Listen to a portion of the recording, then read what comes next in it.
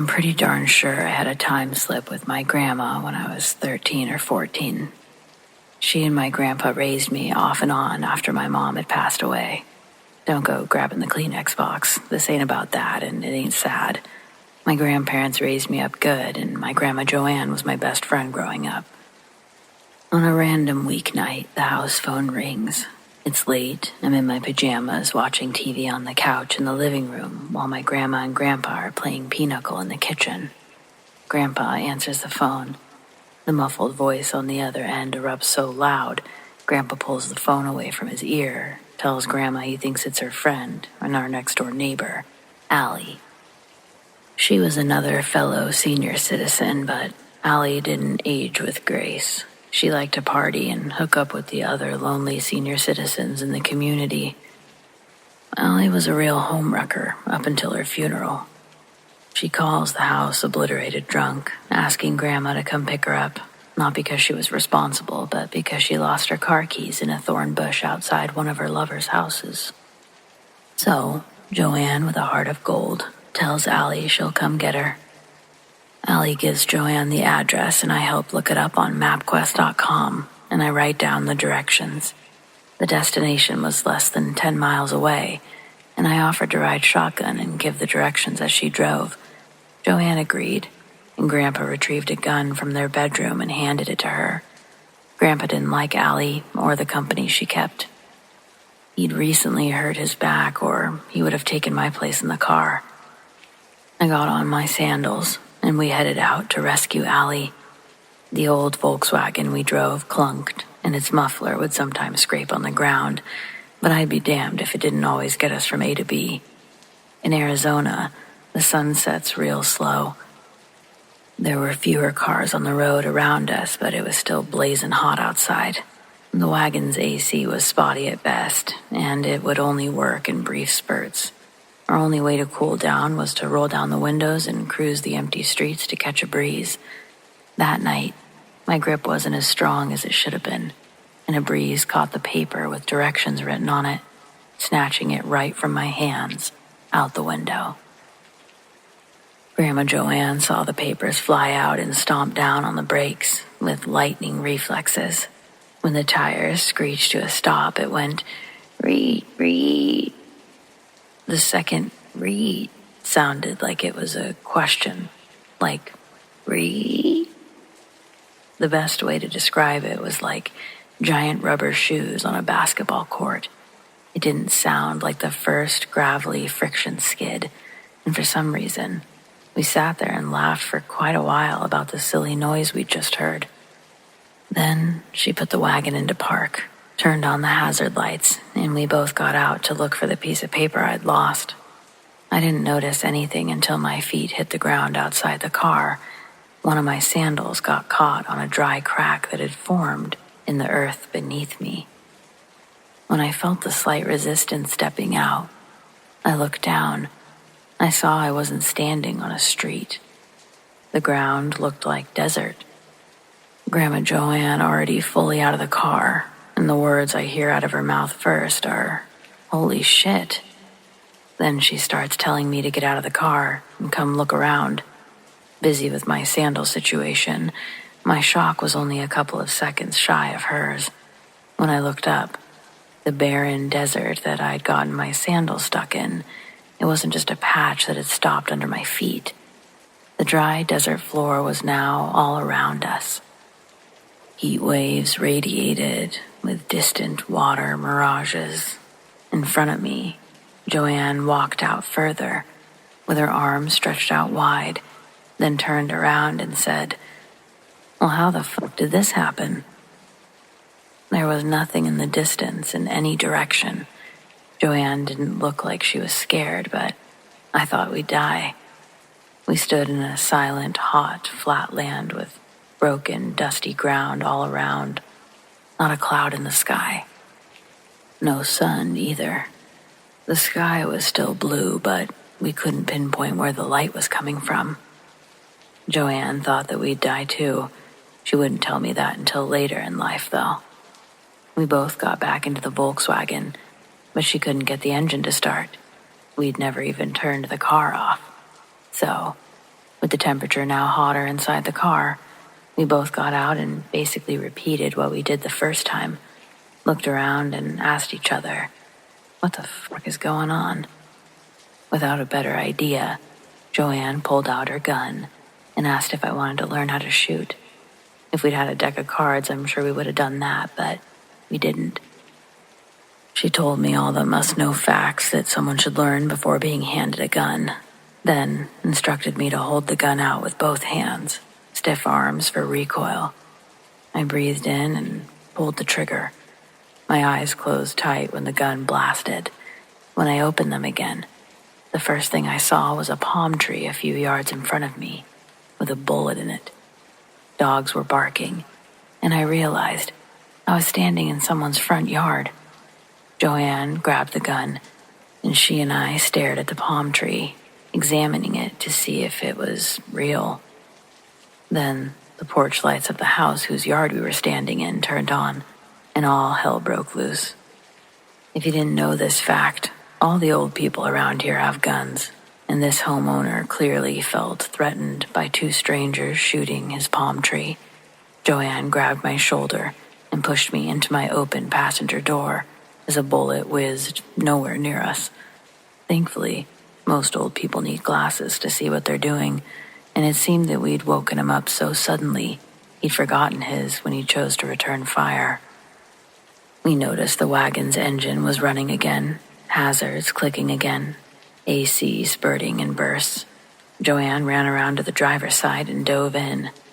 She was surprised when she tried to start the wagon and it made a metal grinding sound because the car was already on. The old man at the door, he let off another shot, and we heard it hit glass from a parked car further down the street, which made Joanne throw it into drive and get our asses out of there. Another grandma would have had a heart attack, but my grandma drove over a chain-link fence to leave that neighborhood. And almost as soon as she did, we knew where we were again. That experience was all that we could talk about. When we got home, Grandpa told us that we'd left only 2 minutes before. He believed us, but couldn't help when it came to answers of any kind. We never did pick up Allie that night. When my grandparents passed, the questioning and wondering kind of died with them, as I had no one else who could understand the story. I don't really expect any of you to give a fuck either, but it's my Grandma Joanne's birthday today. So in honor of her, I'm capturing our memory forever on the interweb.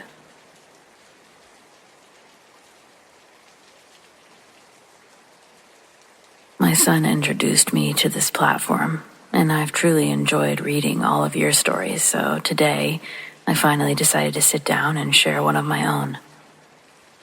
In my early 20s, I was a manager at a KB toy store. One night, it was just me and another girl getting ready to close. I think our third closer had to leave early because she got sick or something. For safety reasons, we were always supposed to have at least 3 people working together, but that night, it was just us 2, cleaning and organizing. The store was minutes from closing, and I was headed to the front door with my keys to lock up.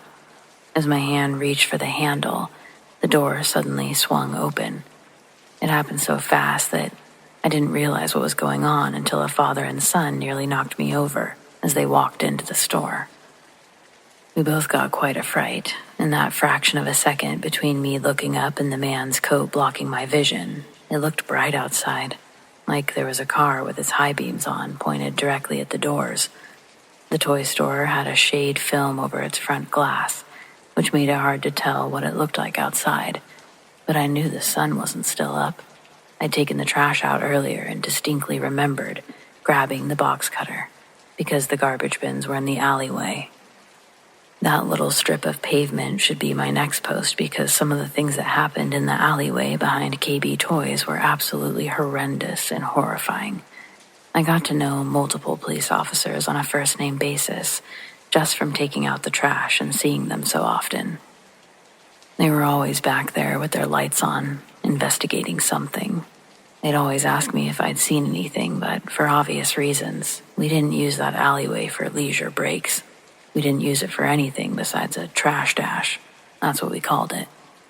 But Before I get more sidetracked, let's get back to the main subject of my story. It was pitch black outside and rainy during my last trash dash. But in that sliver of a view from the door that was opened, it was daylight. I caught myself before I could ask aloud, wait, was that daylight? Thinking how absurd that question would sound. I made a quick, discreet glance at my wristwatch. My mind snapped back to reality when I saw that there were just 2 minutes until closing.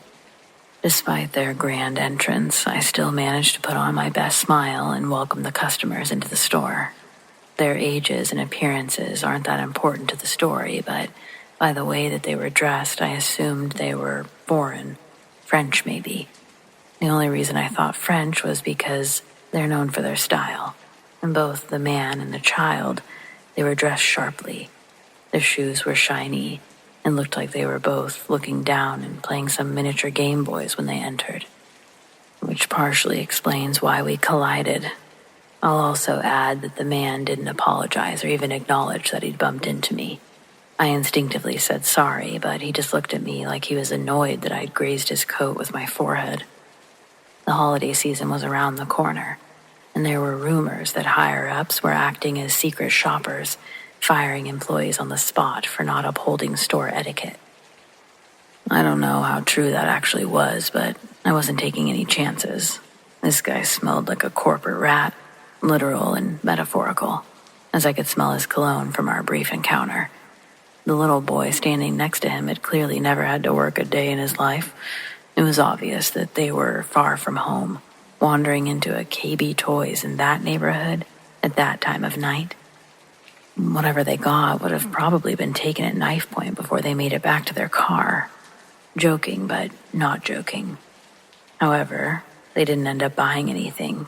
They didn't even browse the recently organized shelves. After their initial steps into the store, the man's irritated expression changed. His eyes squinted as he began to look around. Pretending to be occupied with a task, I walked over to the Lego play corner to re-sweep the already swept floor. Anything to make it look like I wasn't staring at him, wishing that the universe would send this rude, confused man out of my store so we could close. But instead, the energy I sent out seemed to influence the man to engage me in conversation. I heard him shout, "Lady, you sell Macs?"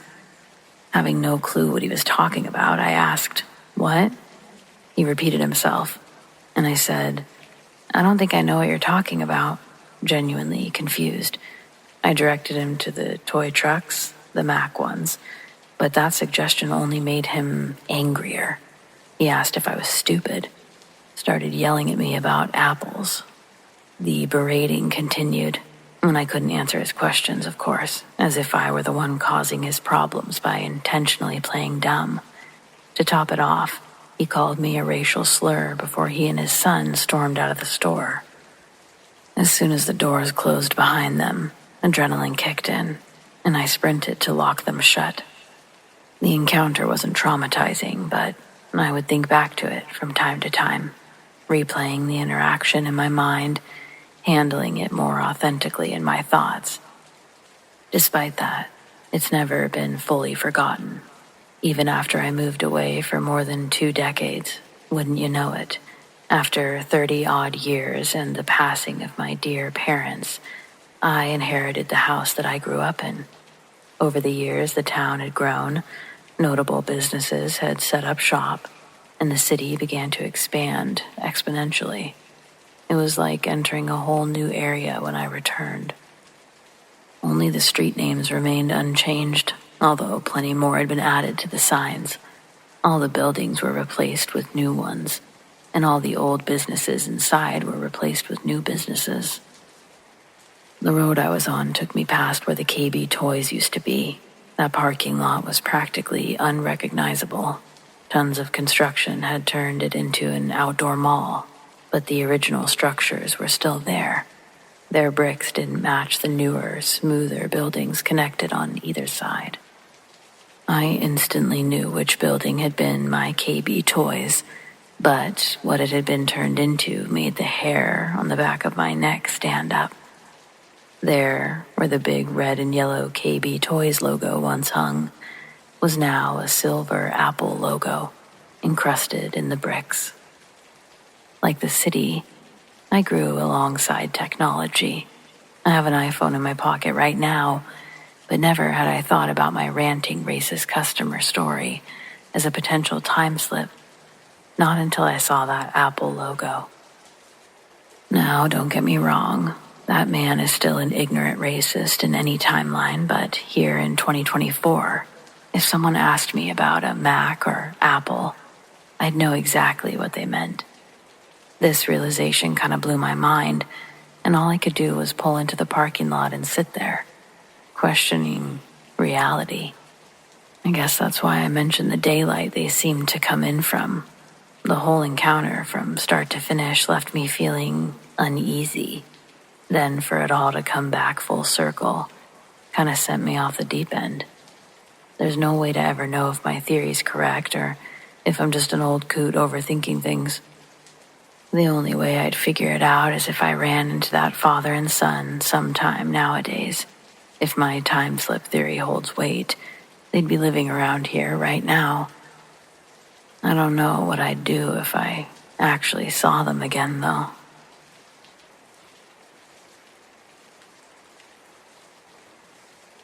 To start off, I'm not a superstitious person, or overly paranoid for that matter.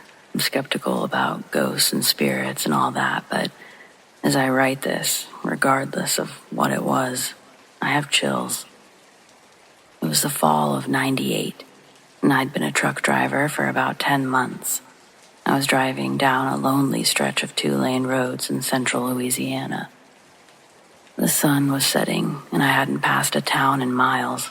The scenery was quiet, almost eerily so, with the trees casting long shadows across the road. It was one of those evenings where the world feels just a little off. That constant feeling like something's gonna happen. As I was driving, I noticed a hitchhiker up ahead. I thought to myself that I could use some company for a few miles and considered pulling over. But then something about the way he was dressed caught my eye. He looked like he was straight out of the 1950s, dressed like a greaser with a leather jacket, slicked back hair, everything. The whole scene felt like a snapshot from another era. What really unsettled me, though, was that the entire time I was approaching him, he kept his back to me. He never turned around, not once, and this all played over the span of just a couple minutes. But it felt longer, like time had slowed down. Suddenly, I was hit with a gut feeling that I shouldn't stop. I can't explain it, but every instinct screamed at me to keep going. So instead of pulling over, I swerved wide around the hitchhiker, giving him a wide berth.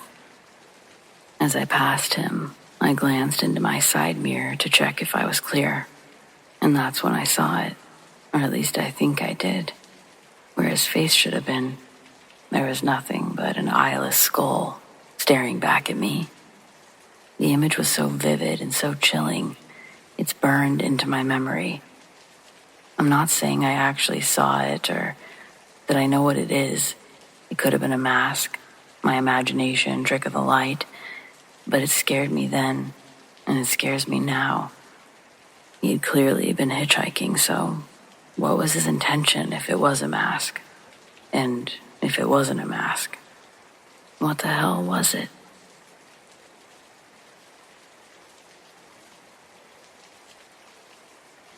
I've got 3 shorter stories for you from my days as a trucker.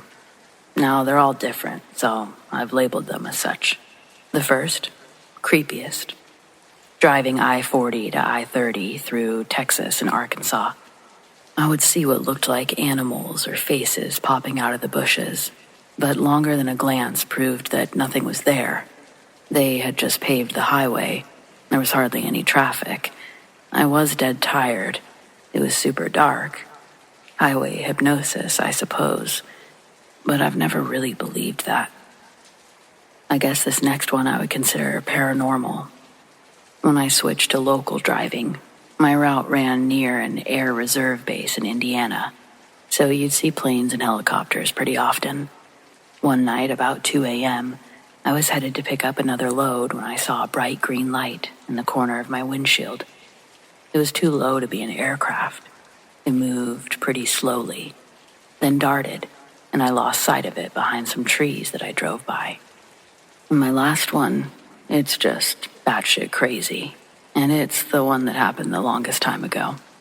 Driving south on I-75 in the winter in Ohio, I witnessed a compact car like a Cobalt or something get on the on-ramp to merge into I-70 North, and they lost control. They went sideways, fell at least 6 feet off the ramp, went onto the shoulder of the interstate, landing on all 4 wheels, spun 360 degrees, and then proceeded to merge into traffic like it was fucking nothing. Blew my fucking mind. The CB radio was going nuts for about 5 minutes. Holy shit, who else just fucking saw that, etc. It was batshit crazy.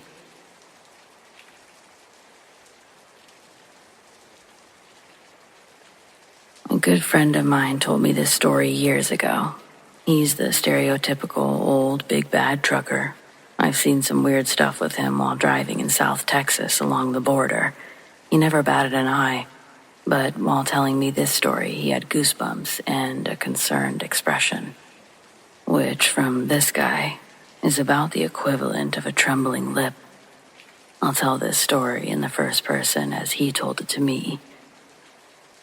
Years ago in the late 90s, I was on my way from the house in Central Texas, heading to Laredo to pick up a load.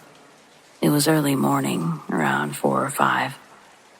I had just come off a string of days at home, so I know I wasn't tired. I'm on one of those 2-lane winding roads in the absolute middle of bumfuck nowhere when I see something on the side of the road at the edge of my high beams. At first, I just thought it was roadkill, as it's usually the case. As I get closer, I see that it is roadkill, and there's something crouched over the deer carcass. I remember thinking either this guy's taking the antlers as a trophy, or he's fucking sick. As I got closer, still, I can see now that this guy's eating the fucking deer. He's pulling chunks of meat from the stomach, bringing them to his face. At this point, he stops mid-motion and looks up at me. Not at my truck, but at me. He or it stands up, and that's when I see it's fucking huge, brown, and covered in hair. I remember thinking at this point, oh, fuck. This thing is standing on the tiny shoulder, looking at me. By this point, maybe 3 seconds have passed, and I'm about to the point in the road that he's standing at. I didn't even think of stopping. In fact, I'm starting to lay on it and get the hell out of there. As I'm passing it, it's looking at me. Again, not at the truck. It's looking through the driver's side windshield at me. He obviously has the intelligence to know that there's a driver in here and knows where I'm sitting. As I passed it, I could still see its head above the hood of my needle-nose Pete, an old truck design where the hood goes straight out from the windshield, known for being tall and difficult to see around. This thing was a fucking giant. And I don't know if it makes sense, but I remember seeing human intelligence in its eyes. It scares the shit out of me. Sorry for the wall of text, but I figure it's a story worth sharing.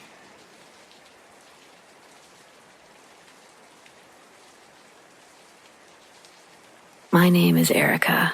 When I was 16, I was led away from my friends at a music festival. The man leading me had presented himself as security. The reflective yellow mesh vest he was wearing had the word security written on the back. He also had a walkie-talkie attached to the vest that had beeped a few times, and he spoke into it. In retrospect, I don't believe that walkie-talkie was even transmitting a signal, because there was never anyone on the other end talking back. But hindsight's always 20/20. You have lots of time to think about things after they've already happened. Summer 2007, me and two of my friends got tickets to the Vans Warped Tour in Darien, New York.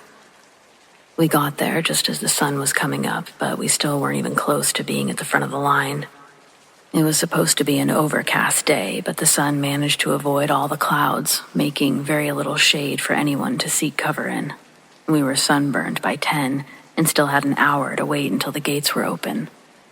Then, out of nowhere, I'm approached by a guy, mid-40s I'd say, balding with wispy hair at the top, no tattoos or piercings. He was a big, tall, beer belly guy. If he hadn't have been wearing the yellow mesh security vest that barely fit around his shoulders, he could have been easily mistaken for just a regular festival attendee. He was slowly walking down from the front of the line. My friend Jesse noticed him making his way closer to us and thought that he'd be checking our tickets. At least that's what it looked like he was doing when he'd occasionally stop and talk to a random group of people in line. That was another thing that I should have been a little more suspicious about. The man in the yellow vest wasn't stopping for everyone. Sure enough, though, as he walked by us, I made eye contact with him and he slowed to a stop. Then he spun around and said, "Tickets, please? Can I see your tickets?" This was all of our first times going to Warped Tour. We didn't know this wasn't part of the experience. After we presented them, he says, "Oh, hold on," then steps away a few feet and talks into his walkie-talkie. When he's done talking, he strolls back to us. What if he thought our tickets were fake? We didn't know why he'd approach us a second time until he pointed his finger out to me and said, "One of the guys in All Time Low wants me to bring you backstage." I was caught off guard, but instantly blinded by wanting to believe it was true. Blinded enough to walk away from my friends with an older man wearing a yellow vest.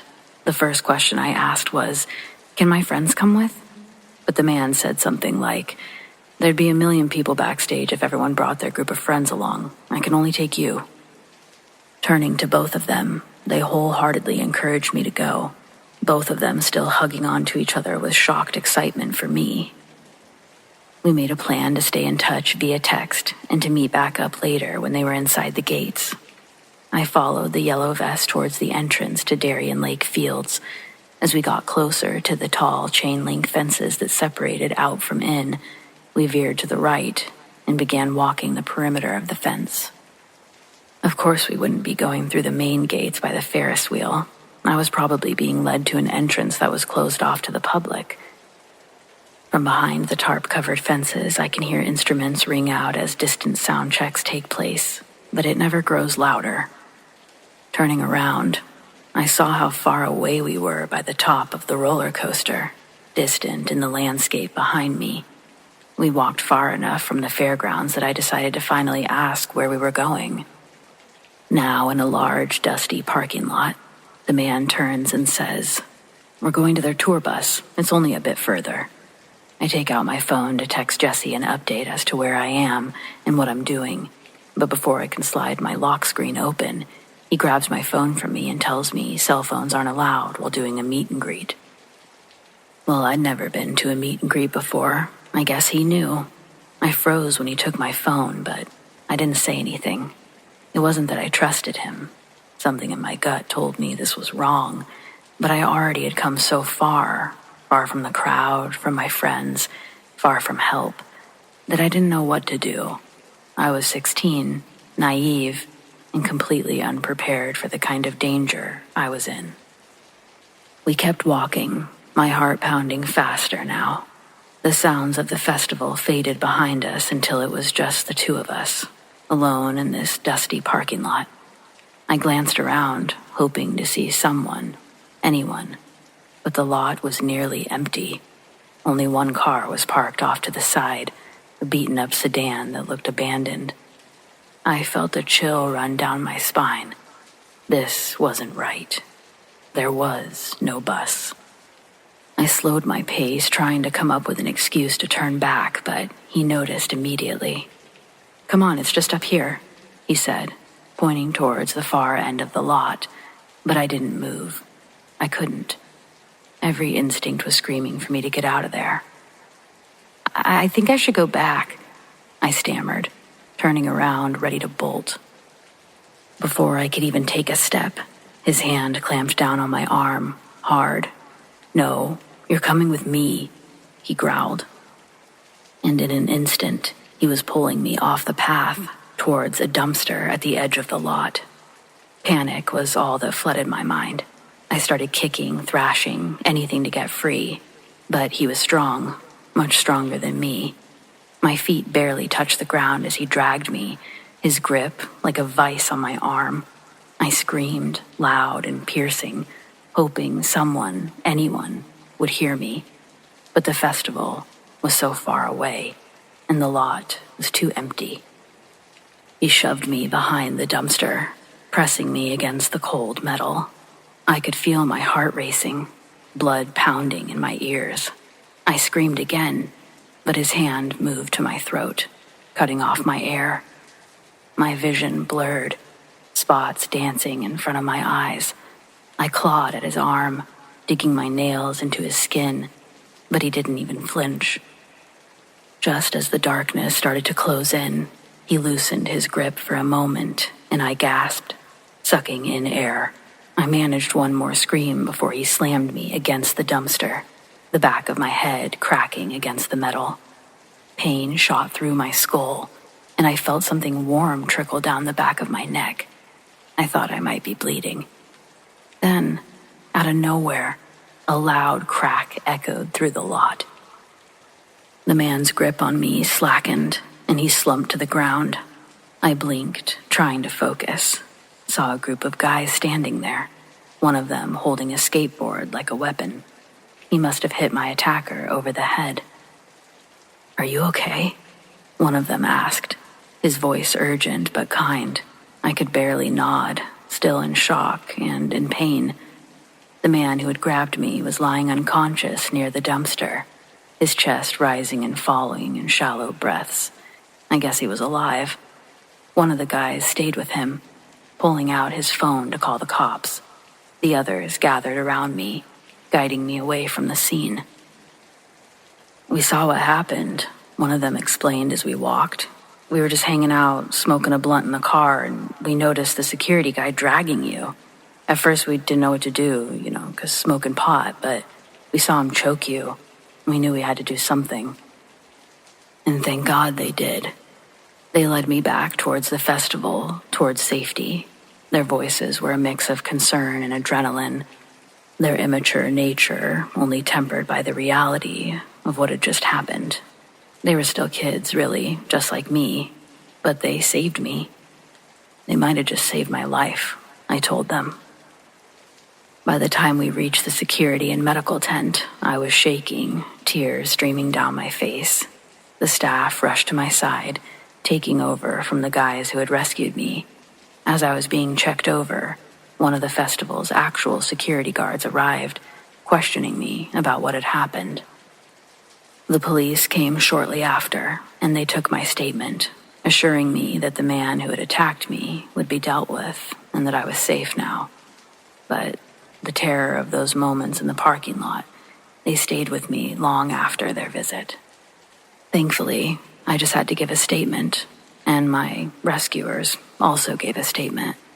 They were witnesses, and I never had to see that guy again, thankfully. But I know he was dealt with. It's hard not to get caught up thinking about the negative and traumatic pieces of the story. Trust me, I know.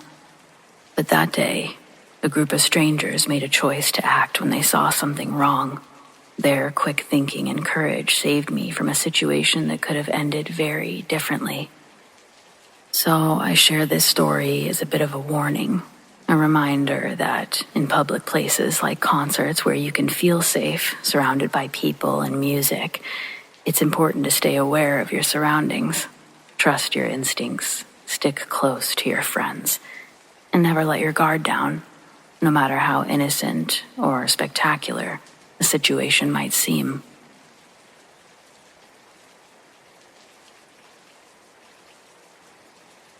Very early on a winter morning, my colleague Pete and I were trying to stay inside the patrol car and out of trouble.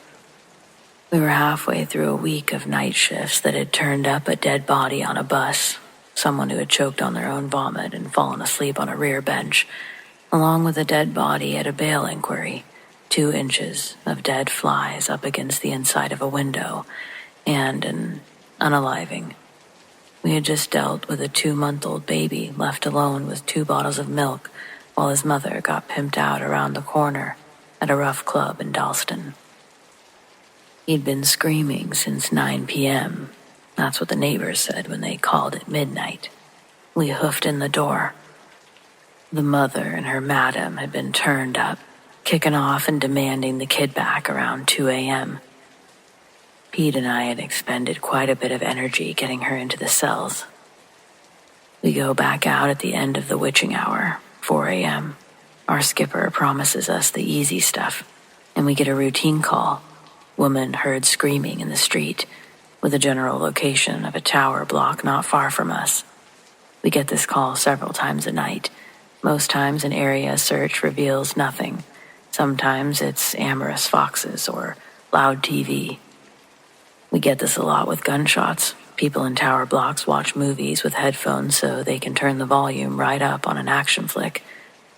The headphone lead accidentally gets pulled out, sudden eruption of calls, shots heard. But you never know. We can guarantee at least once in your career it will be something. In Hackney, in early 2000s, that could be a couple times a year. Well, we find the block, and its L-shaped open-air balcony landings with 3 stairwells, one at each end and another at the junction. We go up the first stairwell, 8 floors, not even the usual rough sleepers, very quiet. We look down each balcony, then across the middle. We planned for one of us to go down each remaining stairwell.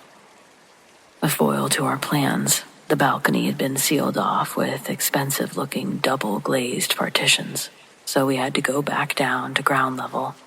This meant that we had to climb the last stairwell again, all 8 floors. We don't even know if this is where the child screaming was heard. There's only been 1 call, and all is silent. We were just about to have a discussion on whether we should call it an ASNT, area search no trace, or start climbing. Then we smelt a delicate, flowery perfume. It wouldn't have hung around long, so we start climbing. On the 4th floor, we saw blood dripping down the stairs. Calling for more units and climbing a bit more tactically. We couldn't smell the perfume anymore. But on the 5th floor, wedged upright behind an emergency panel, the body of a young lady. She'd been stabbed several times around the neck, face. A large amount of blood was slowly draining out of her skull, making its way downstairs.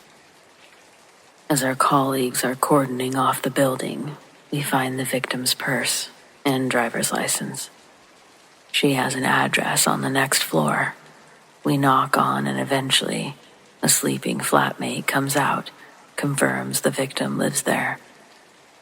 With the detectives questioning the flatmate, we search the girl's room and find a bottle of the exact perfume we smelled downstairs. The victim lives alone but has a Russian boyfriend who the flatmate has a bad feeling about. One of the detectives used to work at Heathrow and expedites a trace on this guy's passport. The first flight to Moscow is in about an hour. We return to the station to write up our evidence. As we're going off duty, the detectives tell us the boyfriend was kicked trying to board the first flight to Russia.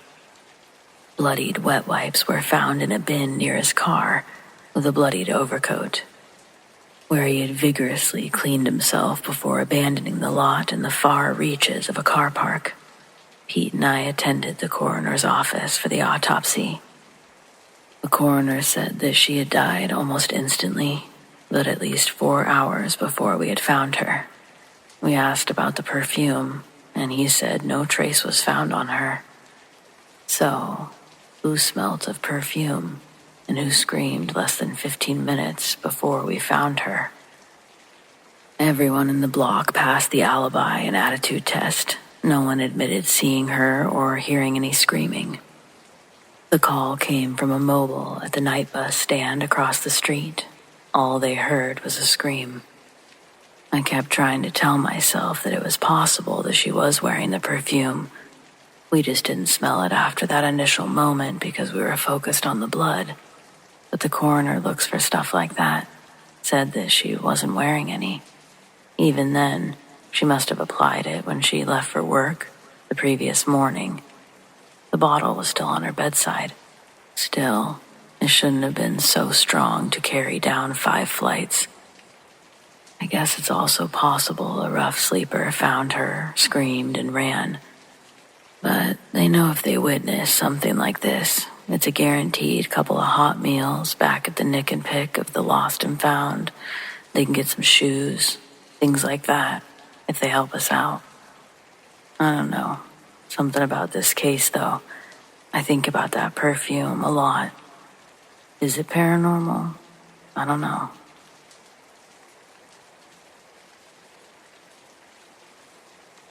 The most heart-wrenching thing about this job, it's a look, a general appearance. It's this stillness that is unlike anything else. When you're looking at this person, it's as though this person, who's on the brink of death, has come unplugged, and they're just waiting for the final shutdown. I saw it on an old lady last week who was barely breathing. She wasn't my patient, but everyone did what they could to help. I saw it on a young mother. She'd been run over by a truck while pushing her baby across the street before being dragged by her rosary under the vehicle for about 20 feet.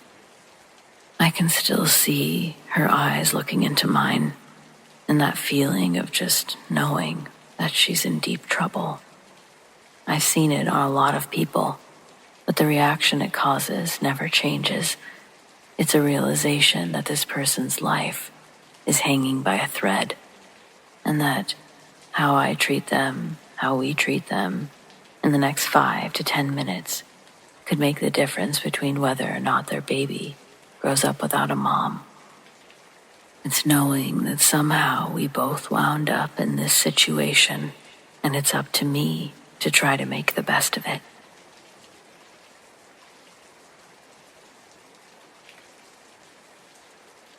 I, along with several other people that I've worked with, have had unexplained experiences. One in particular sticks in my mind. One afternoon, we had an old couple in a nicer neighborhood die. It was a murder-suicide. The husband had terminal cancer, and the wife was bad off with dementia. He laid her down on some plastic in the living room and shot her and then himself. He left a note, but it was kind of rambling and hard to make anything out of it. Several months and a cleanup later, a young couple bought the house at a really cheap price. It had sat on the market for about 9 months, so they came in low and got the house. About 3 weeks later, the wife called in the middle of the night, saying that someone was in the house upstairs. We all show up, clear the house, and find nothing. Both parents and both children all said the same story. They saw a dark figure walk from the hallway into a room. The same thing happened every night for the rest of the week. It got to the point where the entire family wouldn't go upstairs, and the lights stayed on 24/7. Eventually, the family got tired of living in fear, so they went to stay with the family for a bit. They asked that we keep an eye on the house, which in all honesty, we'd already been doing because who wouldn't want to see a ghost, right? They gave us access to their house, permission to enter if necessary. Late one night, I was driving by, hopped out of my car to check on things, when I saw someone walk by the upstairs window, and then the light in that room turned off. I called up my partner, and we made entry into the house. The feeling inside was awful. You knew something wasn't right. The air just felt depressed. Kind of like the feeling you get at a funeral home, but times 10. We searched downstairs and made sure that nobody could come in or out. We weren't real happy about going upstairs, but it was our job, so we did it. Let me tell you, upstairs felt disgusting. and oppressive. Imagine how it feels when you're in a swimming pool and you try to run or move quickly through the water, but it's really restrictive, so you can't. That's the best way to describe the feeling. All of a sudden, the same room whose light I saw turn off, turned back on. Creepy. We went into the room and nothing. As a matter of fact, not a single person was in the whole house. This was years before body cameras were a thing, so a lot of us made it a common practice to carry pocket-sized digital recorders in our pockets to protect ourselves and offer as evidence should we need to. On reviewing our recording, we could hear talking that wasn't either my partner or I. Our voices were easily discernible, and the other voice definitely wasn't ours. Nor was it really loud enough or clear enough to make out what it was saying, but it was obvious that it was there. It would have been like if someone was in another room talking, and you could pick up the conversation, but couldn't make out the words. Neither of us heard the talking when we were there in person. Made your hair stand on end, gave you chills to hear it. To this day, it vividly stands out in my mind, even though that was very early on in my career.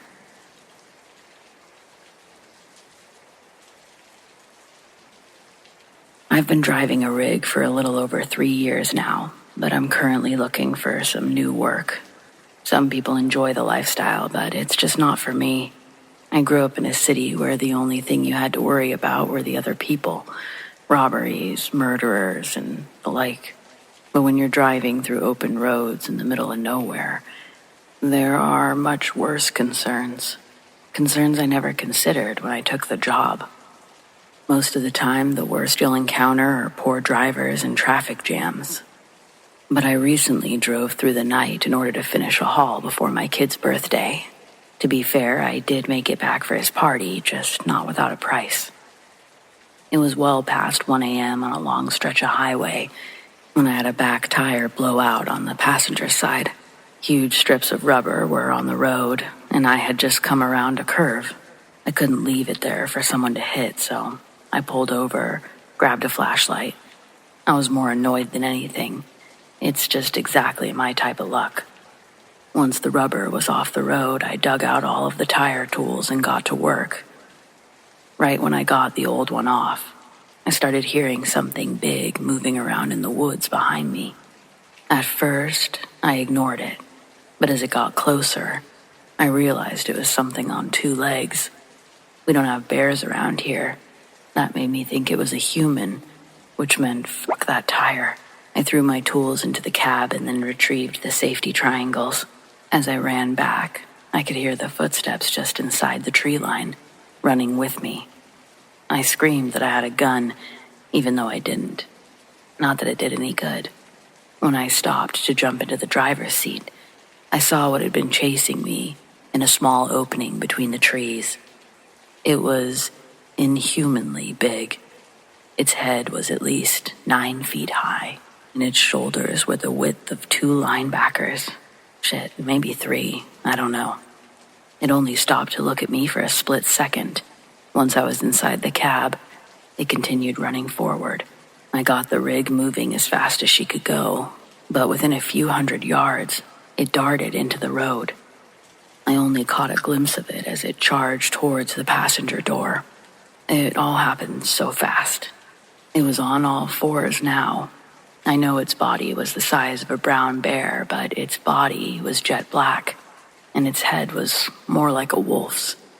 The ears and the snout were long and pointed, and it was bearing huge fangs. I can't really pinpoint what was strange about its teeth. It's like there were more than there should have been, but I swerved so fast that it all seemed to blur together. It slammed into the back of my cab so hard that I thought it must be dead, but it flew back into the woods like it hadn't felt a thing. There was a second I didn't know if I was going to be able to straighten the rig out, but once I did, I didn't stop until I made it to town. By then, I'd begun to question everything. Did I really see what I think I saw? Did I even get a flat tire? Was I just that overworked and overstressed? But then I got out and saw the damage. There had definitely been a flat, and something had definitely hit my truck. There was a huge dent in the side like it had been hit with a wrecking ball. The insurance claim says it was a deer because what the hell else was I supposed to say? A giant wolf-bear monster attacked me? Nah, I have enough problems, thank you very much. This is the only place that I've told the truth, and it's the only place I intend to ever share it. Maybe now I can stop obsessing over it. One thing is for sure. I haven't driven at night since, and I don't think I ever will.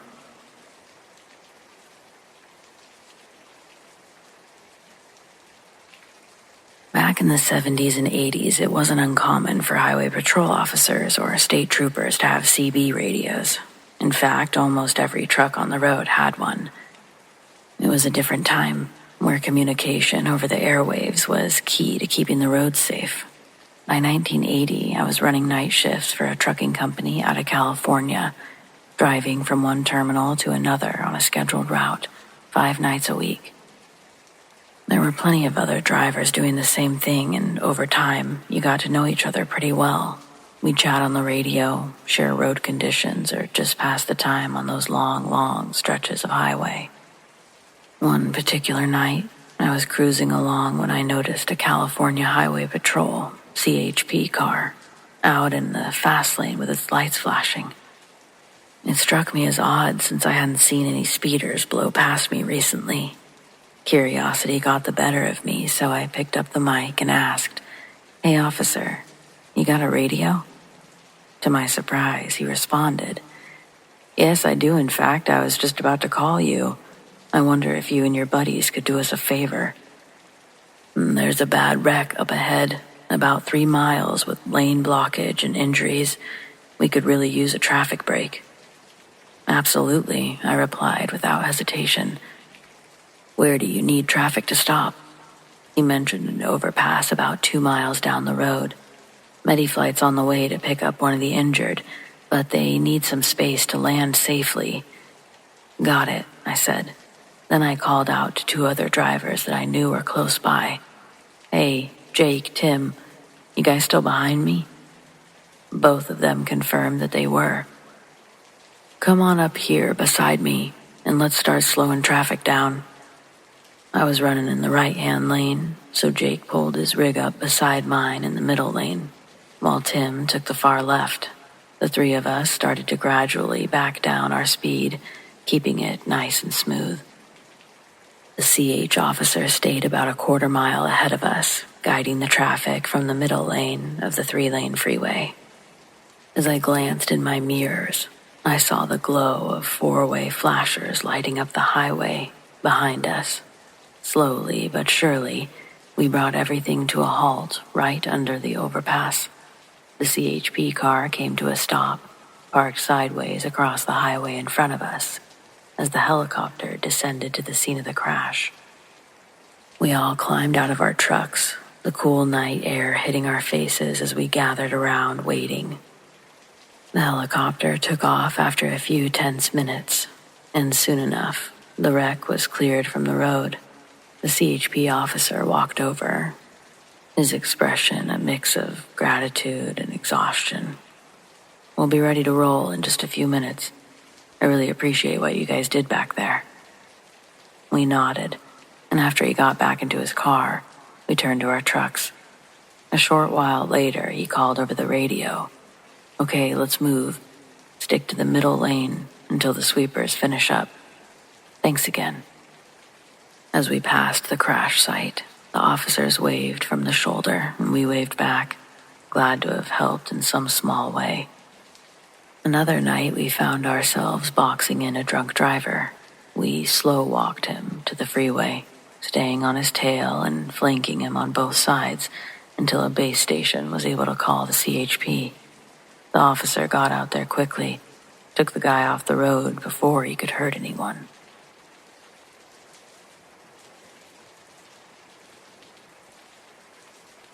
I've decided to share why I don't do dating apps. I tried Bumble last year because I like the sound of the girls having to text the guys first. I think a lot of us do. I eventually began talking to a guy named Zach, and by the third week, he was the only one that I was talking to.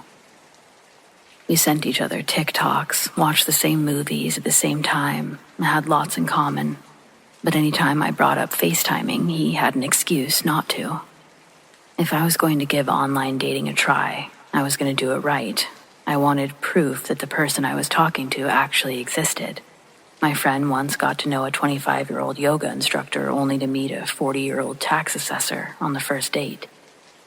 I was determined not to share her fate, but mine turned out a bit worse. The more he pushed it off, the more suspicious I got. Finally, I threatened to block him if he didn't prove that he was who he said he was. I really expected him to either block me first or agree to FaceTime, but there was actually an unforeseen third option. 10 minutes later, I was informed that all of my social media passwords had been changed, and if I ever wanted to access them again, I should play nice. Obviously, I checked before responding. All of my apps were logged out, and my passwords weren't working. All of the messages and pictures that he had access to were flashing through my brain, and I wanted to crawl under my bed and die. He even sent me a few I'd forgotten about. He called me a whore, a narcissist, pretty much every derogatory name in the book. He asked me questions like, "Do you pose like that for every guy or just the ones who buy you dinner first?" If I didn't respond, he threatened to post the pictures. Up to this point, I thought he had only hacked my profiles and a couple of my apps, but it was so much worse than that. The whole time I was dealing with him, I was also texting my best friend, completely freaking out. I asked her to come over and Zach immediately messaged, "I don't know why you're bothering with Ashley. She can't do shit." He had hacked my actual phone. My first instinct was to turn it off, but then I realized that Zach also had my address, and that terrified me on a whole new level. I continued taking his abuse until Ashley arrived. I hadn't texted her again. I waited to tell her the newest revelation in person. Before I could finish explaining, she ripped the phone from my hands, turned it off, and reminded me that if he hacked into the phone, he had access to the camera and microphone. I would rather have all of my pictures posted than give that creeper another second's worth of footage.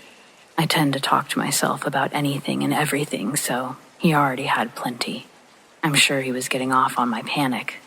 Zach, if that's even his real name, was true to his word. My socials were flooded with my private messages, and I died internally. But mostly, I was afraid. He still had my address. Ashley went with me to get a new phone. I had to get a new Apple ID and spend the rest of my day apologizing to my friends and family for the images they were subjected to. Most everyone was very supportive to my face, so that was something. The police were worthless, no surprise there around here. I couldn't stay in my apartment alone, so I packed a bag and stayed with Ashley for a few days. Thank goodness I didn't save my friends' addresses. When I finally was brave enough to return home, my neighbor came out to tell me that a man named Zach had been looking for me the night before. I packed new clothes and went straight back to Ashley's. When I left work a few days later, a blue Accord followed me for a full 45 minutes before finally going a different direction. That could have been a coincidence for the first half of the trip, but I purposely drove in circles at the end, and the car stayed with me for 2 full rotations. I drove around an additional half hour before returning to Ashley's, just to be safe. I didn't want to put my friend in danger, so I went home the next day. When I got there, I had a bouquet of roses leaning against my door. The card said, "I'll never give up on us." I called my parents and told them everything. An hour later, my dad was at my apartment with his suitcase and his .45. The following week, I had a new job, and the week after that, a new apartment. I never saw the blue Accord or heard from Zach again, and it's been a little over a year now. I definitely haven't tried online dating since, but if that's something you're going to do, please be careful what links you click.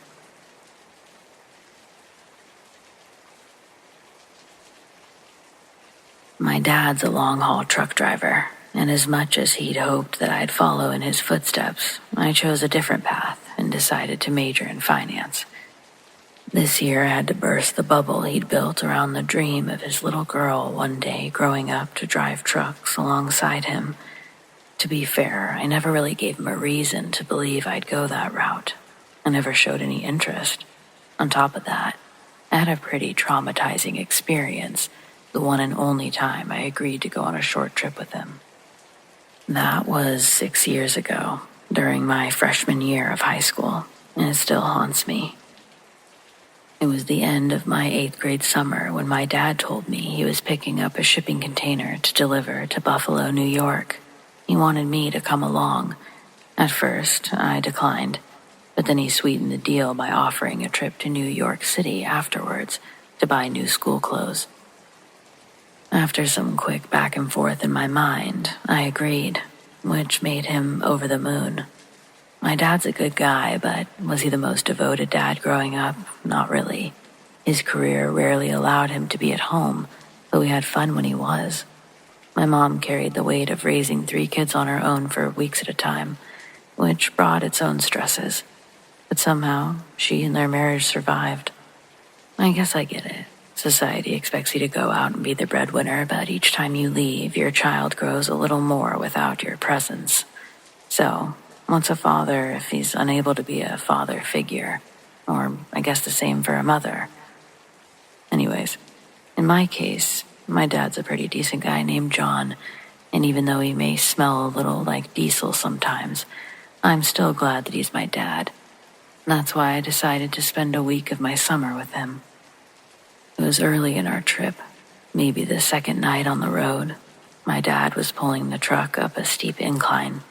The engine struggled with every inch of the climb, and through the black landscape ahead, both of us noticed a soft orange glow just over the hill. I had my window rolled down, and the smell of burning gasoline and rubber filled the cab. My dad slowed the truck even more, pumping the brakes as we prepared for whatever was coming. But before we reached the top of the hill, a woman suddenly ran out from the darkness into our headlights. She was waving her arms and screaming, "My baby is still in the car." My dad stopped the truck in the middle of the road, and we both jumped out, running the last 20 yards up the hill. When we reached the accident, the car was wrapped around a tree and fully engulfed in flames. The fire had already spread to the tree branches above. There was no way that we could have saved the baby. The fire had been raging for a while by the time we got there.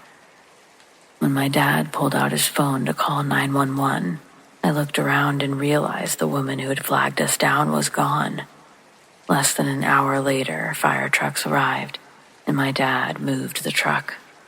Once the fire was out, they found the remains of 2 people.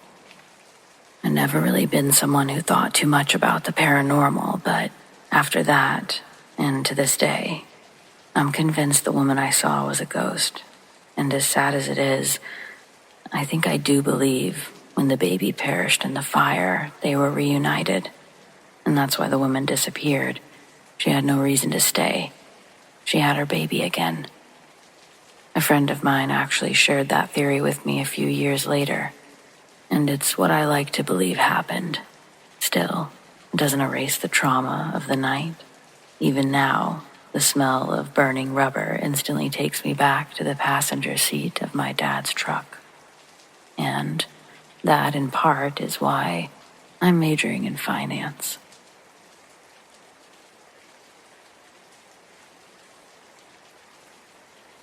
This is probably my spookiest story from the road. And to this day, I still have no idea what the fuck I saw. So I was in the Virginia, Maryland area. And I had a lot of work-related sites ranging from downtown Baltimore to Virginia Beach and all around. Friday wrapped up and I hit the road to some social arrangements that I'd made for the weekend. I spent the weekend with friends out in various parts of Virginia, got dragged off to other places even further out, the usual weekend fun times.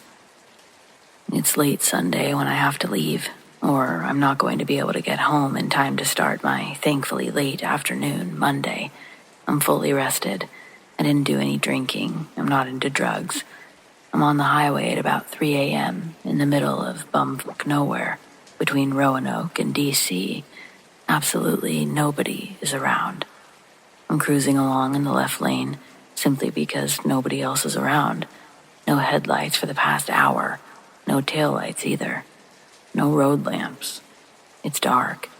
It's mildly damp. It's foggy. I have the music up. I'm feeling good. All is fine. And then I just happen to look to the left, and there's a fucking dog barking at me.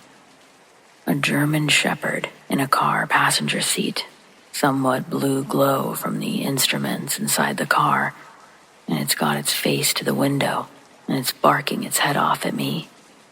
I got a good hard look at it too, because at first my brain is not registering cop car dummy. I'm doing 90 in a 75. I promptly have an oh shit moment when the dog, the instruments, the White Crown Vic light bar all click in my brain after a second hard look. I put my foot on the brakes and I start slowing down hard but safe to pull over. I even put my blinker on to start shifting lanes over to the right to pull over because, wait, there's no shoulder on the left side of this road. I look back to my left where there's still no shoulder or room for another car. And it's just gone. No trace. I slammed my brakes and stopped in the middle of the fucking highway. Flipped on all my light bars. I even looked around with my handheld spot. There was nothing. No tail lights, no headlights, no engine sounds, nothing. There are no other tire marks in the damp but mine. And I can see for a nice long distance both ways, too. Nothing. My vehicle had great visibility and a lot of extra lighting. There's no possible way someone pulled a sneaky, let alone drove that fast on wet sloped grass and rocks on my left side. So, there you have it. Ghost cop and his dog didn't like me speeding, apparently.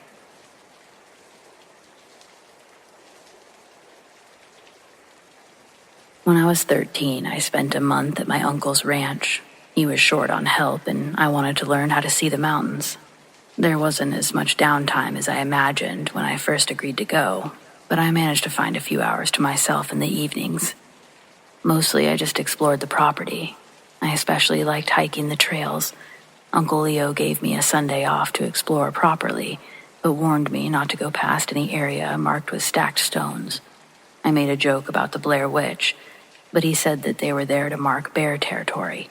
That put the proper level of fear into me, and I was determined to stay off those paths. I left at sunup and had a grand old time for the first half of the day. By lunch, I was well into new territory and ate my sandwich with a magnificent view of the mountains and valleys. Shortly after, I ran into an area blocked by stone piles and decided it was time to start heading back if I wanted to get home by dark. Just as I turned around, I heard a dog whimper behind me. The week before, my uncle's dog had gone missing, and we'd just about given up hope on finding him. I looked back just in time to see him walk behind a tree, and I called after him. I couldn't just leave, so I got the rope out of my bag and I went to go fetch him. I kept calling for him the whole time, but he wouldn't come out of the thicket. I could only see his face through the brush, but he was still whimpering, so I thought he must be hurt. I cut back the overgrowth as best I could. I only had my eyes off of him for a second, but when I looked back, he was gone. There's no way he got out that fast or that quietly, but he wasn't there anymore. I called for him again and looked through the surrounding brush. There was no sign of him. I didn't want to leave him with bears, but I didn't want to be out there alone past dark either. Ultimately, I settled for going back and getting help and a few guns. I must have wandered further than I thought because the stone piles weren't nearly as close as I expected. I went in circles for 10 to 15 minutes before I finally got going far enough to find them. I barely made it half a mile before two of the other hands rode up on four-wheelers, hootin' and hollerin'. Jay hopped off and ran over to me while Marcus shouted we found him into the radio. My heart sank. I thought that there had been some kind of accident or Leo had a heart attack, but all the fuss was over me. When it was finally calm enough for normal communication, I learned that everyone came looking for me when I didn't return on Sunday. It was now Monday evening. They'd been looking all day, and an actual search and rescue team was on the way. Even my parents were on a plane. I've never before or since been so confused in my life. I'm still confused. I'd forgotten all about Buck until it was my turn to explain. When I got to his part of the story, my uncle turned white, told me whatever I saw wasn't Buck. Buck came home that Sunday morning, an hour or so after I left. It couldn't have been him, but I saw him. It's not like I caught a glimpse of a random animal as it was running away. I saw that dog, only it wasn't him. I couldn't have looked for Buck for more than a half hour at most, and that's stretching it. Yet I had lost almost a full day. I never saw the sun go down. I never watched it rise. But I left Sunday morning and came home Monday evening. God, it sounds like a bad riddle. And I guess in a way it is a bad riddle, because what the hell happened? Besides a few scratches from digging through the overgrowth, there was nothing wrong with me. I was starving and more tired than I'd ever been, but that seemed understandable given the amount of stress I was under. I don't know, but if any of you have the answer, I'd sure like to hear it.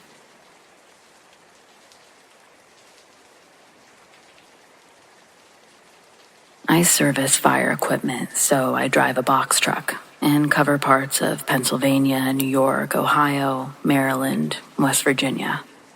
I was in rural northwest Pennsylvania, returning from a service call and heading towards the interstate to go home.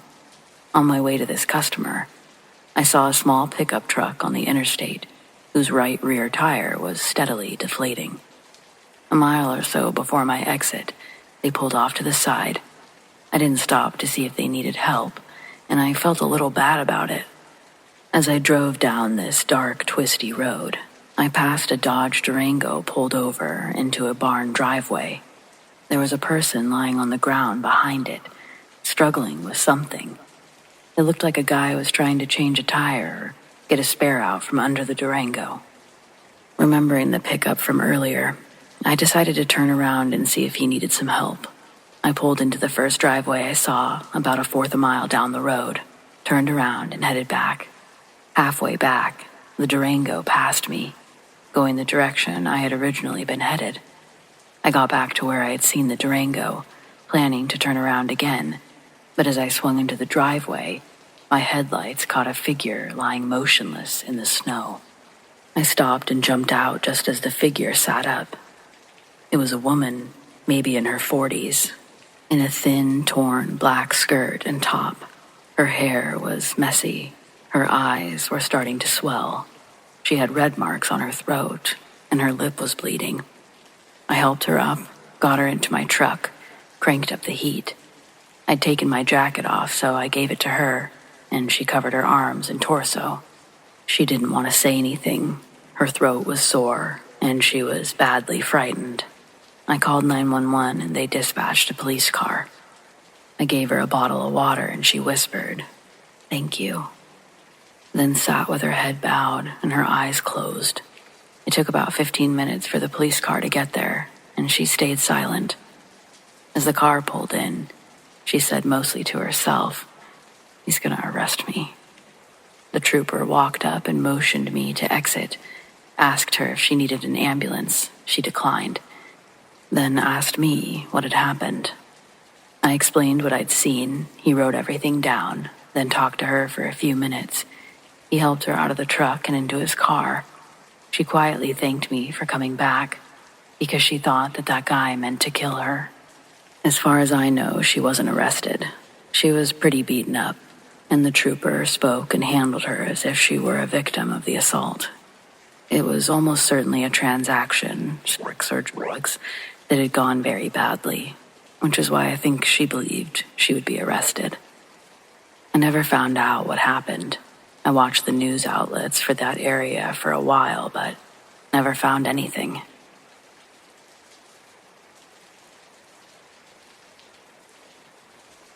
My dad has several stories from hauling logs in Idaho and driving trucks through Utah and Nevada. But my favorite is actually from his days just driving his pickup truck through Utah. He said that there was a light keeping pace with him out in the desert on a moonless night. It kept pace for a minute before it disappeared, and then his truck turned off. He was stopped. He turned it back on and pulled off at the next diner. The folks in the diner called it a common occurrence. I always liked that one. Now the creepiest one is when he was hauling logs in Idaho and was coming down from Coeur d'Alene area during a snowy winter night. He was putting on chains before heading down steep grade and said that all of the hair stood up on his body. It felt like there was something watching him. Halfway down the switchbacks, he saw a large figure standing on a 20-foot tall embankment.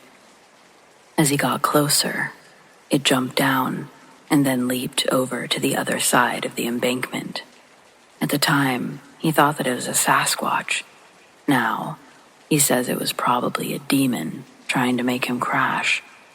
He didn't stop to remove the chains until he was well away from the mountain.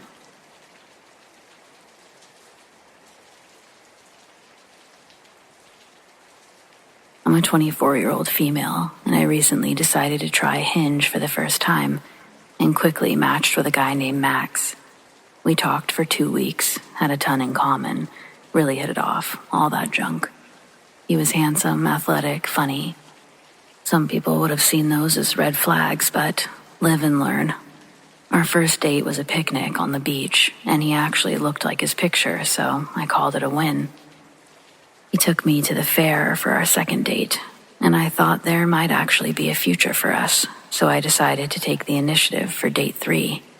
I invited him to my apartment for dinner and a movie. We had chicken Alfredo with garlic bread and caramel cake for dessert, my grandmother's special recipe. Afterwards, we cozied up on the couch with a little wine and started a movie. Pretty early on, we began making out, but I ended things before they could go further, gave him the whole like to take things slow speech. Max took it like a gentleman, poured us some more wine, and we put our attention back on the movie. That's the thing about a lifetime of bad relationships.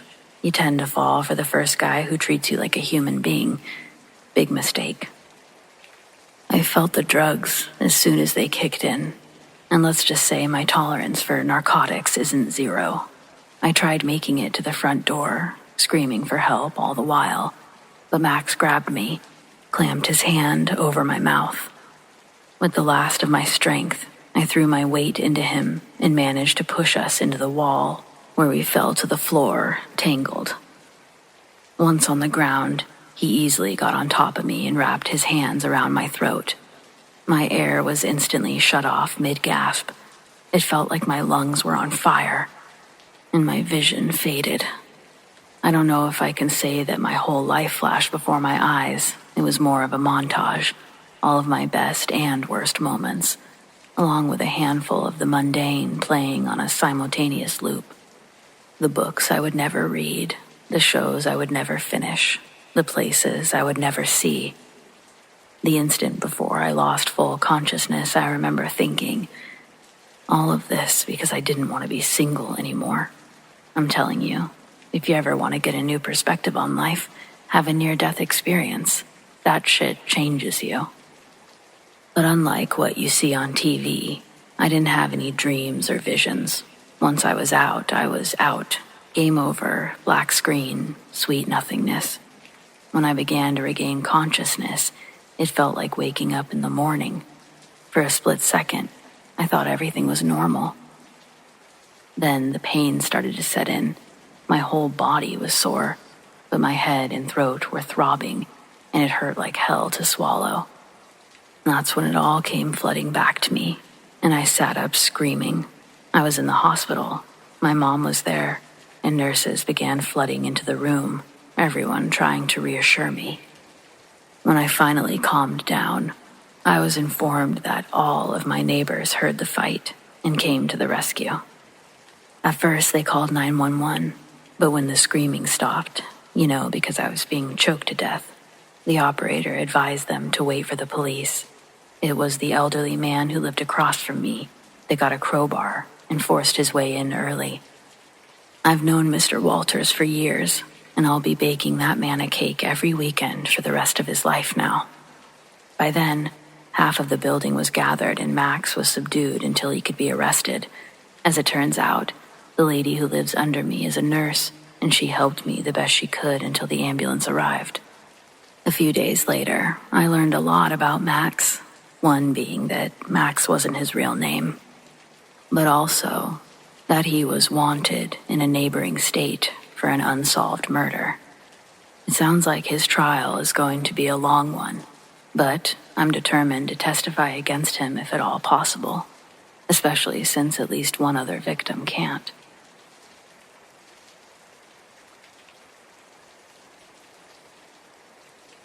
When I was a probationary constable, I was on patrol with a senior constable in South Australia. We received a noise complaint of a party in an old derelict building on the outskirts of the city. As we approached, there was a man standing, waving us down. From the car, the noise was deafening, concert loud. This is a heritage-listed home built circa 1700s, and the windows were all covered by boards, and the lighting came through the cracks. The whole property had a 2-meter fence with barbed wire atop. As we could find no way in, the fire department called for help. 30 minutes later, with more backup to catch the possible squatters living in the house, everyone was in position to make entry. 3, 2, 1. Ground floor breached, officers yelling their presence. The house thrust into darkness, and no one was there. No one but us. 20 members of the emergency services, staring at each other. Most had confused looks. Next shift, I was informed that the house with the party was indeed over 100 years old and had been sealed for over 40 years after a party guest was killed, and the house was deemed unsafe as the cause of death was unknown. The house was never connected to or built for electricity, yet on that night, over 20 professional people heard loud music from the 80s, and through the cracks, saw the lighting of a modern-day disco. To this day, my friends and I still don't know what it was, and we definitely don't talk about it. But thanks for letting me share.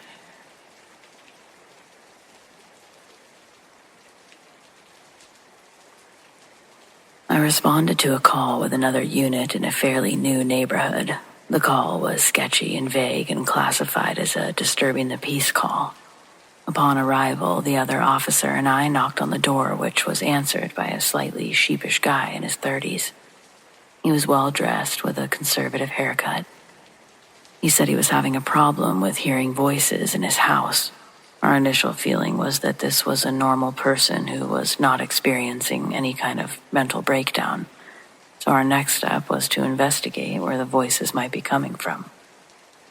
His house was not connected to his neighbors' houses, and there was no obvious problems with loud radios, TVs, or outside influences.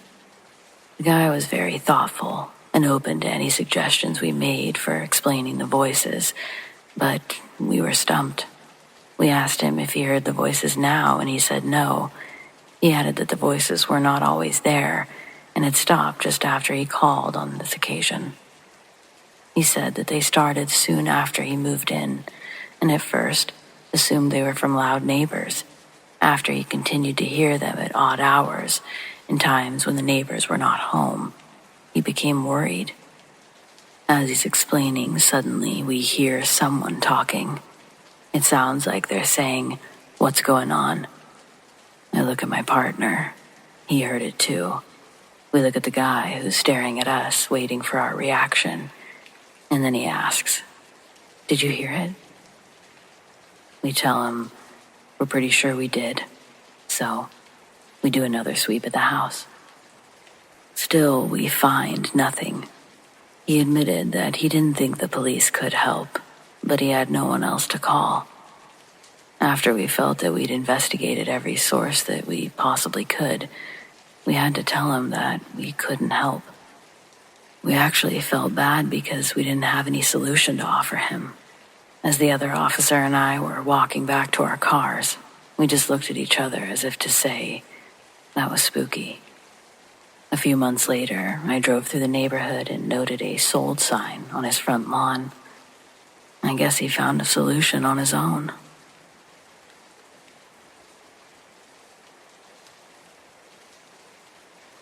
I had a paramedic supervisor back in the 90s who had 20 years in EMS, who had a reputation for being a tough guy with a big heart. He told us a story that raised the hair on the back of my neck one day that I'll never forget. In 1981, he was an EMT for a volunteer fire department in a New Hampshire farming community. In this town lived an elderly brother and sister along with an elderly cousin on a sprawling farm.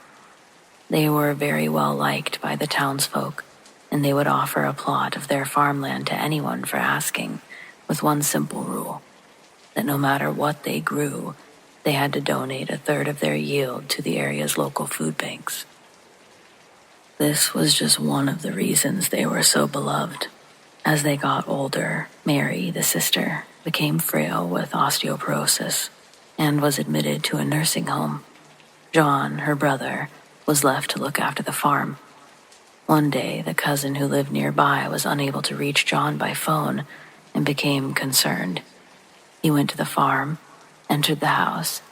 He discovered John in an upstairs bedroom, unconscious, suffering from a stroke. He immediately called 911. Word of trouble at the farm spread quickly, and soon the siren was blaring, notifying volunteers in the town. The town's police and ambulance raced to the farm. An ambulance from an adjoining community was also dispatched. My boss was one of the EMTs responding and was familiar with this family. When he arrived, he said he walked into the house and was told to hurry as CPR was underway. As he entered the front hall, on his left was a sitting room, and in the room he noticed an elderly woman sitting in a rocking chair, smiling back at him. He thought how happy and peaceful she looked, and was a bit odd given what was going on. He then recognized her. It was Mary, the man's sister. They got John to the ambulance and transported him to the hospital, where he was pronounced dead on arrival. As my boss was filling out his report at the nurse's station, he made a comment to one of the staff, saying how sad it was that Mary was finally well enough to go home, and then John would die like that. The staff member gave him a strange look, asked what he was talking about. My boss said how great Mary looked at the house. He was then informed that Mary passed away the day before at the nursing home and couldn't have possibly been at the farm. Thinking he mistook someone else for Mary, he asked around about who the female was at the house. There were no females during the call. All the responders were male. He then described what she was wearing, including an oversized set of pearls and a pink flowered dress. The dress was Mary's favorite.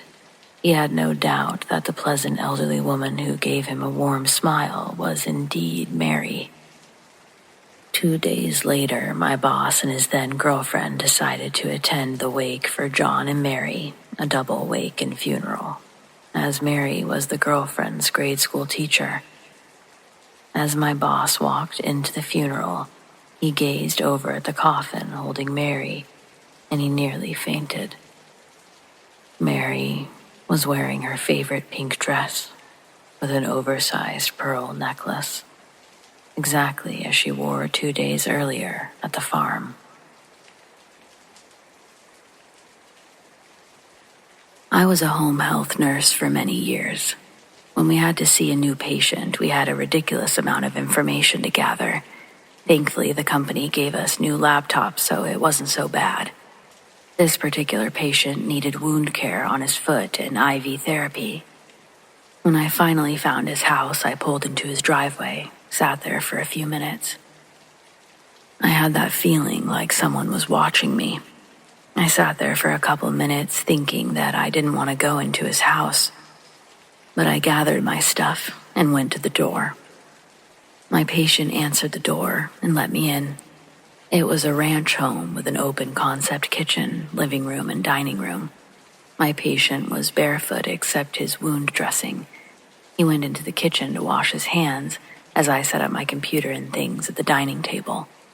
I sat with my back to the living room. As I was starting up my laptop, I heard someone in heavy shoes walk down the hallway across the hardwood floors from the bedroom and then stop behind me. I had the feeling that they were standing directly behind me. I turned around to introduce myself, but no one was there. I turned around the other way and still saw no one. I looked around to see if there was a doorway that I hadn't seen. I started to feel like, what the fuck? I know someone was there. I could feel it. My patient was watching me and chuckling. He said, "What's the matter?" I said, "Oh, nothing. I thought I heard someone walk up behind me." He still had a grin on his face and he asked me, "Are you a sensitive?" I said, "Well, kind of. Why?" He said, "Do ghosts bother you? If they do, you don't have to do this." I politely said, "No, I'm okay. Why?" All the while, my patient is still grinning. He said, "We have a ghost. You don't have to be scared. He's friendly, but he does like to screw with people."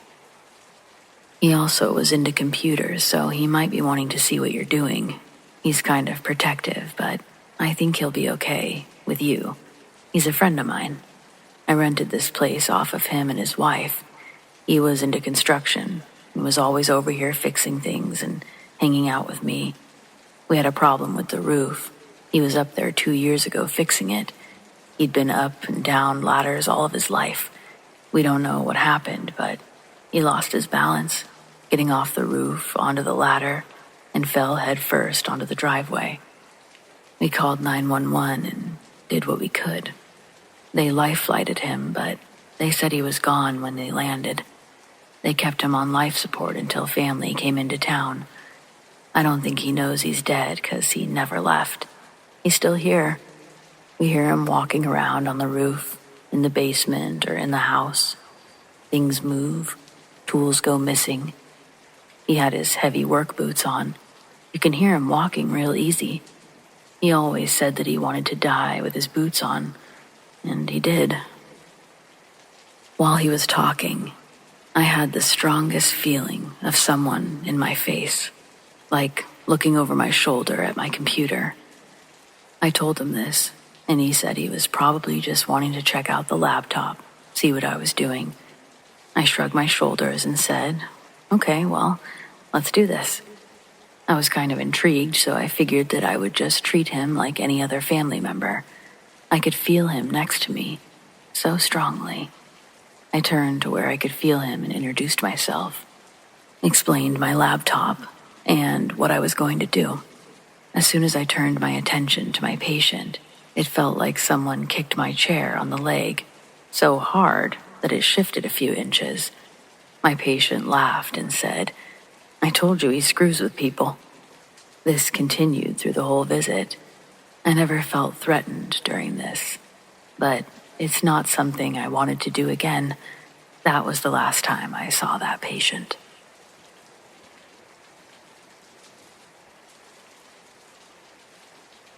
Working in border towns, there's a lot of highways and ranches, and at night it gets dark. I'm talking about the type of darkness where you can't see your hand in front of your face. So one night I'm driving along the highway, and the only source of light is the one coming from my high beams, so I don't mistakenly run over any animals. About 150 meters in front of me, I see a man run across the highway and jump into the ranch. Next, I pull over to the area that I had last seen the man, and I turn on my flashlight to scan the area. While looking, All that I was thinking was it smelled horrible, like something had died. I brushed it off as normal because there's all types of wildlife and things to die. After about 5 minutes of scanning, I'd seen the man laying down with his hoodie covering his head, hiding behind some bushes. I identify myself as law enforcement and command him in English and Spanish to stand up because I see him, but he doesn't budge an inch. I get a little closer to the man, grab his shoulder, and turn him around. And that's when I jumped and gasped in disbelief because the man was deceased. Very deceased. When the coroner arrived, they said the man had been dead for nearly a day or two. So there's no way that he had died when I'd seen him cross the road. This ultimately led me to believe that the man's spirit wanted me to find his body, and he did. I don't think he wanted to be unidentified or missing any longer.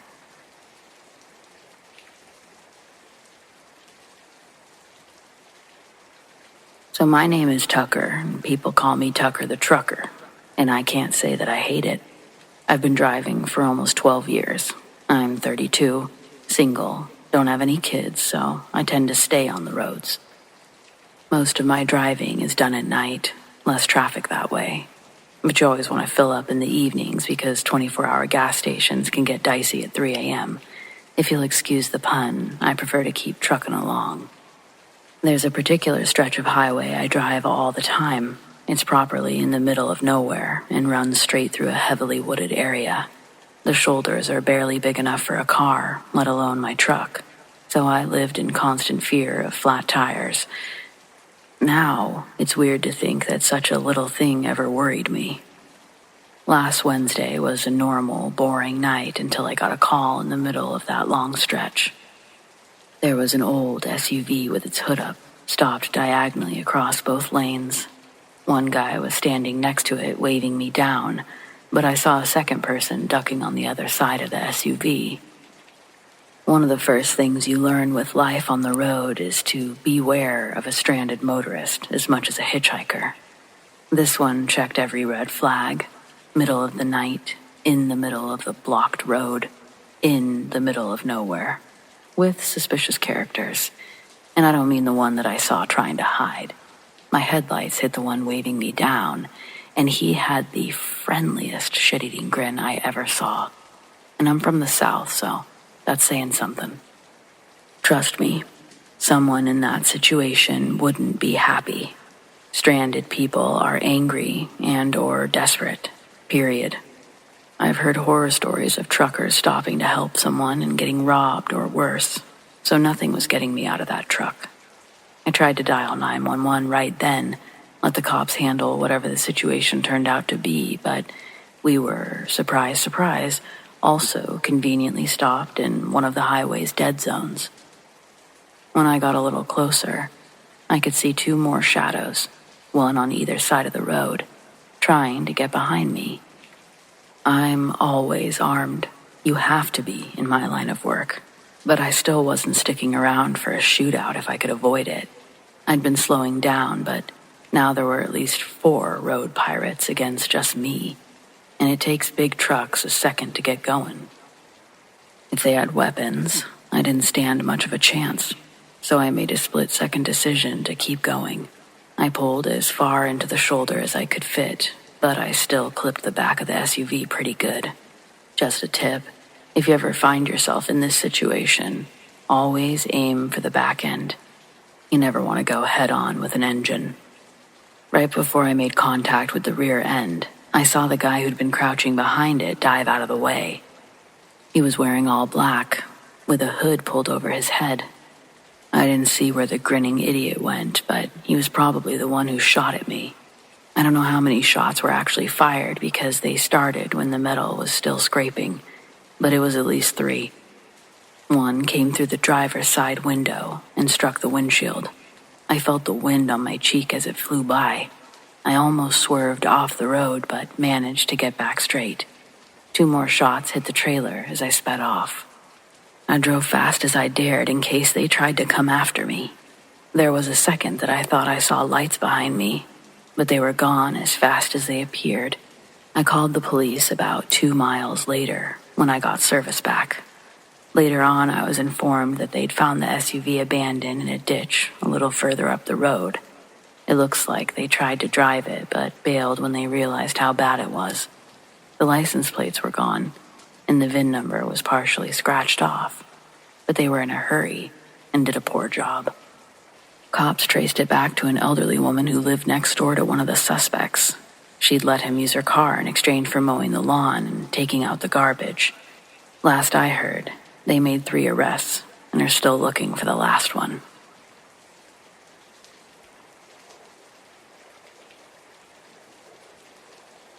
I was driving southbound on I-81 in Virginia on a summer day, but recent rain had left the roads slick. I was taking it slow, carefully navigating the wet pavement while faster vehicles zoomed past me. One car shot by at a breakneck speed, easily 90 to 100 miles an hour. I glanced over to where my mother and nephew were asleep in the bunk behind me. I had been about to make a comment on the driver's reckless speed, but seeing them peacefully asleep, I mumbled my frustration to myself instead. About a mile down the highway, I noticed the same car again. This time, it was airborne, crashing violently into the side of a semi. The impact ripped the trailer open. The load, marked as hazmat, spilled across the road. The sight was surreal. The crumpled wreckage of the car, the strewn totes, and the semi's mangled trailer. I pulled over quickly, heart racing. The driver of the car was bleeding profusely, his injuries severe. My mother and I rushed to his aid, using towels to stem the flow of blood the best we could. Each moment felt like an eternity, our hands trembling as we tried to help. The sound of sirens grew closer, and soon the state police and paramedics arrived, taking over the scene with a grim efficiency. We continued our journey to my mother's house, arriving about 30 minutes later. The house was quiet, a stark contrast to the chaos we'd just left behind. As we settled in, we turned on the news, hoping for some information about the accident. The headlines were stark and unforgiving. The driver had died. And then just one of those weird, unnecessary but chilling realizations struck me. My offhand comment to myself about the driver having a death wish had taken on horrific weight. I couldn't shake the eerie feeling that my words had somehow been a dark premonition. And that little coincidence just haunts me.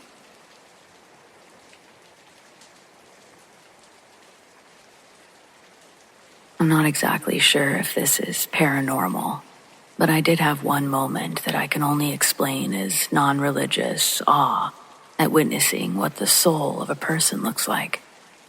We, as EMTs and paramedics, accompany death all the time.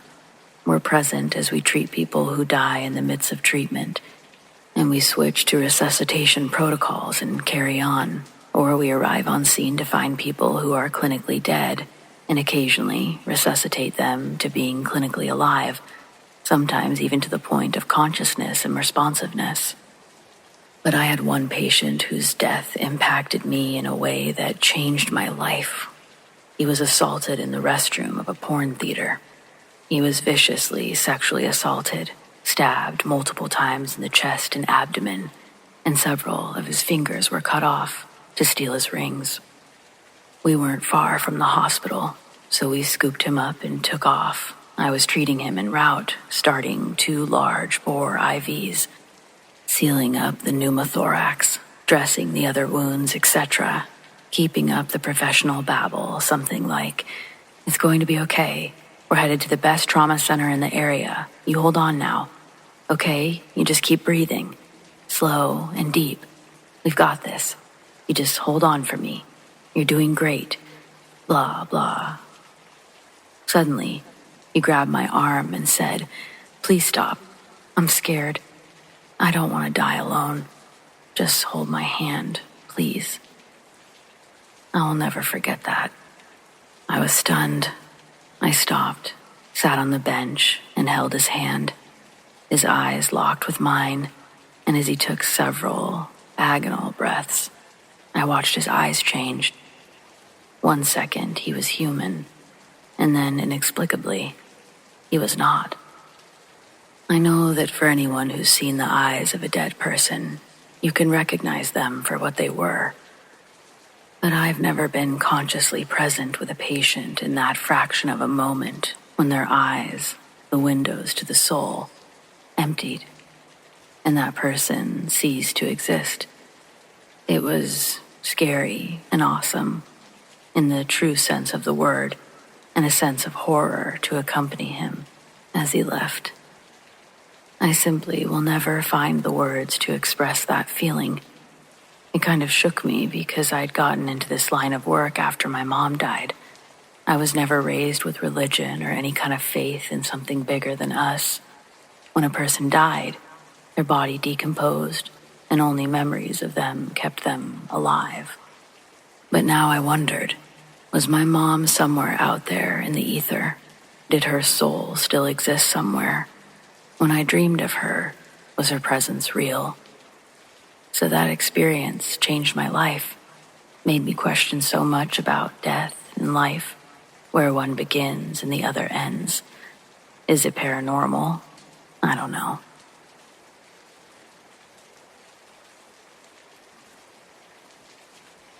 As a member of my agency's dive team, I was called upon to search an abandoned rock quarry during a missing person investigation. The victim had been reported missing by his wife, and a 6-month investigation by the detective assigned to the case had yielded no clues as to his whereabouts. After only 10 to 15 minutes of searching, I located the victim's vehicle at the bottom of a quarry, in about 35 feet of water. I was unable to determine whether or not the victim's body was in the vehicle. This was due to the roof of the vehicle being smashed and the vehicle being upside down. At this point, we marked the vehicle's location on the bottom with a buoy and called for a wrecker to winch the vehicle out of the water. Once the wrecker arrived on scene, we rigged the vehicle with cables, and the wrecker began to pull the vehicle out of the water. As soon as the air bubbles that had been trapped in the car reached the surface, we knew the victim was in the vehicle. The smell was absolutely horrid. I'd never in my life smelled something that horrible. I can only describe it as a combination of rotting human flesh, fish, and swamp. The detective on scene began to retch and dry heave. The wrecker driver lost his lunch, and a state trooper nearly passed out. It was that awful. Once we had the vehicle out of the water, we were met with a ghastly sight. The victim was still in the driver's seat with his seatbelt on. His body was bloated and had a green and black mottled appearance. The body was in terrible shape from its 6 months in the water. We were unable to pull the body out of the car because every time we tried, the skin slipped off the bone and tore off in chunks. After some serious thought, we decided to have the local rescue squad cut the roof and the doors off the vehicle to allow us better access to the body. We were finally able to get the victim into a body bag, mostly intact. I was able to decontaminate and shower on scene using the shower in our mobile command center. When I arrived home after leaving the scene, my wife immediately put her hand over her mouth and nose, exclaiming, "What is that awful smell?" So, once again, I showered and spent plenty of time scrubbing. This was definitely the worst smell I've ever encountered in 14 years as an emergency responder. It was determined that the victim had gone into the quarry to sit in his vehicle and smoke crack. Somehow he mistakenly hit the accelerator, sending the vehicle into the quarry, thus ending his life.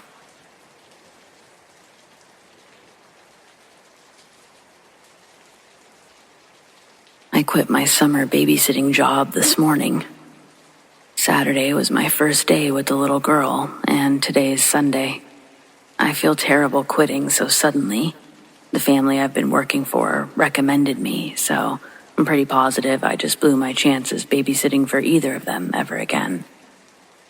Originally, I was scheduled to stay there until the morning with the kids, but I ended up calling Mr. and Mrs. Smith, we'll call them, closer to 3 a.m., begging for them to come home. I needed to get out of there. It was an overwhelming sensation that had been lingering since I pulled into the driveway. As much as I tried to blame the feeling on first-day jitters, nothing could prepare me for how quickly my anxiety would spike being there. The children were 3 and 5. Let's name them Jack and Jill. The kids were watching Bluey in the living room after dinner, and I was cleaning up. The living room was within sight of the kitchen sink. After I started the dishwasher, I walked out into the living room and saw that Jack had fallen asleep on the couch and Jill had gone upstairs to play in their bedroom. Jack wasn't big for his age, so instead of waking him up, I was able to just pick him up off the couch and carry him to bed. The second floor is a wide hallway with a mirror at the end of the hall, facing back. There's a bathroom and bedrooms on either side. I can see the kid's door is open, and I can hear Jill giggling at what sounds like another person giggling with her. Their bedroom didn't have a TV, but I thought Jill may have had a radio or a Nintendo, something that she was playing with. Before opening the door, I tried peeking into the opening to see if I could find where the other voice was coming from, but the gap didn't let me see much.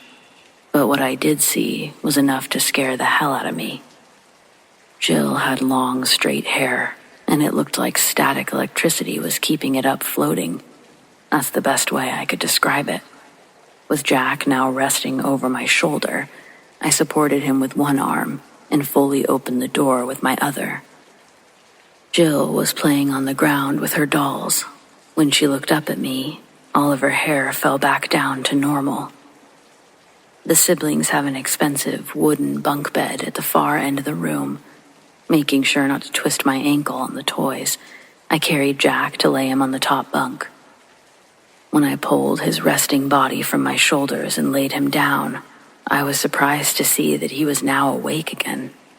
His eyes were wide open, and his facial expression looked terrified. I asked him if he was okay. He shook his head yes, but crawled into his blankets and didn't take his head out from under the covers after I tucked him in. While I was doing this with Jack, I felt a push on my lower hip like Jill was getting into the bottom bunk right below, and after I got Jack settled, I leaned down to get her tucked in. But the bed was empty, and Jill was still playing with her dolls behind me. I didn't like that, because what I felt on my hip was clear pressure from cold, small hands. I could feel her individual fingers press against me. The unmistakable feeling of a little one pushing by, but Jill hadn't moved. It was Saturday night, and the parents didn't specify a bedtime for the kids. I asked if Jill needed anything, but when she said no, I got out of that room as fast as possible, went down the stairs to clean up the house before I made a bed for myself on the couch. Cheerios were everywhere. I could have filled a whole new bowl and reserved it for the morning with how many I found. After every last one was found and dispersed of, I was finally able to settle down and watch some TV. The calm was short-lived, though. Another noise had me on my feet again, when from behind me, I heard the sound of a child running in the hallway, upstairs, toward the stairs. I'm expecting to hear, "Miss Amy," any second, so I haven't really turned around yet to address whichever child's coming. I'm watching the show on TV, waiting for them to interrupt, but instead, I hear the feet hit the ground with a loud bound in between steps. As soon as the pattering stopped, there was a crash onto the floor that shook the floor under me. I thought, oh my gosh, one of the kids just tried to jump down the staircase. There's a wall that separates the hallway stairs and the living room. It forces me to hop on my feet, turn around the corner from the couch to look. When I flip on the hall light, I'm relieved to see that nobody's hurt themselves. but I'm highly freaked out as to what I just heard. As I'm looking down the hallway, I can see most of the way up to the upstairs hallway as well. Jill walks out of her bedroom to the top of the stairs and sees me standing there. I ask her if she heard that loud noise, and she nods her head yes. So I ask if she knew what it was, and she nods her head again. "It's Hannah." "Who's Hannah?" "She's my sister," Jill says. I ask, "Hannah made that loud noise down here. How did she do that?" "Hannah jumped from here to down there." She then goes on to tell me that her sister keeps asking Jill to jump with her, but she's too afraid. The whole time she's telling me this, I see the light from the bedroom door behind her change size, like the door was opening and closing in the dark hallway. I'm still paying attention to Jill, thinking the sound also woke up Jack, and I'm going to see him come out to join his sister any minute. But after her explanation for the noise we heard, Jill turned around and went back into the bedroom. She then closed the door behind her. The upstairs hallway was completely dark again. I turned off the downstairs light and got back on the couch. Around the living room, there's a bunch of family pictures of the Smith family. Most of them were recent, but lots of baby pictures. Jack is a newborn and Jack has brown hair and Jill has blonde. It was easy to tell which baby photo belonged to who. In maybe 2 of these photos in the corner of the living room, there's a baby Jill in the picture with another older blonde girl that looks almost identical to Jill now. Could that have been Hannah? I thought. These grainy, somewhat old photos gave me goosebumps, so instead of staring at them all night as I tried to sleep, I turned on the TV and was happy to discover that Nick at Night was playing episodes of Friends, and eventually I would doze off watching the show with the volume down low. The next time I woke up, it was because the living room was freezing and the blanket I'd fallen asleep with was nowhere to be found. The TV was off. It could have been set on an automatic timer that I was unaware of, but the DVD player under it was blinking numbers like the power had recently gone out and come back on. There was another small radio clock on one of the shelves next to the TV that was also blinking to be reset. I used the remote to turn the TV back on, and Friends began quietly playing again while I stood up in search of my blanket. It was cold enough to see the air I breathed by the time I got to the thermostat, which was located across the room. The space around me was warm again. The thermostat was also reading at a normal temperature. I turned on the living room light, and what I saw next to the entryway made me nearly faint. My blanket had been draped over the coat rack, and for a moment, I thought a huge, dark, 7-foot-tall creature was standing next to the door. It took me a few seconds to figure out what I was looking at, and when I did, I noticed the blanket didn't fully reach the floor, and under it, I saw 2 little feet poking out the bottom, and this time, I knew Jill was trying to trick me. Not wanting to knock the coat rack off balance and possibly have it fall on her, I gently grabbed the blanket with 2 hands and tried to lift it over with a little fluff. The blanket drops, losing its shape, and there's no Jill hiding in the coat rack.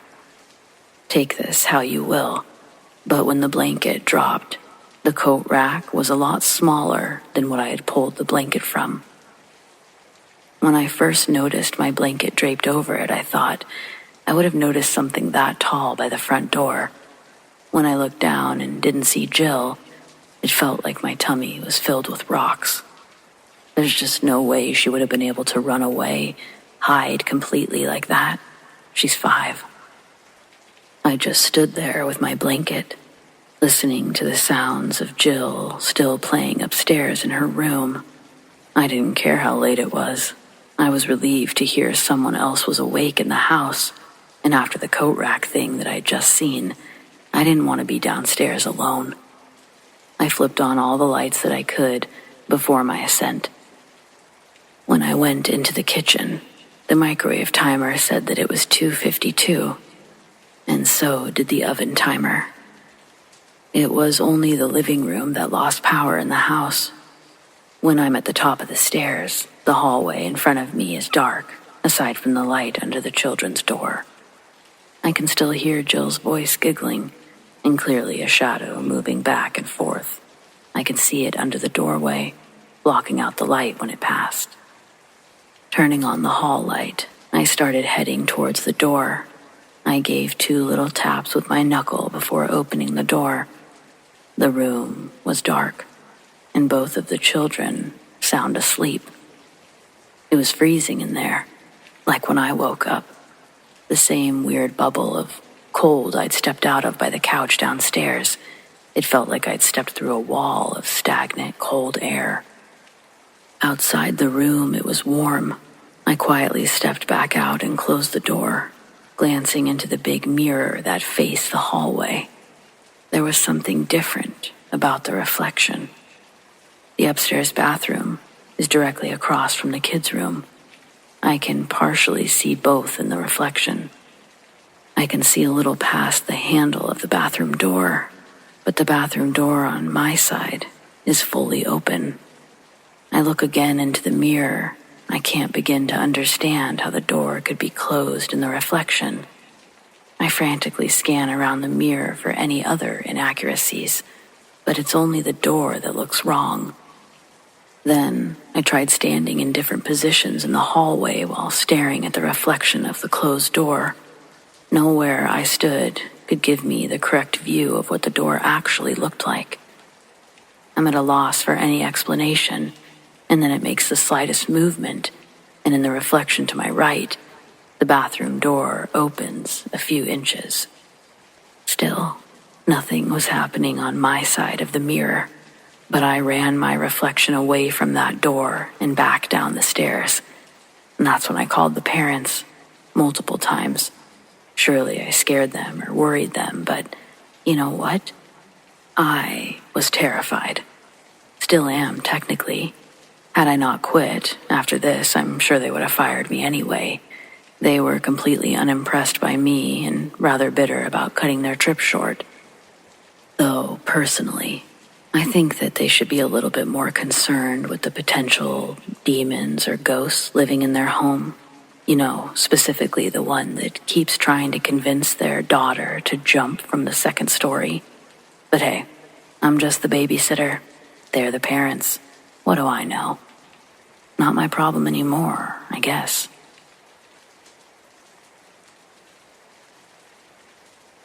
Amon is my grandmother's name. She immigrated to the United States from Mozambique during their Civil War. She was a teenager when she made the move. I'm a 3rd-generation U.S. citizen.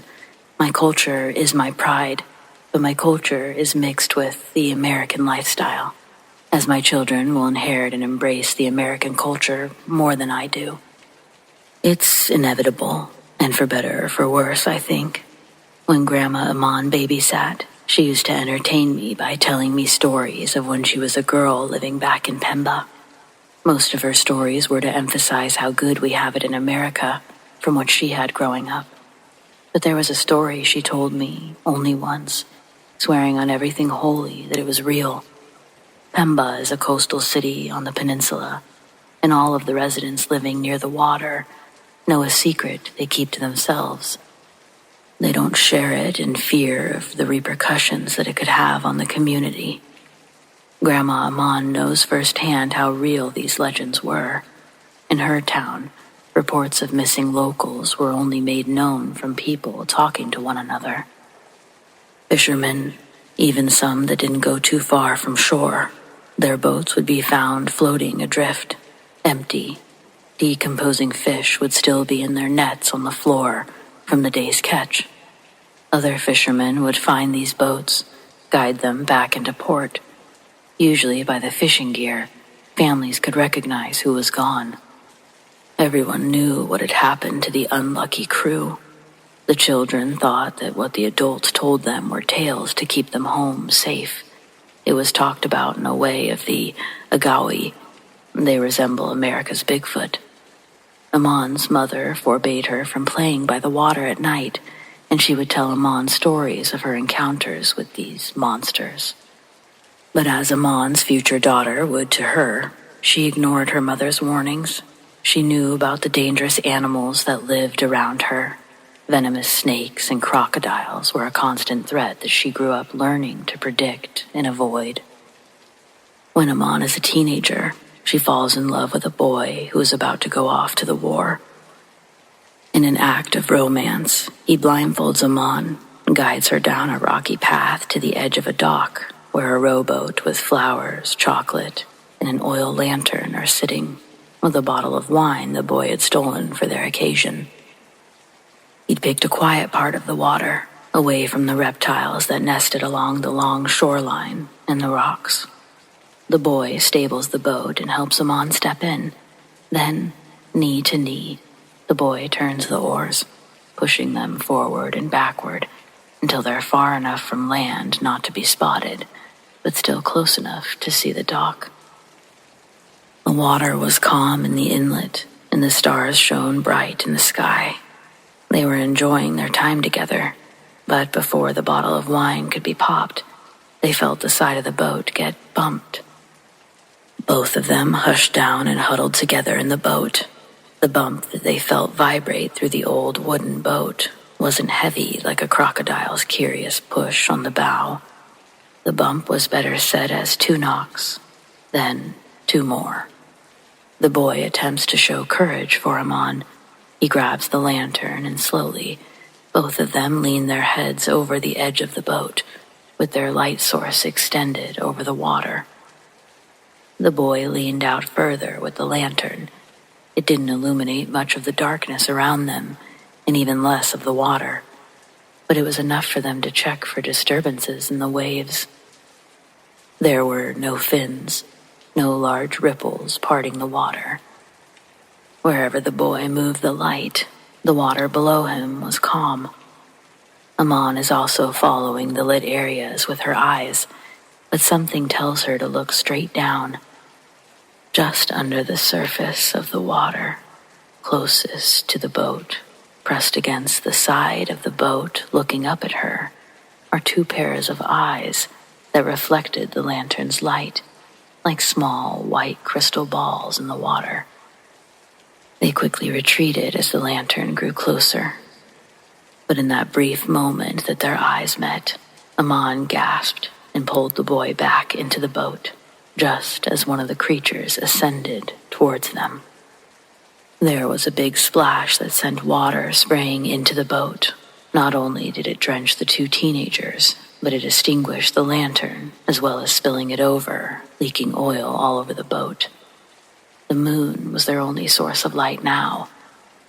The boy scrambled for one of the oars to use as a weapon. They sat close together in the dark and listened to the creature swim around the boat. Neither of them knew exactly what it was. Did they just see one big creature with 4 glowing eyes, or 2 separate creatures? Soon, the water got quiet again. Amon and the boy whisper about what they should do next, hoping whatever was messing with their boat had gotten bored and moved on. They decided to put the oars back into the water and attempt to make it back to the docks. As both of them move back to their seats, the knocking starts again from under the boat. This time, it's a consistent pounding coming from multiple parts of the boat. The boy begins to furiously row against the waves, leaning into each pull with all of his might, trying to get their little boat to move faster.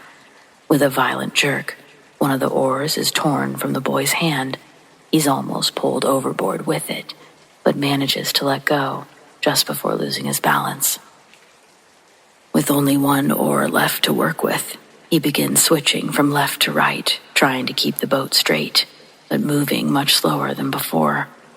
There's nothing Amon can do besides watch the boy as he exhausts himself, fighting the waves. She can feel her feet start sliding forward and realizes that the weight's being shifted to the back of the boat, and the side that she's on is now slowly lifting out of the water. Then it dropped back into the water with a big splash. If Amon's hands had slipped off the seat that she was holding onto, she would have been sent overboard when the boat was released. The boy gets tossed onto the floor of the boat, hitting his head. He chose to hold on to the oar instead of bracing. For a moment, he's knocked completely unconscious, lying at Amon's feet.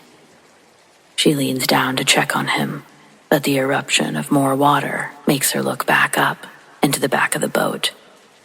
Water was cascading in all directions as two human-like arms reach up and into the boat. They were covered in black scales that glistened in the light of the moon. The hands were long and webbed like bat wings. The creature slowly began pulling itself up, climbing over the stern of the boat, or at least attempting to. Its likeness to a human was only by the shape of its upper body. Its features were vastly different. The long waves atop of its head resembled the legs of jellyfish. Its crystal ball eyes were large and very far apart on the creature's face. The front structure of their face, it pushed out like a boomerang, and their mouth opened to reveal rows of sharp teeth. As the monster attempted to pull itself into the boat further, its lower half was exposed, resembling that of an eel. Its eyes and teeth were clearly visible against the night sky, and Amon watched as its hands gripped onto the wooden bench across from her. She then watched the creature look down at the boy. The mouth opened wide, its grin from each side of its face.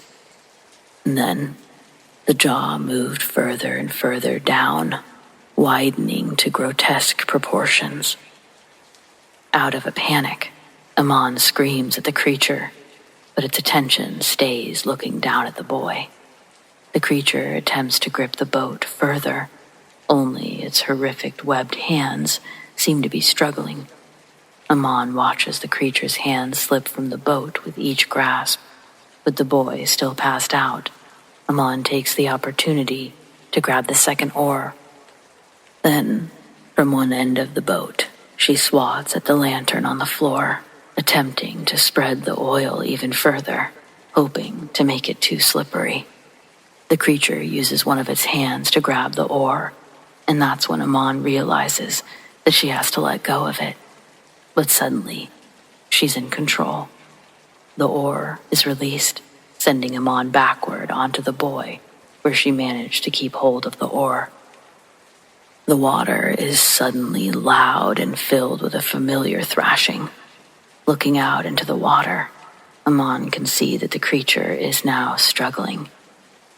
Something even larger has its grip on the creature, and just before it's dragged under the water, there is an ear-splitting screech, some more thrashing, and then silence. The original threat, the ultimate predator of these very waters, the one that Amon had been taught to fear, had surely just saved her life. Never, in her wildest dreams, did she ever think she'd be so overjoyed to see a giant crocodile. Still absolutely horrified by whatever had just tried to make them their next meal, but deeply grateful to the giant. Shortly after, the boy regained consciousness, but was completely unaware of what had just happened. Amon didn't want to explain, for fear the boy wouldn't believe her, but also, she was in hysterics by then. So, the boy gently grabbed the oar from her and furiously began paddling back towards the dock. Aside from a giant knot on the boy's head, he was otherwise unscathed. Still, Amon couldn't believe the chances. She couldn't believe the whole thing had just in fact happened to her. One moment she was sure her date was about to die, be killed by something unthinkable, and now on their way safely to shore. My grandmother didn't touch those waters again. She learned a hard lesson, and she urged her own children down the road not to make the same mistakes, though some of them would, they wouldn't pay the same consequences. My uncle did lose his toe at some point in his youth to a Goliath tigerfish, so there were lessons being learned. I love my culture, I really do, but I don't understand the allure to tempt dangerous waters, especially at night, and maybe it's because I've never had to. But I'm just happy with a swimming hole, a saltwater pool on a sunny day. Possibly my grandma's lessons did in fact work on me. There's something deep inside of me that tells me to stay away from open waters, especially at night. And luckily, it would appear my daughter shares the same fears.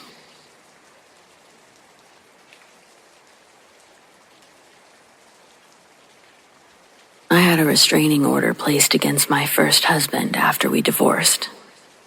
His threats made me afraid for my life, and I was terrified he'd return someday to kill me. Robbie was a bad man.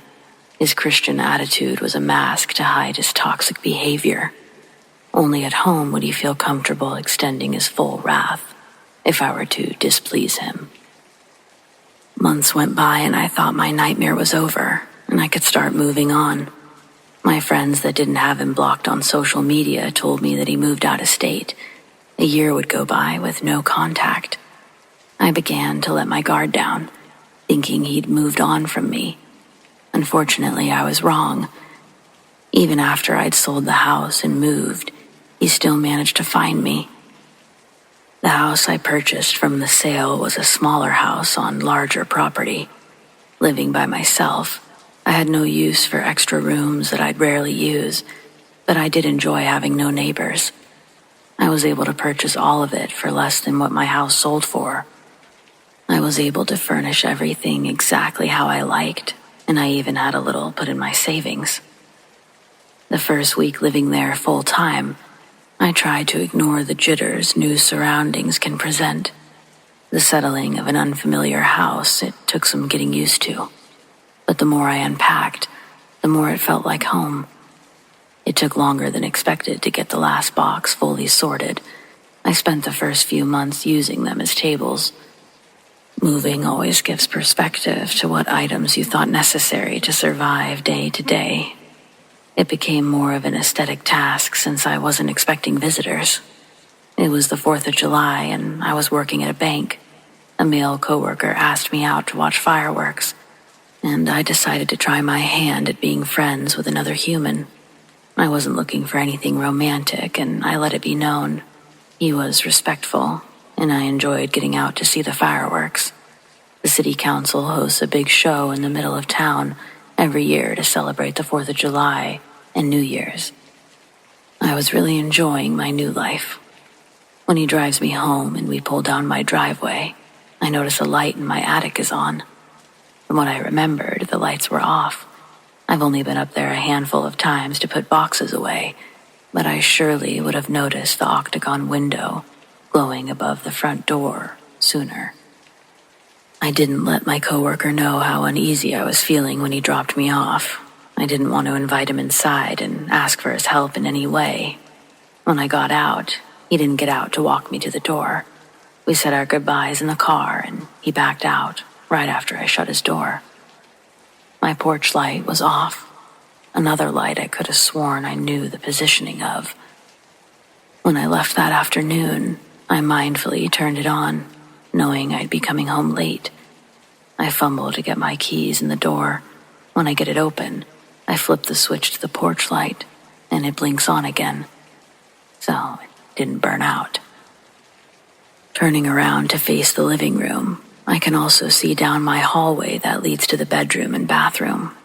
The hallway is also where the entrance to the attic is, via a pull-down ladder. Not being a dumb lady, I have a conceal and carry permit, and regularly practiced my shot.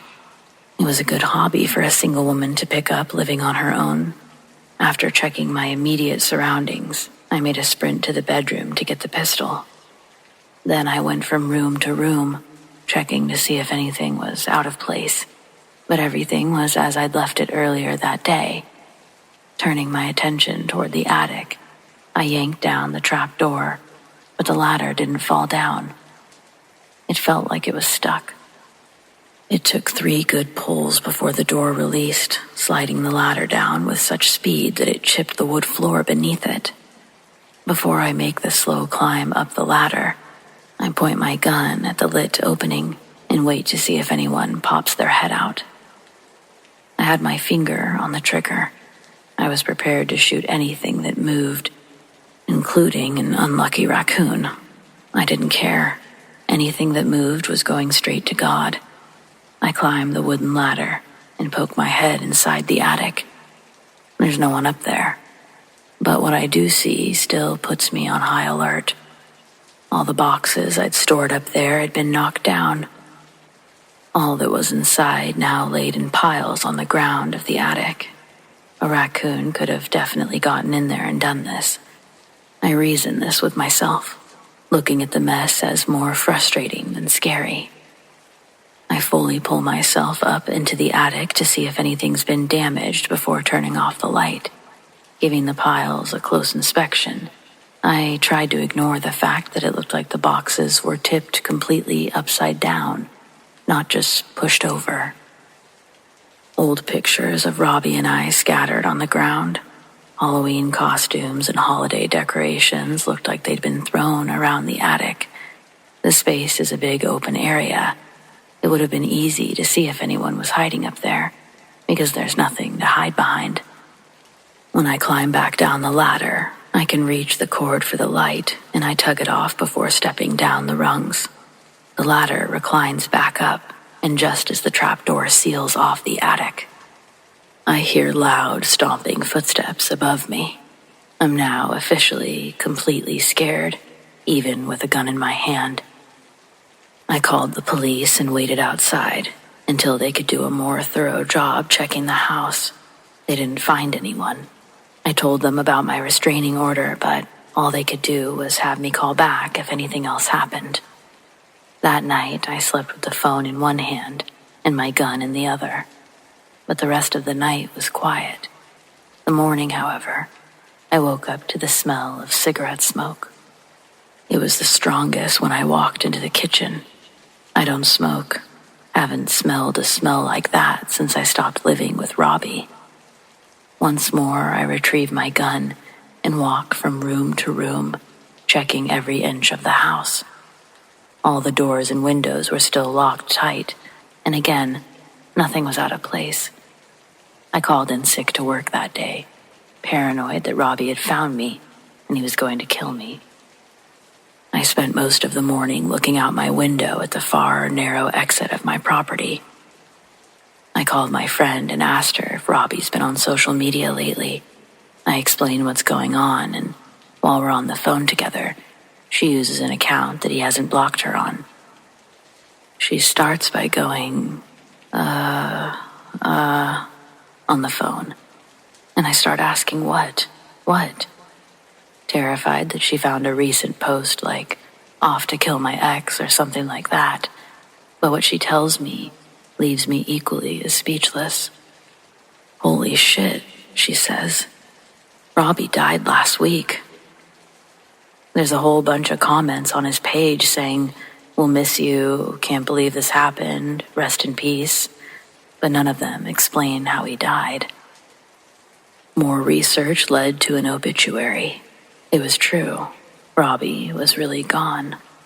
After we hung up, something came over me, and I was struck with such strong emotions. I just stood in my kitchen and cried. I knew it was him. Robbie had visited me to say goodbye, and even in death, he tried to scare me. He's never visited since. I'm sure he's in hell now. In a strange way, I like to think I got a sense of closure from it. The feeling of being terrified, unconfident, uncertain. It was the same way I felt all those years we were together. But this reminded me that now I'm a stronger person than who I was.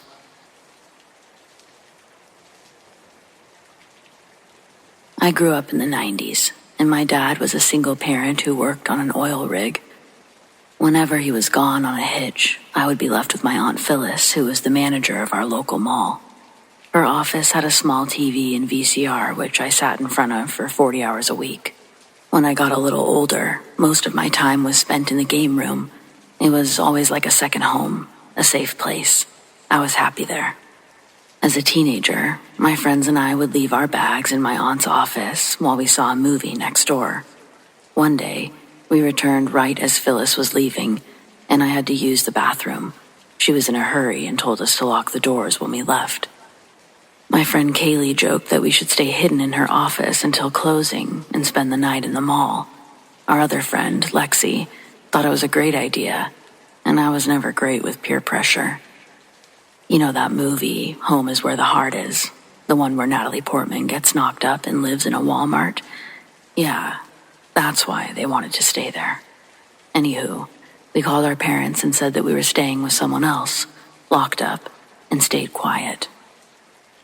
The security guard rattled the door as he walked by, but that was it. We waited an hour after closing just to be sure everyone was gone. The stores were all locked up, but we had the run of everything else, including the giant jungle playhouse that was usually overrun with kids. We were climbing to the top of the slide when Kaylee screamed and pulled Lexi and I below the side rails. "Someone's still in here," she whispered. By then, we had been in there for over a half an hour, and we were being pretty loud, and it wasn't that big of a mall. If someone was still inside, they knew we were there. I stood up to speak with whoever she saw, but no one was there.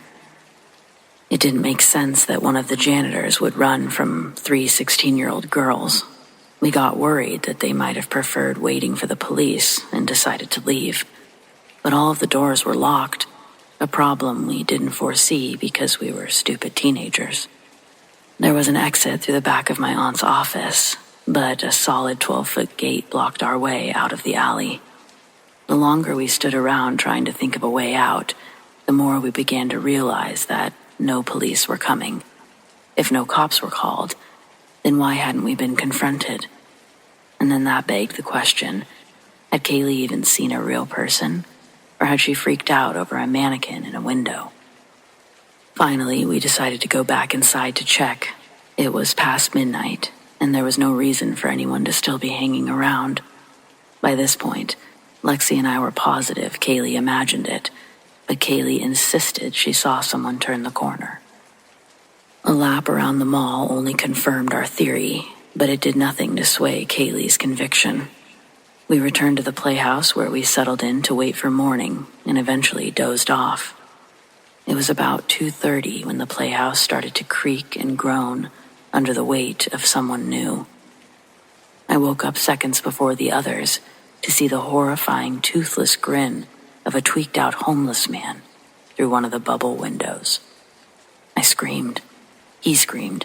Kaylee and Lexi screamed, and we all continued screaming as we scrambled out of the playhouse.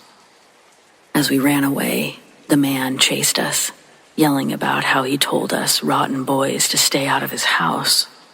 When I had a chance to look back, he was brandishing a large hunting knife and swearing to leave our heads on spikes. Though, in his next breath, he vowed to leave our hanging bodies on display. Either way, we weren't going to stop to see his preference. We wanted to barricade ourselves into my aunt's office, but the only way to get a barrier between us and the crazy man was to hide in the restrooms. We managed to get the door shut behind us when the crazy guy crashed into it with a loud bang. The force pushed all three of us back, but we managed to hold it against his assault. There were a series of terrible noises as he repeatedly stabbed and slashed at the heavy wooden door. We threw all of our weight against it, just hoping he would tire first. There was nothing we could move and nothing heavy enough to barricade, so our stamina was the only thing keeping us alive. It's amazing how fast the police turn into allies when your life is truly in danger. A few hours ago, we were simply the enemy, but now we couldn't dial 911 fast enough. I didn't care if I'd be grounded for 6 months. I just wanted to get the hell out of that mall. Luckily, Lexi had her phone.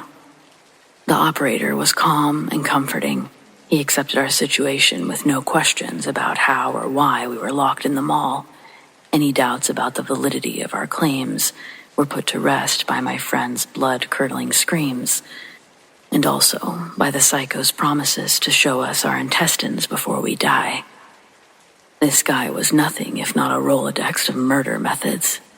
He threatened to burn the mall down with us inside and about 100 other things while the operator listened and encouraged us to keep holding the door. At one point, it swung open enough for him to get the knife inside, and there was a sickening crack as the door slammed back onto it. Then, it was his turn to scream. Combined with the sound of his knife clattering to the floor, this provided a moment of euphoric relief, but it was short-lived. He began running and throwing his entire body into the door. If he wasn't so high out of his mind to notice, he probably could have gotten in with how far it opened with each impact, but we were very lucky that night, all things considered. It only took 5 minutes for the police to arrive, but those minutes felt like hours, and our bodies were jello by the end. The cops chased the crazy guy back to his playhouse, where they subdued him with minimal effort. They said he was a homeless man that had been in and out of prison since he was our age. Apparently, he too had the brilliant idea to live in the mall, only he wasn't playing pretend like we were. Needless to say, we were all grounded for lengthy periods of time, but at least my aunt thought it was funny. I was worried she would be upset with me, but she believed almost getting murdered was punishment enough, and she was positive I would never pull that stunt again. And she was absolutely right.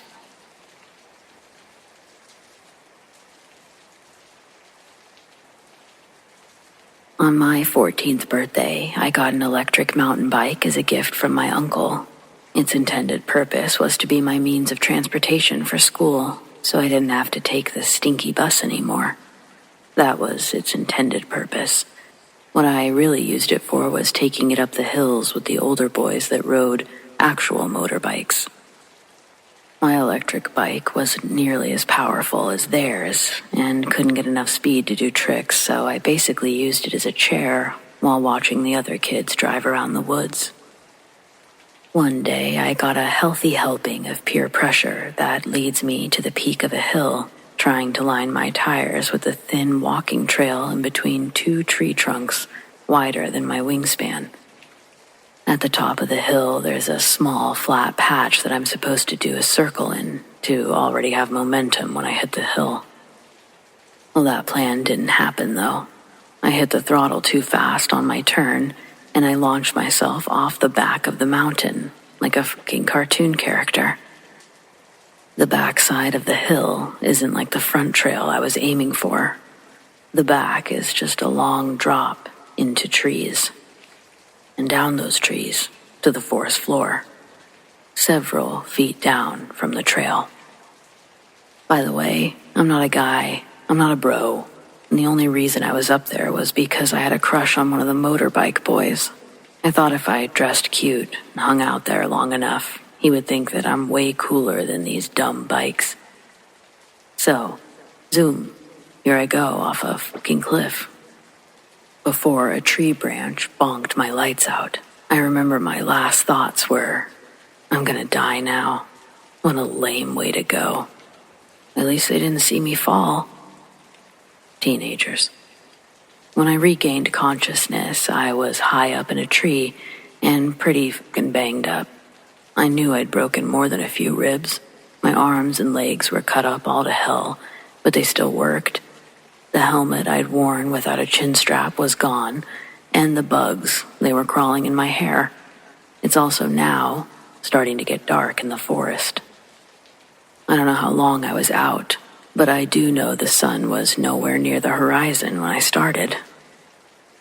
The forest was alive with woodland noise, but no human noises, no motorbikes or voices, no one calling my name trying to find me. In any other circumstances, the atmosphere would have been a yoga dream.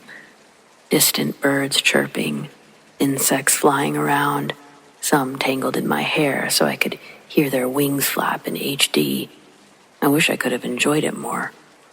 But the blinding pain in my ribs and horrible fear of falling to my death any second, I guess I should say fear of finishing my fall, kept my mind a little occupied from enjoying the view.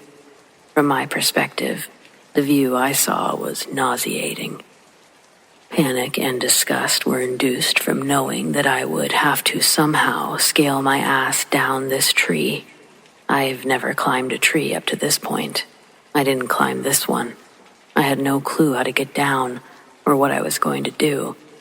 Where's my phone? Gone. Where's my DC slip-on shoes? Gone. They slipped off. It was brutal, crawling down one branch at a time. I'd slowly move my weight from branch to branch, making sure they could support my weight. I didn't know that would have been the easy part of my escape from the tree. Halfway down, the branches just stop. These kind of trees decided not to grow branches past a certain point, so I didn't have many other options but to grip the tree best I could, like a giant fire pole, and try to slide down. That worked for a few feet. I'd get a bunch more big cuts, several splinters, and some sort of friction burn on my cheek and forehead.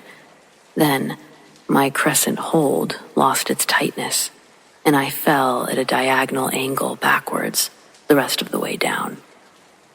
As I crash-landed on the forest floor with a massive thud, an electric surge of pain jolted through my body like a lightning bolt. The impact aggravated my already fractured ribs, so now gasping for breath was added to my list. The noises in the forest grew louder, reverberating through the towering trees, and then quieting down entirely, then back to a symphonic forest melody, over and over again. I knew something was wrong, aware of the urgency to secure some sort of safety. I battled with my weak and seriously bruised physique, summoning every drop of strength that remained in my slowly emptying tank. Weakly, I hoisted myself up, relying on the sturdy support of another nearby tree. Everything hurt, but at least my legs weren't broken. The darkness of the night had now engulfed the forest entirely. Each rustle of leaves or distant hoot of an owl, everything was scaring me suddenly, especially the thought that I might die out here. I had no idea where I was exactly, or what was going on with my head, my body. I persevered through that pain, but I realized I was only getting myself deeper into the labyrinth of the woods.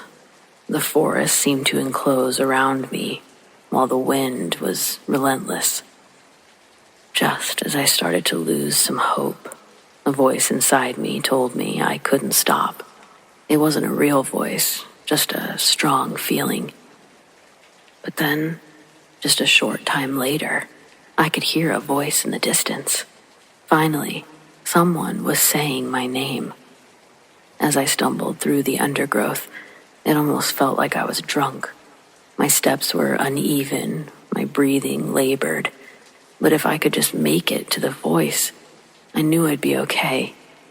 I saw a flicker of light. It caught my attention due to the total darkness surrounding me. I pursued this little faint glow, hoping it was leading me out of the woods and not further into it. Then, I heard the voice again. It was only the second time I realized I didn't recognize the voice. It certainly didn't belong to any of the boys that I'd come with. It was a woman's voice. The unsettling noises of the forest gradually fade into the background, and I fixate on the beacon of light and the voice calling my name. Then, suddenly, everything went dark. I could feel myself falling, and then I could feel someone catch me. This time when I woke up, I was in a petite clearing. There was light again, but this was different than the guiding light that was just in front of me before I ended up in the clearing. This light was coming from the moon, which to my surprise, I could see now. The moon's glow was somehow illuminating a path I actually recognized, one that led to a popular road. I was in heaping pain, but still, relief washed over me, knowing that any form of civilization was finally within reach. Fueled by determination and a little bit of spite for being left here to begin with, I pressed on. Finally, I reached the road, and a car materialized in the distance, its headlights cutting through the darkness. Suddenly, my distrust for strangers disintegrated, and I was frantically waving my arms. Thankfully, I captured the attention of the driver, who after pulling over immediately rushed to my aid. Finally safe, I slumped into the arms of a total stranger, overwhelmed with gratitude for their kindness and the opportunity to escape that forest. It felt like the forest had tested me that day, physically, mentally, yet I also totally believe that it helped me. I don't know how I got to that clearing, who caught me, but also whose voice was guiding me. Some things just can't be explained, I guess. As for the motocross boys and my crush, well, it turns out it wasn't as malicious as I thought. They all waited for me to come down the hill and into view. I just never did. They went back up the hill to look for me, eventually. But since I'd literally fallen off the trail and was completely out of view, they all assumed I had chickened out and went home to save myself the embarrassment. None of them knew I was missing or injured. So, without that voice, I don't know where I'd be right now. But I bet it's a lot worse off. I joke nowadays that Mother Nature herself saved me. I guess I'm only half joking, though. Reality is, I'll never know. But I'm forever grateful.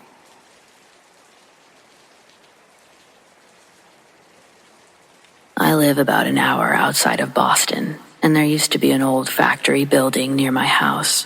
One day, my friends and I explored it. There were old machine remnants, empty pallets, and tons of trash. The offices were at the far end with a few broken desks and chairs. We were about to leave when one of the chairs flipped over on its side. One friend joked about there being a ghost and proceeded to taunt the said ghost. Then a ceiling tile crashed to the ground, 3 feet from where we stood. The back exit was blocked by a section of caved-in wall, so we made our way back to the entrance. Halfway through, a metal pipe dropped from one of the machines, missing me by inches. My other friend fell just as we got to the entrance, and he always swore something tripped him. The factory was demolished 3 years later after another kid broke his leg and got stuck inside overnight. Hate to think about what he might have saw spending all that time there.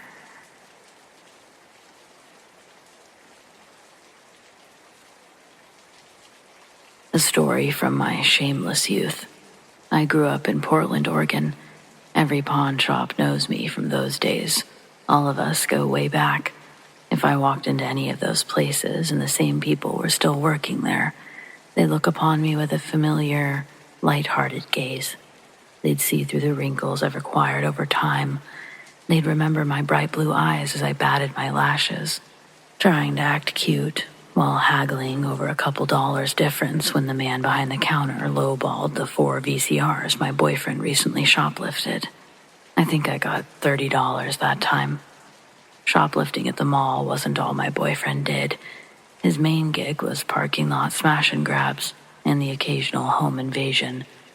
He didn't usually share how he acquired the things he stole. Our little apartment was filled with the useless shit we couldn't pawn. Some nice things we wanted to keep, but most of our surfaces were cluttered with junk. Incomplete sets that would be worth triple if one more piece was found. Machines a few parts short before they'd be back to new again. That kind of stuff. A lot of it. He once came home with a beautiful pearl necklace that, to this day, I believe was haunted. Something had attached itself to that necklace, and it wasn't happy about us being the new owners. The pearls were placed in a vanity drawer that I would find fully opened again and again after consciously knowing I closed it the time before. It was a drawer that I never used, and yet I'd leave the bathroom and it would be open by the time I returned. The incidents didn't stay isolated to the pearls, because once the presence was acknowledged, it became real. I got home from work one night. Boyfriend was sitting on the porch, freezing cold, smoking a cigarette. I asked what he's doing out there. He looked even more disheveled than usual. I jokingly asked if he got a lace joint, trying to break the weird silence and get him to open up. He tells me why he's standing out there, but his stoic face didn't melt. He had rings under his eyes like he'd been crying, and his eyes teared up again when he told me what happened. He'd only gotten home about 10 minutes earlier. When he walked inside, our bedroom door on the opposite wall was open, allowing him to see directly into our room. He said he made eye contact with someone hiding under the bed. He thought it was me until the figure quickly crawled backwards, pushing further under the bed until it disappeared. Where it retreated to would have been impossible with the way that our bed was positioned against the wall. I don't know if his story made me paranoid, but a few days later, after I'd gotten out of the shower, I was toweling myself off near the bed, and I felt cold fingers grab one of my ankles. The cold grip surprised me, and its release was as sudden as its grab. I thought my leg had become tangled in cords at first, but after I kicked, I didn't feel a weight lifted away. It was like I was kicking out of something, rather than kicking something off to untangle. Like lifting your leg out of long, wet grass or mud. I felt the tension pull back just before it let go. I took the towel off my head and looked down. Nothing was near my feet that I could have unconsciously wrapped my foot in. I was rushing to work that day and didn't think anything past it being a minor inconvenience that I forgot about during the next preparation task. Boyfriend was already shaken up, so I didn't add my story to his. What he'd seen scared him enough to make him not want to go into our bedroom, unless absolutely necessary. We slept on the living room couch for a few nights after that, until I could convince him to use our bed again. Neither of us associated the pearls with what was going on yet. I believed something strange and was leaning towards something paranormal, especially with the vanity drawer. But the necklace hadn't been the obvious culprit until I wore it. There was a handful of times, I swear, it felt like it was snagged from behind and it pulled up to my neck, right under my jaw. I would also slowly develop a rash that resembled burn marks around the areas where the pearls made contact. When the welts formed, I treated it like an allergic reaction. Allergies had never been a problem for me, but there could have been a chemical on the necklace that irritated my skin. The rashes wouldn't clear up. No matter what creams or pills I used to treat the bumps, they had no effect. The pearls were tossed back into the vanity drawer, and I'd continue the routine of finding it open and closing it when I used the bathroom. Then, on one of these visits, I happened to glance down into the extended drawer and saw that the necklace was missing. My boyfriend didn't take it. I don't know how long it's been missing since I noticed. Closing the drawer became such an absent-minded task, I usually just bumped it with my hip while I turned off the lights. Footsteps would trail around the apartment. When we were alone and the other one was at work, it never felt like we were the only ones there. The apartment felt like a gloom had moved in that we'd never shared as a couple up until that moment. The atmosphere was depressing, with no obvious reason as to why we felt so down. I started waking up with migraines after experiencing extremely realistic and scary nightmares. My boyfriend's sleep was becoming interrupted, equal to mine. He was woken up when I started screaming in my sleep on account of the terrible dreams I was having. I'd either wake myself up from this or he'd have to jostle my body in order to stop my screams. We wanted to move, blaming all the misfortune on our apartment being haunted, but unfortunately, we couldn't break the lease. We were also broke. We needed to save up for these changes. A retail worker and professional burglar don't make as much as one may think. First and last month's rent couldn't be scrounged together or pawned overnight. Our living room walls were decorated with neon signs that would all flicker together. None of them had settings to do anything but stay glowing. So why were they doing this now? A smaller glass piece that was shaped into a baseball glove would fall off of its fastened hook and crash into the other signs like a house of glass cards. All but around 3 or 4 survived. The rest became sharp slivers in the carpet left of the front door. The hook that held up the neon glove was still in the wall, meaning this neon piece of art would have had to have been lifted straight up and over its hook in order to fall off. The destruction happened when we were sitting in the living room watching TV together. Boyfriend had been collecting these neon signs for years. He'd even had pieces that he paid for with his own money hanging on that wall. Our lease was up in 5 months. During that time, we waited patiently while our home felt more and more like a haunted house. It used to be nice coming home.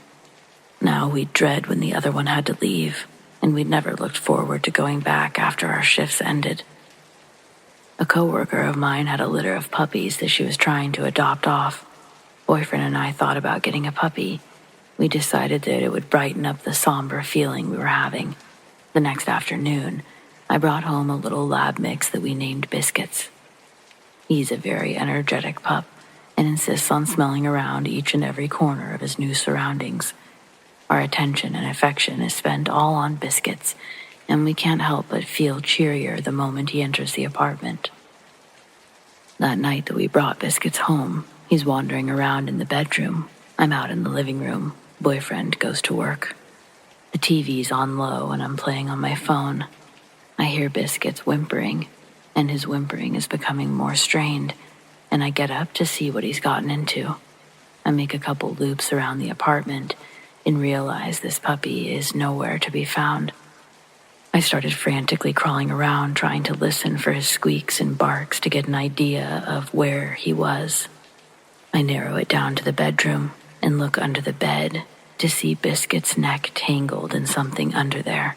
I dive in trying to free him from whatever's strangling him.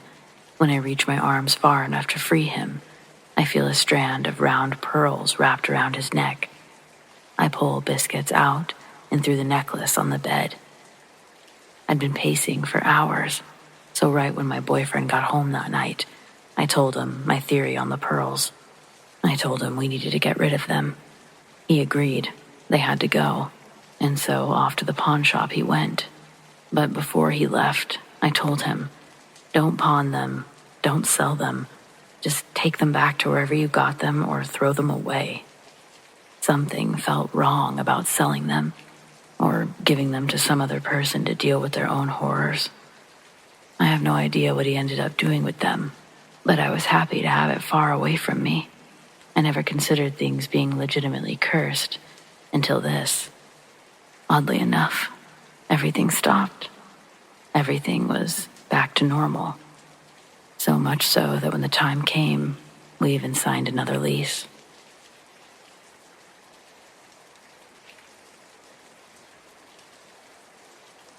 When I retell this, I'm going to speak frankly and matter of fact, because whether or not someone believes in its authenticity won't change how real it was for me.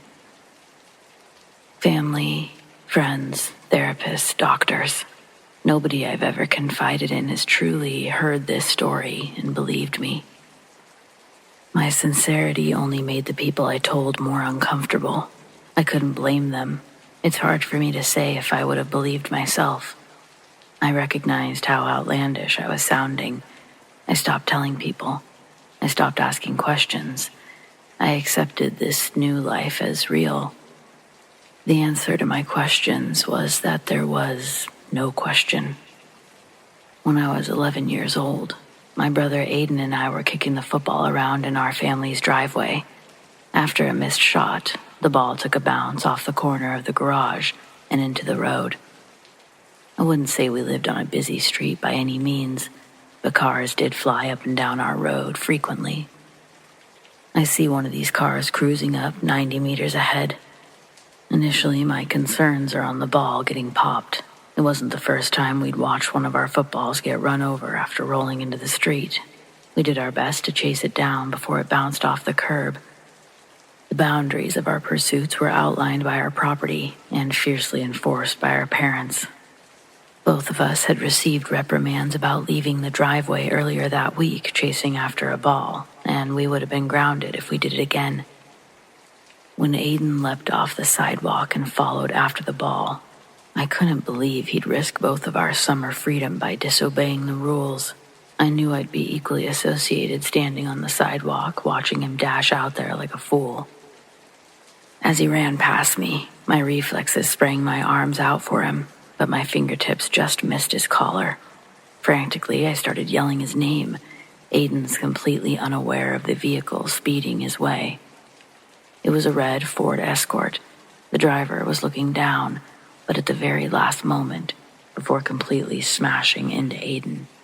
The lady glances up and spins the steering wheel. The tires screech and Aiden turns with a jaw-dropped, shocked expression as the car comes within centimeters of hitting him. The back tires fishtail, sending the car up onto the sidewalk and heading straight towards me. It all happened too fast for me to react. When she hits me, the car goes straight over top of me. The woman crashes through our neighbor's fence into their garden. This causes our neighbors to run out and see what had happened.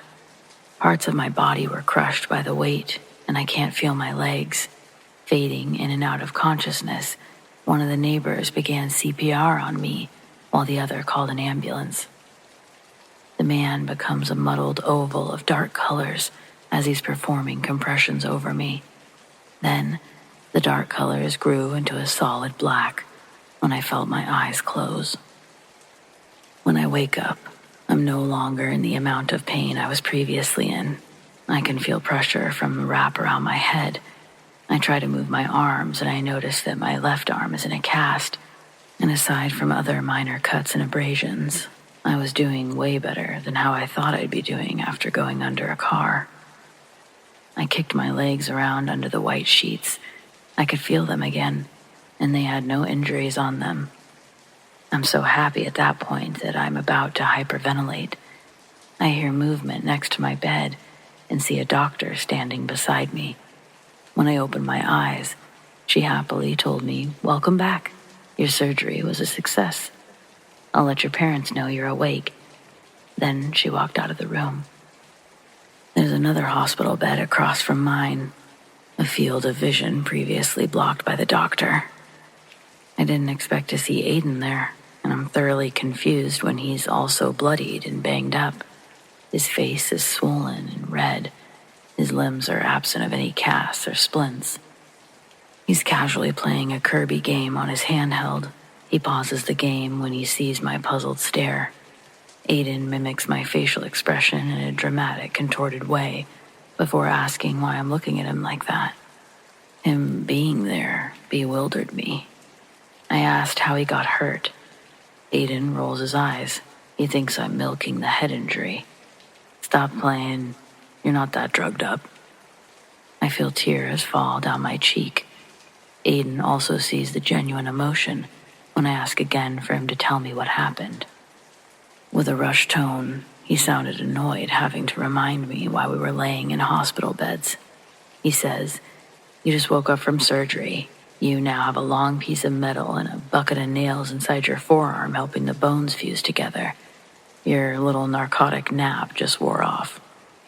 He again accuses me of faking my amnesia, reminding me that he had the same surgery a few years ago on his leg. He tells me that morphine doesn't wipe the brain. It was my first time waking up from an unconscious state like that, but I could still differentiate the tired fog of my pain medication from the feeling that I was missing a piece of the story, one that would let my last memory and the current setting that I was in line up in an understandable way. I was run over by a car today. Saying it out loud made me recoil, thinking about how terrifying it had all been. Aiden corrects me, saying, "You weren't run over.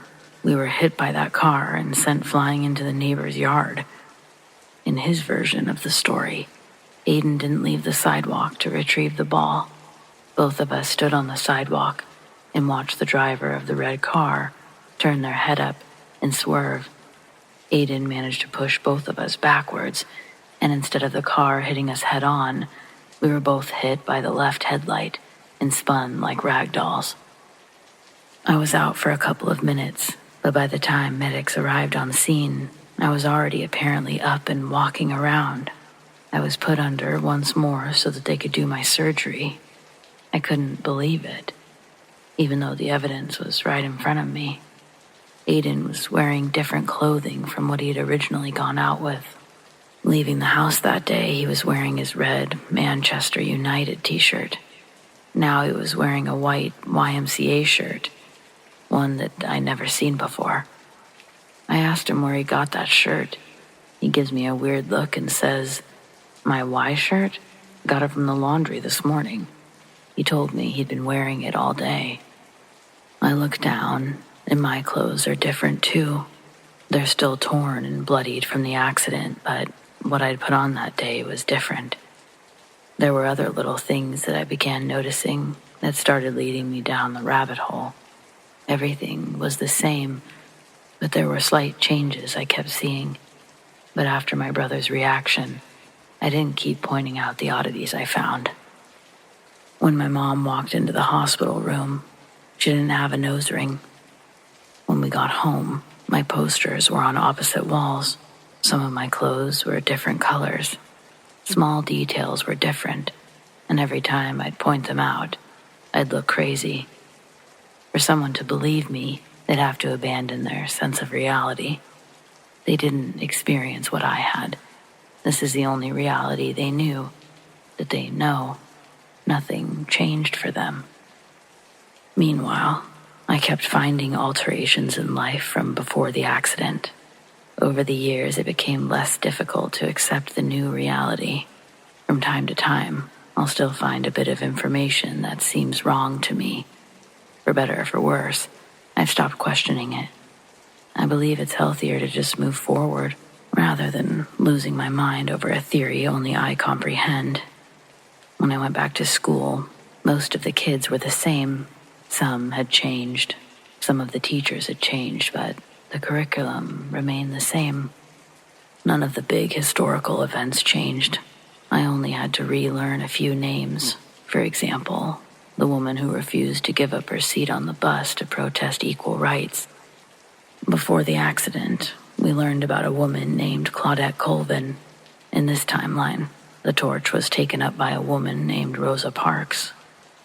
Martin Luther King Jr.'s name hadn't changed, and his movement had the same impact. But the Claudette Colvin example is one of many tiny details I've trained myself to ignore and relearn.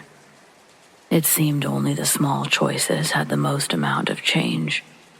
But every choice, big or small, leads you in a direction that will undoubtedly have more choices in need of pondering. Thinking like this, even to the smallest degree, who I was, who my brother, friends, and family all were, their lives and personalities would have had to change as well, even to the smallest degree, as a result of different choices made throughout their life.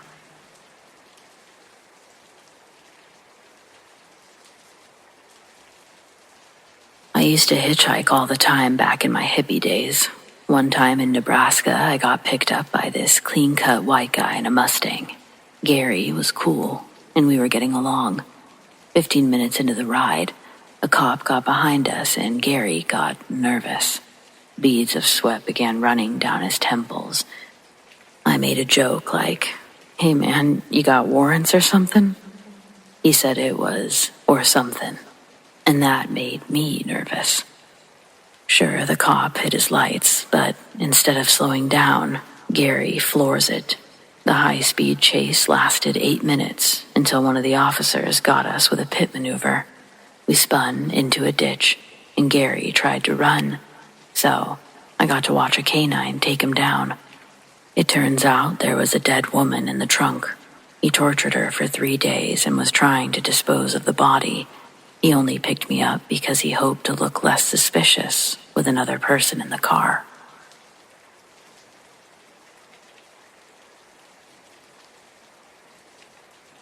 I was on patrol behind a strip mall when a call came over about someone being attacked in the front parking lot of a bar in front of that very mall. I drove around to the front in seconds, knowing that backup was minutes away. As I pulled up, one man had a long iron pole in his hands. It was raised up as if he was ready to strike another man on the ground with it. The other was looking up at him with his hands up, apparently defensively. This was before tasers, and there was a huge crowd surrounding this tableau. So, even though this looked like a deadly force situation, I decided not to draw my gun. I literally walked right up to them, and using my voice of command, I told them to drop the pole. The man holding the pole started to say something, but I told him again in a tone of voice that could not be mistaken or argued with, that he needed to drop it. And he dropped it. I kicked the pole out of reach, under a car, and stood myself directly between these two men when just moments ago it appeared that one was ready to kill the other. I told both of them to say nothing and to stay still until the other officers began to arrive. From a purely tactical standpoint, it was probably the stupidest move I ever made. I knew nothing about these two men, or why they appeared to be ready to kill each other. I had no idea who in the crowd was on which side, if either, and here I was standing arm's length from both of them, dominating and controlling a potential deadly force situation, with nothing more than a fearless officer presence. As it turned out, I'd done exactly the right thing. Although I would have been justified in shooting the man with the pole if I could have done so without putting anyone else in the crowd at risk, what was discovered after interviewing the two men and witnesses in the crowd, the man holding the pole was the bar's bouncer. The man on the ground had been kicked out of the bar earlier and was not happy about it. He tore down a street sign for the iron pole that he'd been holding up, and he waited to ambush the bouncer with it at closing time. As it happened, the bouncer had just managed to grab and pull the pole away from the man, pulled it away with enough force that it was over his head at the moment I arrived. The man on the ground, of course, had his hands raised as the pole had just been pulled out of them by the bouncer. If I'd used my gun, I would have shot the bouncer, who was defending himself from the attacker. I'd arrived at just the right moment when everything appeared exactly the opposite. I took command of a potentially deadly situation with no backup and without using a weapon, and as a result, wound up not shooting the wrong person. This is the most memorable moment of my career. This is the reality of police work. Split-second life or death decisions made with minimal information and putting ourselves in imminent danger to minimize the risk to onlookers and others on the scene. This was good police work.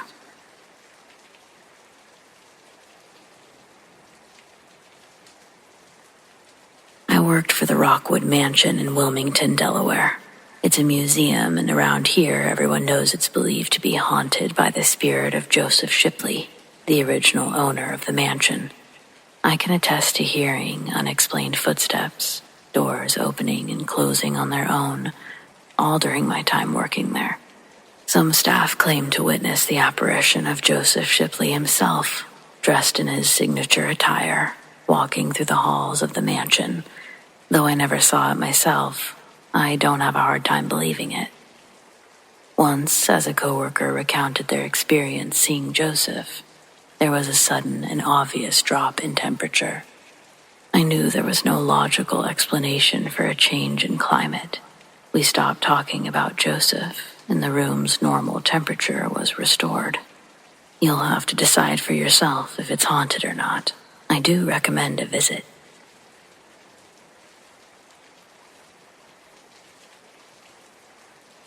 A long time ago, I worked the late shift at a warehouse connected to a shopping mall. Think Sears. Only 2 of us worked there at a time, so if one of us called in sick, the guy who was there alone would be screwed until the early crew showed up later that morning. We had others get hired, but they always quit. Here would be a typical night. You're in a well-lit building, so that wasn't really the problem. It was the things that you would see. You would be doing a task, for example, sweeping, inventory, and suddenly it would get cold. I mean, to the bone cold. Then you would look around and you'd catch a glimpse of someone moving fast, but there was never anybody there once you got a good look in that direction. It almost resembled someone moving through thick fog, but just for a split second. Also, on the outer edges of the buildings were corridors to offices and the mall itself. The offices and hallway had sensors. You would see sections of the building suddenly light up, and the sound of slamming doors. Sometimes, when I'd get a chill, it would be followed by a group of women chattering. Chattering that would soon be cut off suddenly, making it that much more obvious how much it was there to begin with. Again, there's never more than 2 people working, and sometimes we're alone. In the beginning, I would frequently check things out, coming up empty-handed almost every time.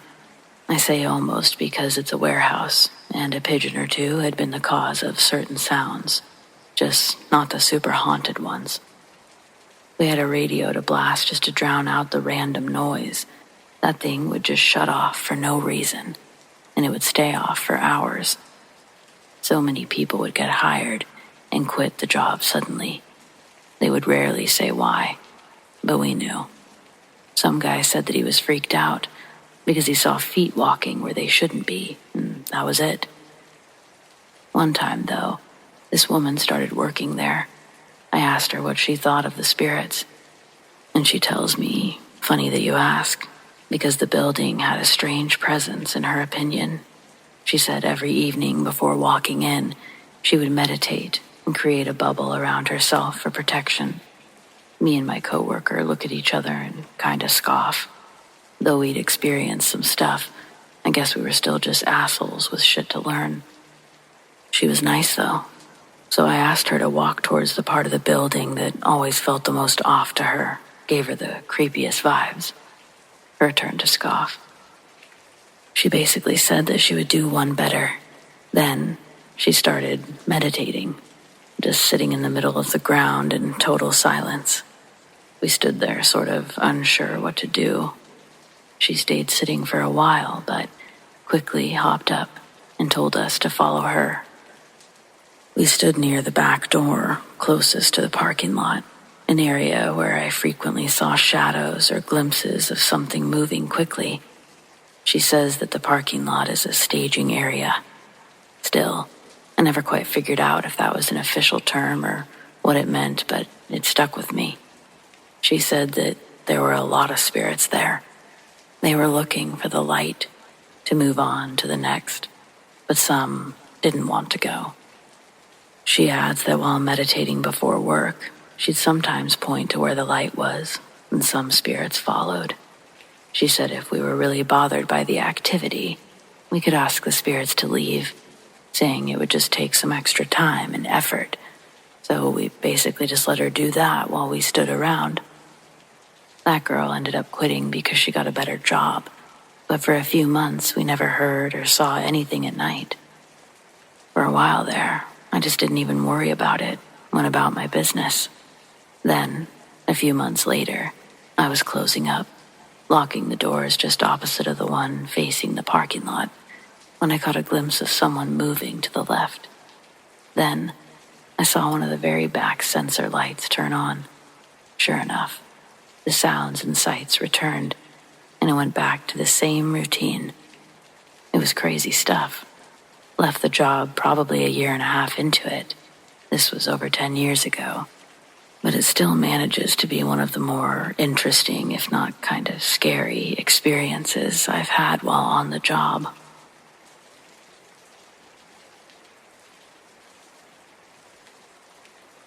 I'm recalling the time I received a phone call from a former coworker.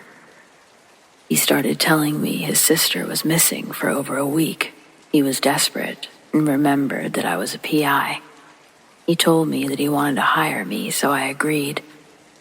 Me and my partner. He signed a retainer, we gathered all the critical information that we needed, and started. We were dealing with a young woman in her early 20s, pregnant, already missing for a week. His reason for hiring us is that he felt the police were moving too slow. I explained to him that as private investigators, we needed to contact the police department so they would know we were out there looking, asking questions, interviewing individuals who have seen or spoken to her, perhaps people they may have interviewed or have their eyes on as a person of interest. We explained to him that missing can turn into something else, and respectfully, we didn't want to get in the way of the police department's case. We did agree to join the search party. We discreetly did so. We didn't want anyone knowing that we were part of the investigation for obvious reasons. Only the family knew. Of course, there was a high concern to find her. One thing about a missing person, one that's been missing for a week, they could be anywhere. We helped in looking everywhere. False leads, false sightings. We posted pictures of her all over the place. There were plenty of people. Some were even professionally trained to search for people missing in the wooded areas, and plenty of regular people who just wanted to be helpful. Throughout all of the searches, we kept in close contact with the family and the police department. We knew, again, that anything can change, take on a criminal nature at any time. And that's exactly what happened. After several weeks into the search, my coworkers' parents called me, told me the police had contacted them, told them their daughter's case was assigned to the homicide division. It was no longer being treated as a missing persons case. Of course, hearing that, we backed off some. The last thing we wanted was to interfere with a homicide investigation, create future problems for ourselves as investigators who work primarily for the private sector. So, unless they requested our assistance, we just sort of waited. Sadly, 3 days after that call, her body was discovered by people walking their dog in a wooded area of a park, partially decomposed and partially buried. It wasn't a place that we had been part of searching, but apparently it was an area that was part of the search. It was so sad for the family experiencing such a tremendous loss. That feeling of not knowing, the days and then weeks pass. As each day passes beyond that, you try to stay positive, but deep down in your gut, you are feeling this dread because you've explored her room, combed over all of her belongings, family things, personal things, the last conversations with people who knew her, who may have seen her. You kind of conclude from all of what you've gathered, she doesn't fit the type that would have just walked away. Then that dreaded feeling and voice again rising up from your gut, telling you she's gone. So that's what happened. And they did catch the guy. They casted their net, located and traced the killer via CTV cameras. Cameras. I can't speak enough of these. It turned out to be some new guy that she'd met, someone the family didn't know about. He was tried, convicted, sentenced to 20+ years. Not enough time, but more than most monsters get where I'm from. An eerie side note that came about after all of this was that during the search party, they'd even posted one of her pictures on a telephone pole right in front of the killer's house. When a person goes missing, sometimes they just seem to vanish into thin air. You exhaust all your avenues doing your darndest to find them. It feels like you're chasing a ghost that doesn't want to be seen or heard. But sometimes there is someone that knows and has all the details because they were there and they may have caused this person to vanish. In the end, I guess I'm just glad the family didn't have to go on wondering.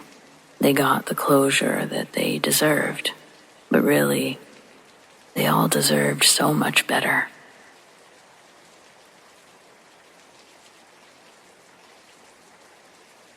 This happened to me January 2015. I didn't even know what a black-eyed kid was at the time. I'd always been a night owl, into playing video games, surfing the net, and reading books well into the night. At the time, we were living in a 3-plex condo in the center unit. All of them were two-story, a few miles outside of town, and sheltered in isolation just off an old highway. So, it would have been really difficult for somebody to walk that far down to our development and know whose porch to approach. It was about 2 a.m. It'd been storming big time on the Oregon coast that night. The winds whipping through the area, and we'd had sideways rain going on for days. I was sitting in my room with a little stained glass lamp on, and that wasn't much brighter than a nightlight. I was also burning a candle. The house was perfectly quiet and appeared to be asleep, except for me. That's when I began to hear our front screen door creaking. It sounded like it was being slowly and carefully opened. Whoever was out there at that time of night, in those conditions, seemed to know about the squeaky door and was trying to open it as quickly as possible, about an inch at a time.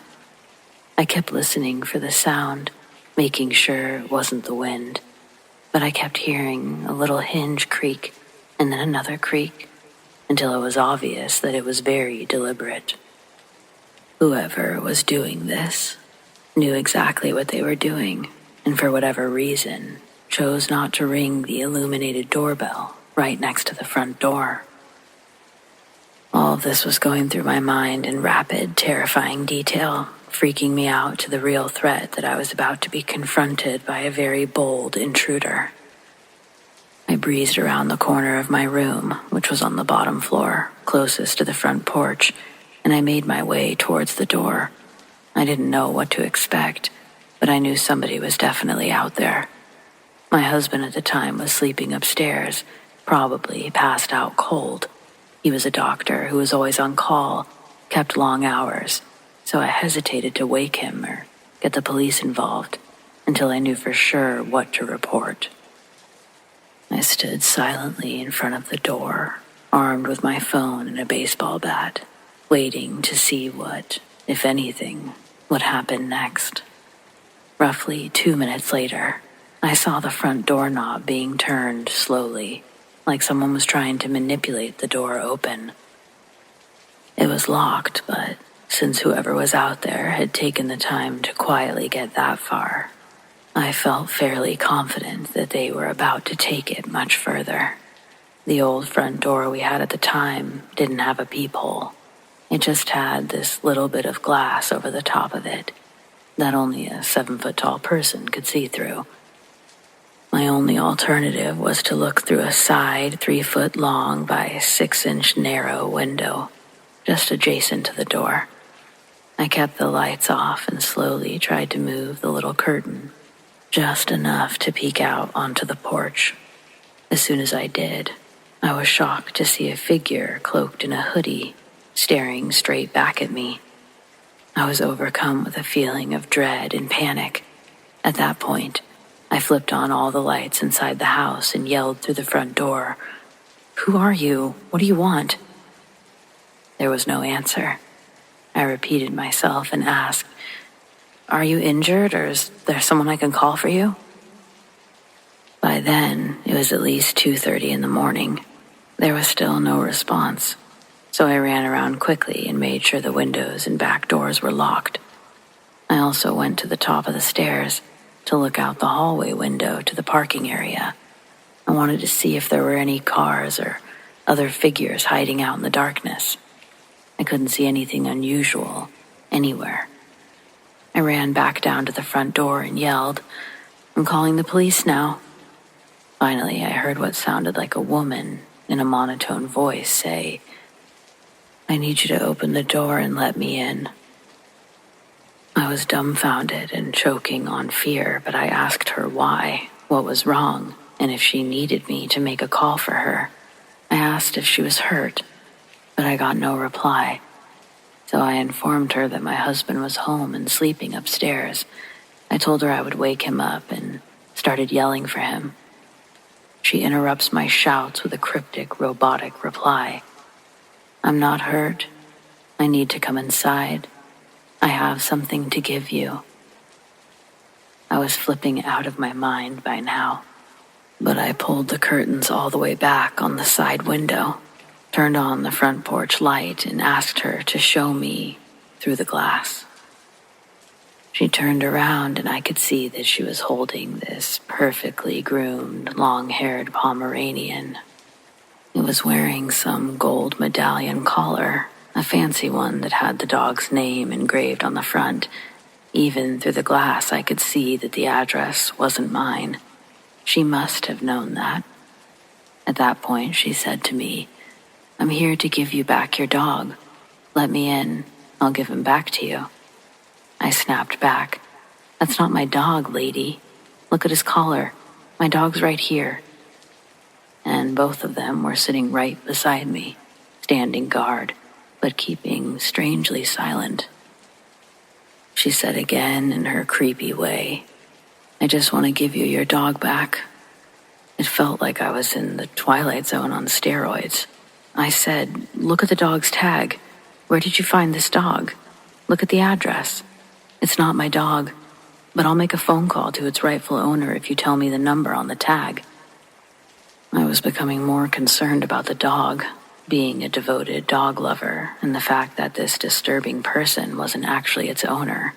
She didn't move, and I noticed the dog she was carrying was being unusually still as well. It wasn't acting upset, anxious, trying to get away from her. It didn't make sense.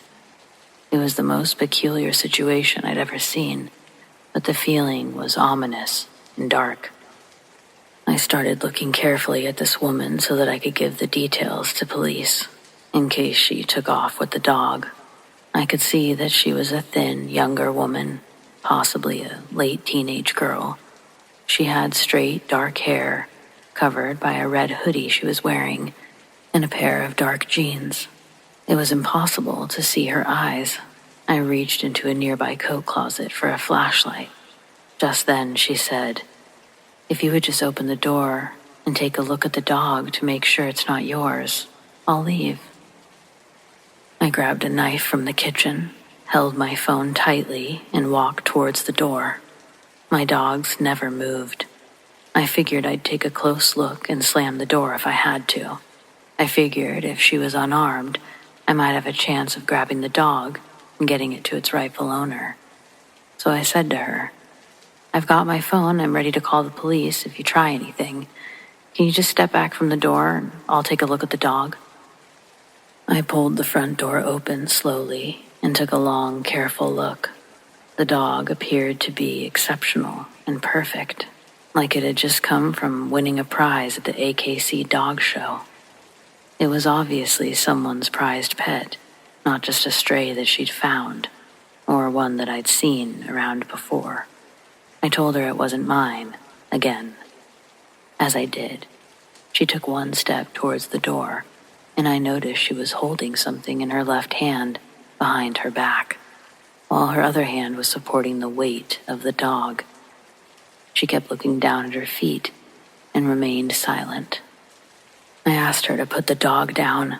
As I said that, she glanced back towards the road and the parking area, but I didn't see anyone or any cars there. I asked her again to put the dog down and to leave the front porch area. I said I would let the dog in as soon as she did, and then I'd get it back to its rightful owner. At that point, she looked up at me and seemed to stare right through me with her cold, dead, penetrating eyes. I've never seen anything more bizarre in my life. Her eyes were jet black, her hollow stare fixated on me, like I was being examined or called to some kind of challenge. My hands were trembling, and it was all I could do not to throw up. She didn't seem drunk or on drugs of any kind. She seemed surreal, and in my mind, I kept thinking of the Grim Reaper. I was hearing the words to the Lord's Prayer and struggling not to make eye contact with her. There was something very unnatural and menacing about her eyes, her intensity and her odd, calculated, cold behavior. I couldn't figure it out. I shut the door and started screaming for my husband to come downstairs. He finally came down. I yelled to him, "Hurry! There's somebody standing on the front porch. She's got someone else's dog, keeps saying it's mine." I think she's carrying something behind her back. There's something very wrong with her. Be careful." I called 911 as he opened the front door, but she was already gone. There was no sign of her anywhere. We even got in the car and drove around. The police couldn't find her either, and they couldn't find any reports on a missing woman or a missing dog anywhere in the state. The incident haunted me, so I decided to research lost pets with the description, any reports of women or girls like her in the area that might have been reported or listed nationwide, but I couldn't find anything.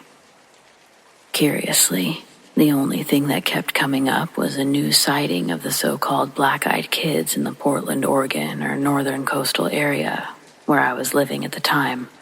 I'd never heard of anything like that.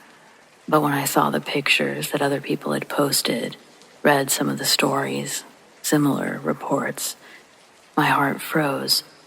She looked exactly like that. The eyes, especially. I don't know what else I could tell you, but I'll never forget it.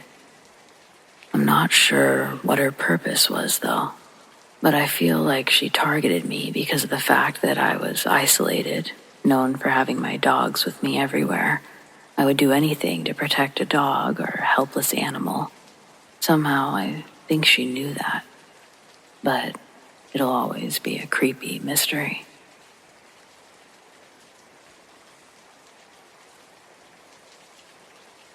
I was married to an alcoholic who was abusive when drinking and a pussycat all other times.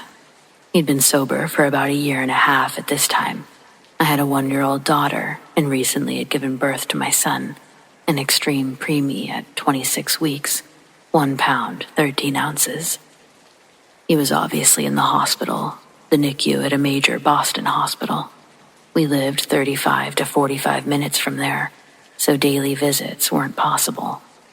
I've been informed that my son had developed a very serious bacterial infection, but they hadn't been able to identify the bacteria, and so far, the antibiotics weren't working.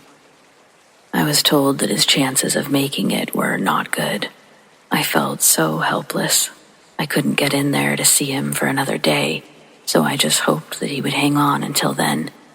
My husband was working 2 jobs, so it left just me and our little 1-year-old. My little one went down for a nap. I knew that she'd be asleep for a couple of hours, so I decided to see what was in the attic of the double-decker we were renting.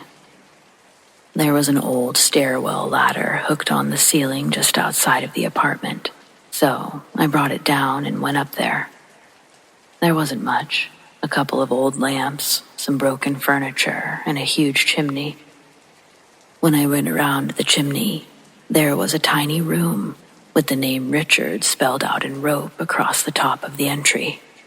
I went in and found a few children's chairs, a table, some toys, a record player, and a box with various things in it. There was a small, flat, blue box. I opened it, and inside was a tiny, miraculous medal, a swatch of hair, and a fabric name band that had handwriting that said, "Baby Boy R." Some scribbles that looked like it might have been the weight, the height, and the birth date. These were all the exact same as my son's, but 50 years earlier. It kind of freaked me out, so I grabbed the box and its contents, and I went back downstairs. I didn't think about it again until that night. Baby girl is asleep. Dad is at work. I wake up. It's 2 or 3 in the morning, and I see a light shining in the kitchen. I figured I must have left the light on in the living room. So I get up and start to go through the kitchen. Just then, the baby wakes up, so I grab her before I go down to the living room. When I get to the dining room, I think the light might be from the full moon, as it isn't as bright as it seemed before. I go into the living room, and it is indeed moonlight. Sitting at the bay window seat is a man, well, a silhouette of one. I can see that his hair is almost to his shoulders, and it looks kind of gray. He's wearing a plaid flannel shirt, blue and white, and jeans. I can't see his face because his feet aren't in the moonlight. I'm not afraid, but my baby starts crying. I remember the box, and I say to him, "If you're here to help us, help my baby, that's great, but you're scaring this little one. So, if you can keep helping, I'd appreciate it, but don't show yourself when the baby's around." With that, he disappeared, and so did the moonlight. It was so abrupt that I went over to the window to look for the moon. No moon and a clear sky. Just then, the phone starts ringing in the kitchen, so I go to answer it. It's the hospital. They're telling me that they found out what the bacteria was, and they were giving him 3 different antibiotics. The fever was coming down, and it looks like he'll make it. And he did. He definitely made it. I do have other experiences living in that rental, but this is the best one.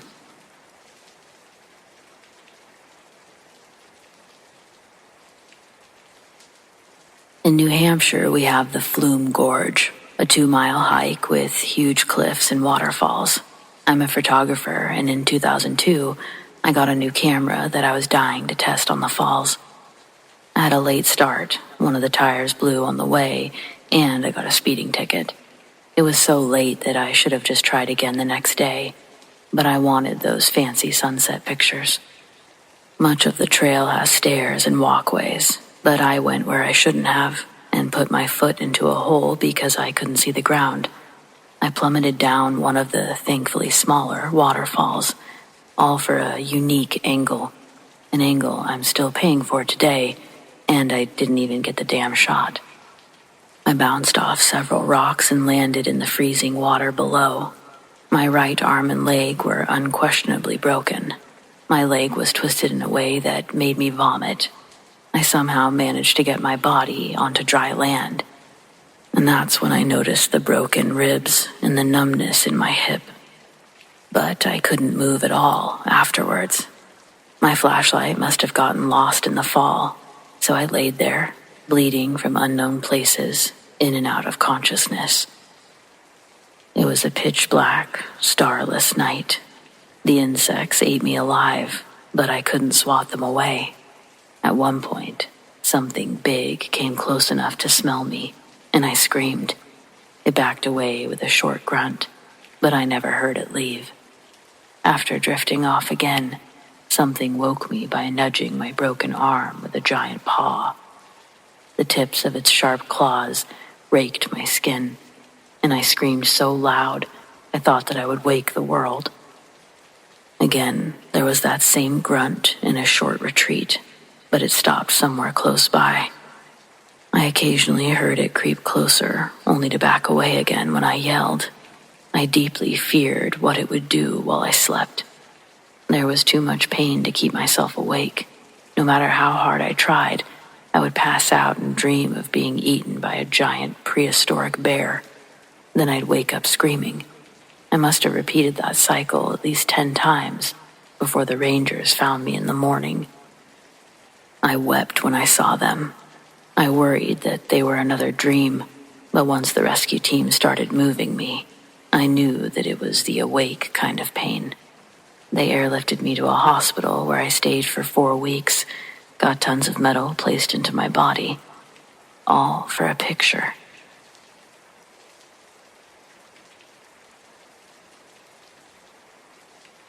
Back in the 80s, you could hitchhike just about anywhere you wanted to go, and I spent a lot of time doing just that.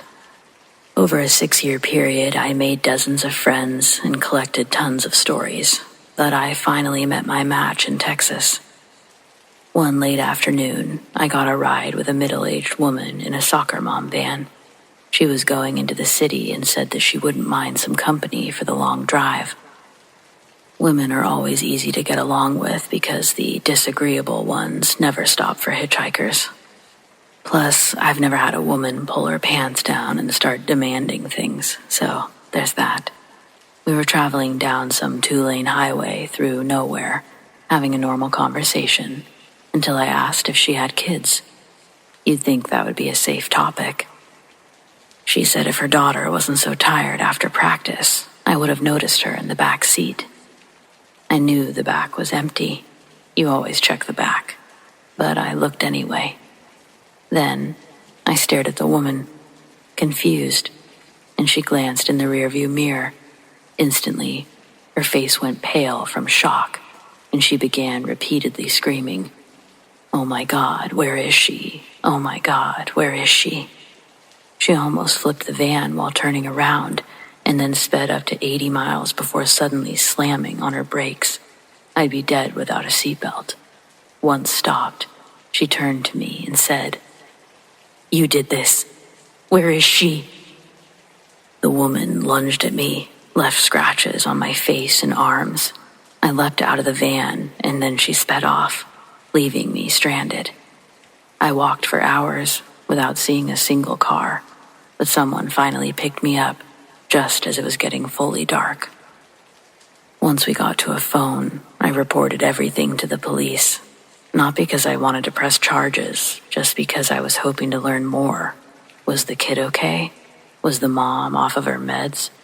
I knew something happened when the dispatcher transferred me. Just before she clicked over, I heard her say, "It's about Martha again." A very tired, very old-sounding gentleman came to the phone. It seems the previous year, Martha's 7-year-old was kidnapped by her abusive ex. He came into the house while they were sleeping and took the little girl from her bed. Martha had never woken up, not until the police were knocking on her door an hour later. Her ex had a head-on collision with a delivery truck while attempting to flee town. Both were killed on impact. Understandably, Martha was having a hard time accepting reality. That experience has always stayed with me. About 5 years ago, I realized it was possible to Google Martha just to see if she was okay.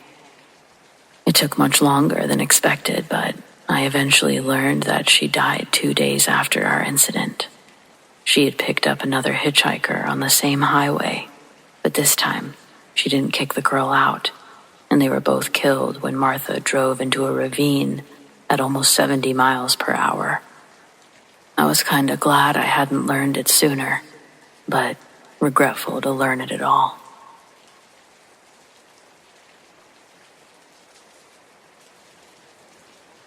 Many years ago, I had a job cleaning floors overnight on the graveyard shift once the business closed.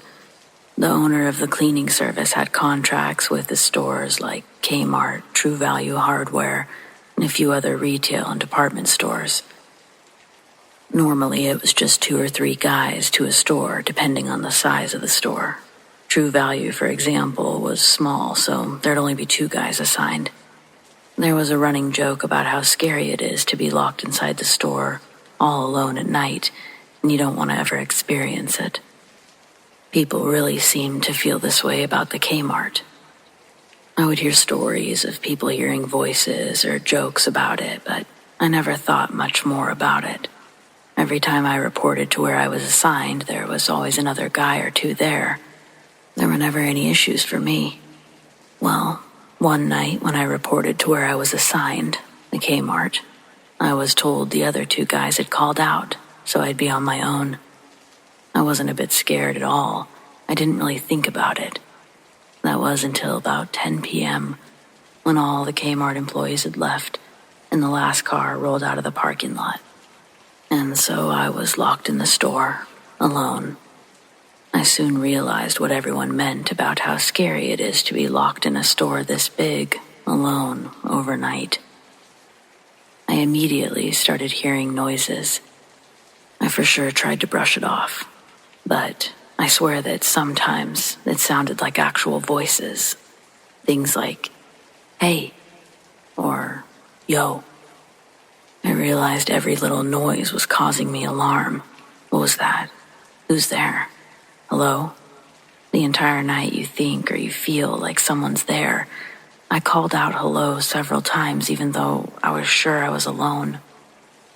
The worst part was going into the dark warehouse for supplies. Dead silence. But then you hear a noise. I went to the hardware section at around midnight, and I stuck a hammer in my back pocket for protection. I was convinced that someone was in the store with me this time. By 2 a.m., I was in the sporting goods to grab a baseball bat. I never had to use these things, but I sure felt good carrying them around. It was a huge store, only me inside, and I was locked in, dead silence. I remember constantly checking the parking lot just to see if someone had arrived or something. The noises going constantly, especially the ones that sounded like voices. They made my imagination start running wild. I was never so happy to see the sun come up and get the hell out of there. I for sure think everyone is on to something. That Kmart was haunted. I can't say the same for True Value, though. That place was pretty boring, and definitely not haunted.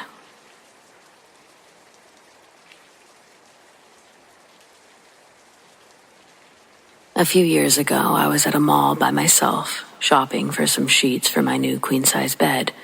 I was on the 3rd floor of JCPenney's when I nearly ran into a middle-aged man while turning around to go back down the aisle I'd just been down. Whoops, just a weird thing, right? Well, I said sorry, and he was silent, but his eyes went wide, a little weird.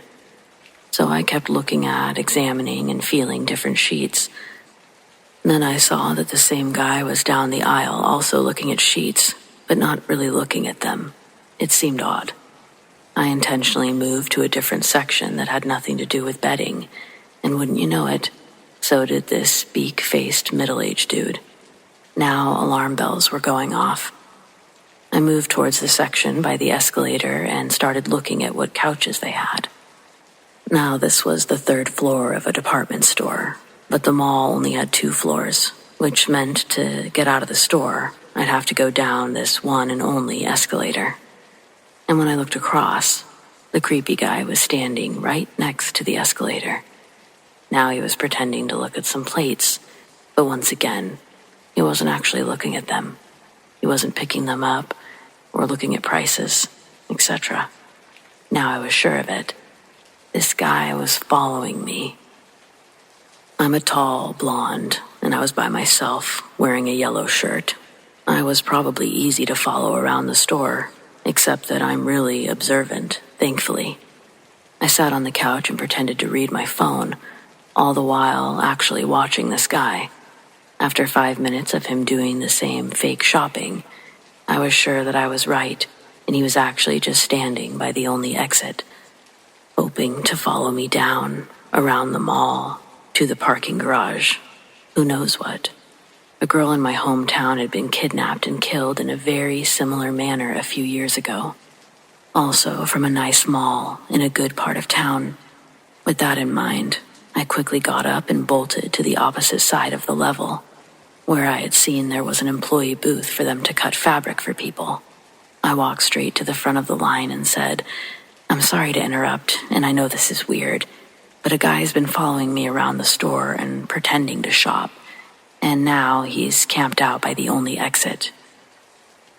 They sent someone from the hardware department to talk to him and reported back to me that I was right, that this guy claimed he wasn't looking for anything specific and didn't want help, even though he'd been standing in the same spot for 10 minutes now. Luckily, mall security was able to take me down a freight elevator in back of the store, all the way back to my car. I kept turning randomly on my way home just to make sure I didn't drive straight back home and to check that no one was following me. When I got home, I immediately looked at the sex offenders registry to see if any guys in the area looked like this guy, but he wasn't there. Then I felt guilty that I hadn't called the cops, because this guy clearly had creepy, bad intentions. But at the time, he wasn't technically doing anything illegal. Still, I know he had terrible intentions for me one way or another. I know I was lucky to remember the girl from my hometown, how she didn't notice a guy following her around a mall, and to have realized for myself what was going on with that creep. I never really go shopping by myself anymore. I also still keep a lookout for any criminal cases involving this guy. because I'll always remember his face.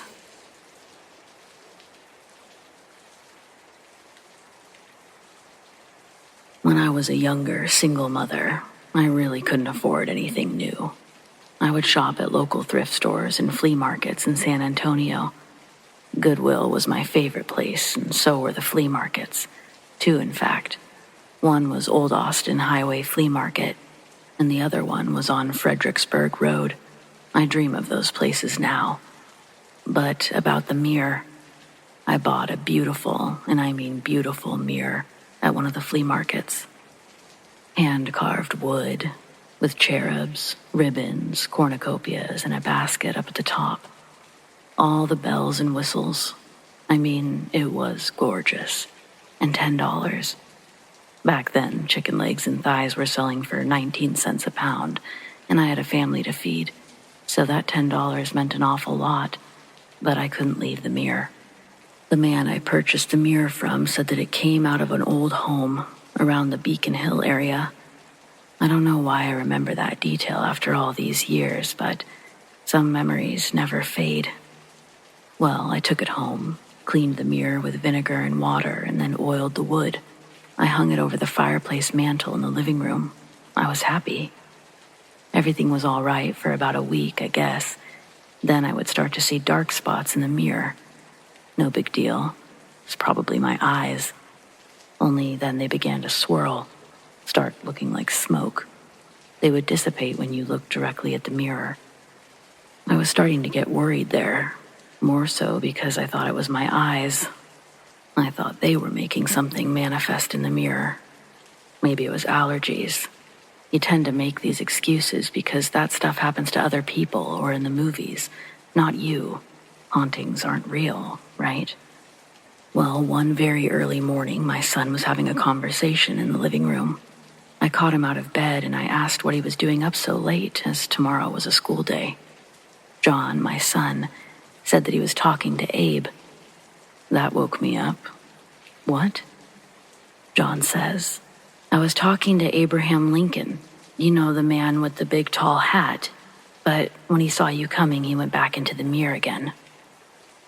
Half dazed, I could only laugh it off as I ushered my son back to bed. Kids and their imaginations, so I thought. I didn't hear any more of this hat man that coming week, but one night, soon afterwards, I found my son in his bedroom, crying and shaking. I asked, John, what's going on? John said that Abe came to his bedroom that night, but that this time, Abe had red eyes. He was asking my son to come with him, that there was a bed he needed to sleep in, to just follow him. He said he didn't want to. He said he had to fight hard to get away from Abe. He was so genuinely shaken up. I told him, don't worry, Mama's gonna sleep with you tonight. I was up all that night. Spirit or no, I was going to beat the living or dead crap of whoever made my son scared. But nothing happened. The following night, same thing. So, my son started sleeping in my room for a few days. After nothing happened for a few days, he went back to sleeping in his room without incident. Sure, I was having nightmares now, but at least my son was okay. 2 days after he started sleeping in his room again, I was folding laundry in his bedroom. I heard a faint knocking. Great, we had little critters in the walls now, I was thinking. So I got up, but without even thinking about it, I was standing in front of the mirror in the living room. I suddenly felt something ice cold rush through my chest, like I inhaled something frozen. Clutching my chest, I saw a column of gray smoke go into the mirror. There was something about the feeling and seeing it happen so clearly that made me sure something was seriously wrong with this mirror. I took that mirror down and I put it on the curb. It was gone within a few minutes. I still slept with my son for a couple more weeks, asking John if Abe ever came back. He said no. Every so often, I would sneak back into my son's bedroom to see if anything was bothering him. Often, John would find his mama sleeping with him, and that made him happy. He didn't need to know it was because I was scared. No one, and I mean no one, messes with my little cubs. Not then, not now, not ever. It's all a damn shame, though. I sure do miss those flea markets.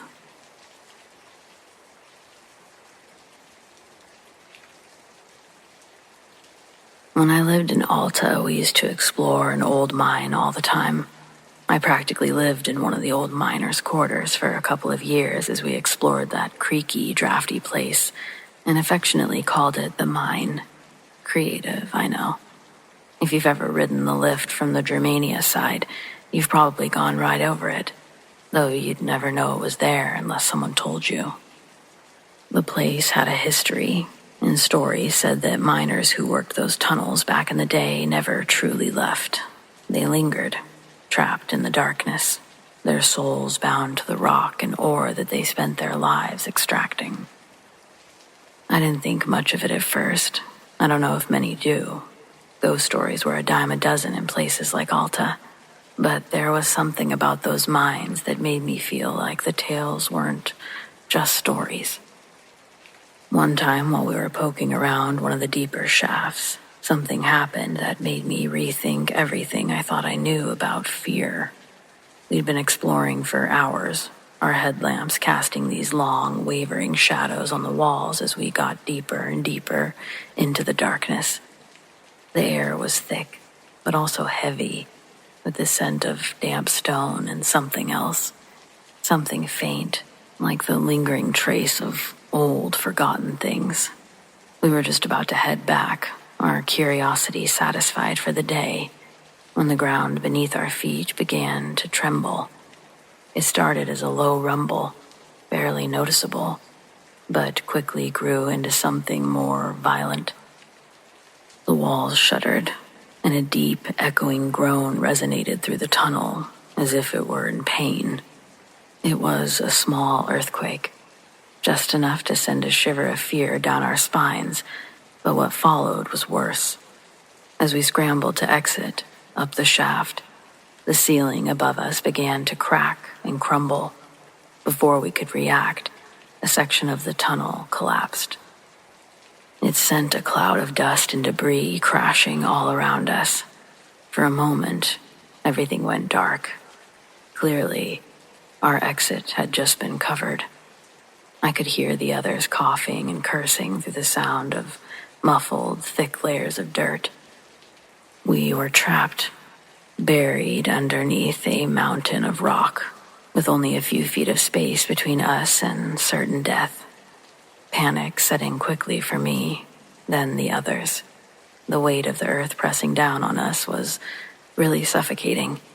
The realization that we might not make it out of here, that hit hard. The total darkness really didn't help much either. But we managed to communicate with each other, find each other.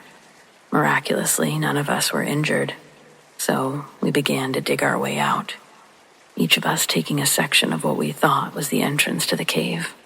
We couldn't believe how much rubble had managed to make its way in front of us in such a small period of time. After a while of tossing rocks, I started to feel a bit hopeless. And then something strange happened. The darkness around us seemed to shift. It began to move in ways that didn't make sense. I was seeing darkness move against darkness. And then I could feel it. Something cold, something alive, brushing against my skin, tugging at my clothes. Maybe I was scared and imagining what I wanted, but I followed the direction of the coldness, looking down at my right leg. I saw the faintest of lights. I told the others to head in my direction. We needed to dig where this new light source was. That's our path out of here. And so we dug like our lives depended on it, which they did, really. The tunnel was unstable, and every movement sent more debris falling down. The hustle was necessary. And eventually, after what felt like hours, we broke through. The first breath of fresh air was like being reborn, the sunlight almost blinding after the darkness of the mine. We emerged, filthy, a little shaken, but very alive. After going through something like that, I think I can safely say that ghosts, or whatever you want to believe they are, aren't the scary ones. Not to me. In this case, that was for sure the earthquake. I've shared this story before. Locals don't like to hear this story. They like to say that we made something angry that day. I don't put a lot of weight into the idea that something might have caused the collapse, other than an earthquake. But I'll admit it's interesting to think about.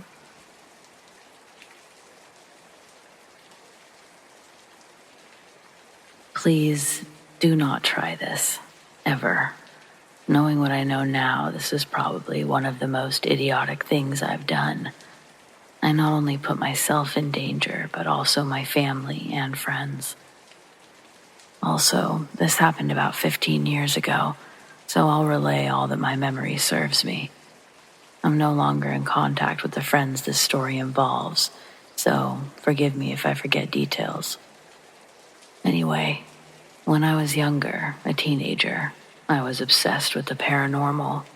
My high school buddies and I thought that it would be a great idea to get stoned in my parents' garage and construct a Ouija board. It was after school one afternoon when we implemented our plan. We arrived at my parents' house and got right to work finding supplies to make the board. And if I remember correctly, we found an old shot glass to use as a planchette. We decided to ask the most provoking questions that you could think of. Everything the internet told us not to ask, whatever was on the other side. But we wanted a big response. We wanted something crazy to happen. We got a response almost instantly, and we each thought that the others were moving the planchette to mess with each other. But we soon found out that it was real. I believe that I was the one asking most of the questions. I remember asking, "When did you die?" The planchette moved to the numbers we scrawled on the board. The exact year escapes me, but it was sometime in the late 1980s. I know I asked the spirit's name, but I can't remember the name, so we'll just call the spirit Robert. Robert would not disclose how he died, although he did say that his favorite band was Nirvana, which is relevant later. We had a classic rock mix playing in the background, and he seemed to enjoy this. Unfortunately, I don't remember most of the conversation, but I do remember we didn't say goodbye when the session concluded. That night, my friends left except for one who stayed the night. We'll call her Jane. For this part, I'll need to describe the layout. It was an old house with a weird setup. When you entered through the front door, there was a medium-sized living room with a huge bay window facing the street. Going further into the house, on the left was the kitchen.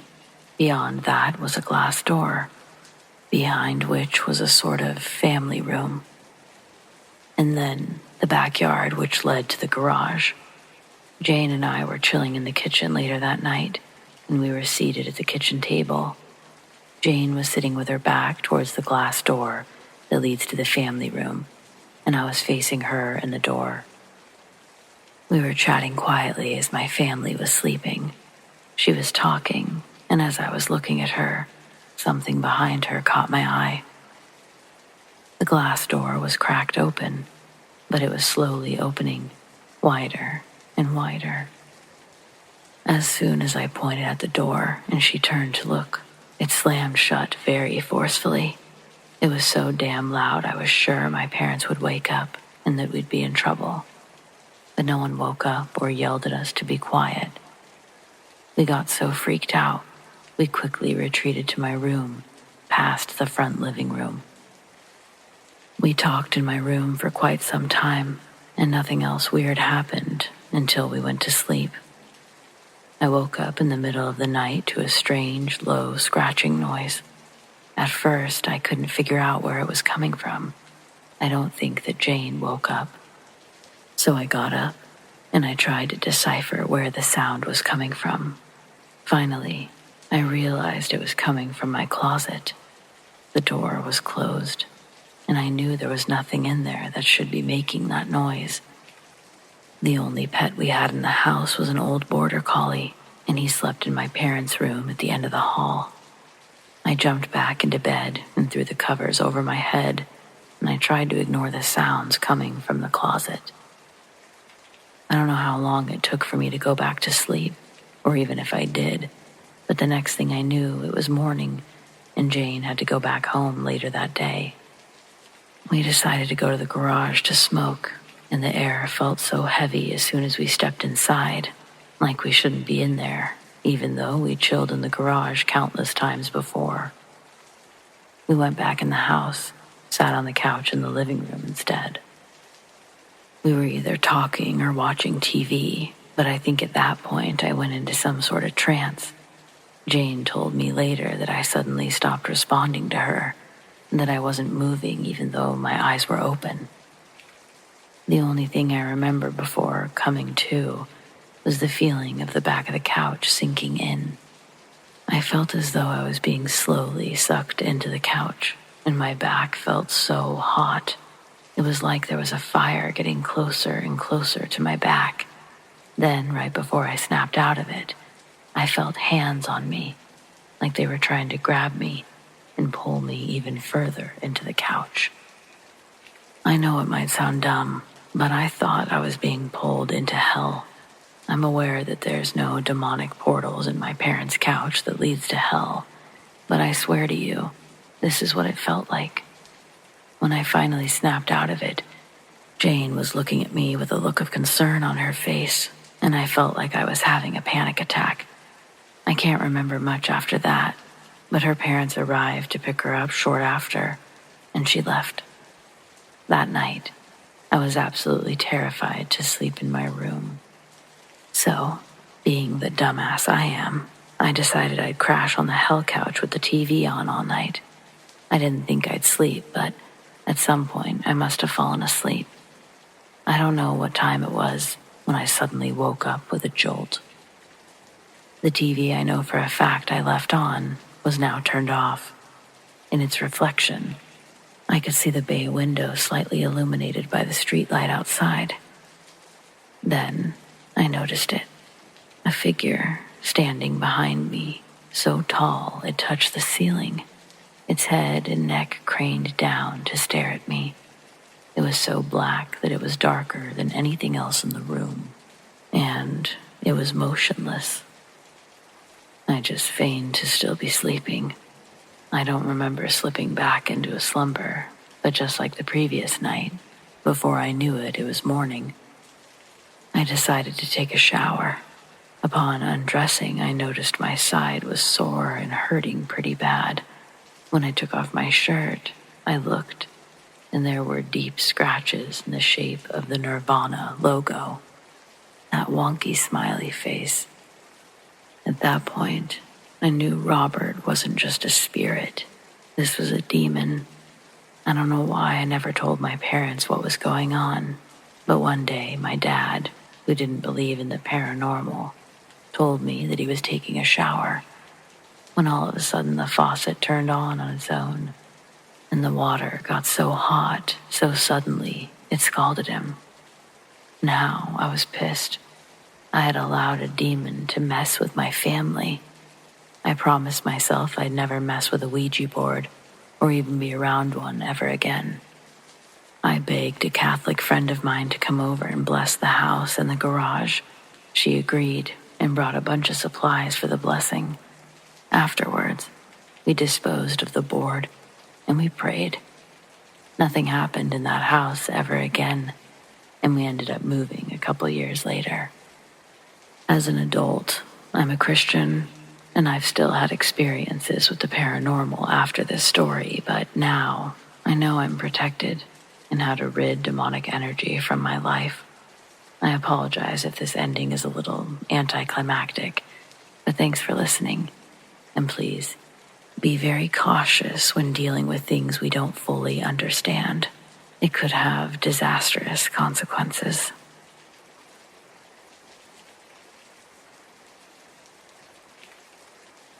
Back when I was driving solo, I found myself in Memphis, Tennessee, waiting for a delivery to be unloaded. The receiver took his sweet time, 7 hours to be exact. leaving me stuck there long enough for my clock to run out. With no other option, I had to drive over to West Memphis and park at the TA Petro for my 10-hour reset. By the time I arrived, the lot was almost full, and the only spot left was the farthest, darkest corner. It wasn't exactly the kind of place you'd choose to park if you had a choice, but I didn't. I grabbed my dog, Noodles, and we headed out for a quick restroom break. As we walked, I noticed a man standing at the back of a trailer, just lingering there. Something about him made the hairs on the back of my neck stand up. I couldn't put my finger on it, but there was an unease to him. I wasn't about to stick around and find out what his deal was. I hurried Noodles, practically pulling him back to the truck, and once we were safely inside, I locked the doors. After a few minutes, I decided to head to the store and grab some dinner. I figured a good meal might settle my nerves. As I walked, I suddenly heard footsteps behind me. When I glanced back, my stomach dropped. It was the same man from the trailer. He was trailing behind me, keeping pace no matter how much I tried to lose him by taking different paths. My pulse quickened. I wasn't exactly scared yet, just unnerved. When I finally made it inside the store, the place was packed. People everywhere, the noise, the bustle. I thought I'd feel safer with the crowd around, so I snagged a seat at the bar before someone else could take it. I ordered my food and tried to relax, but halfway through my meal, nature called. I told the waitress I wasn't finished. I'd be back in a minute. But when I returned, something wasn't right. My fork, which I always placed on the left side of my plate because I'm left-handed, was now on the right. That uneasy feeling in my gut returned, but with vengeance. I looked around the room, scanning for the man who had followed me, but he was nowhere to be seen. I didn't want to jump to conclusions, but everything in me was screaming that something had been done to my food. I flagged down the waitress, still standing behind my chair, and I asked if she'd messed with my food.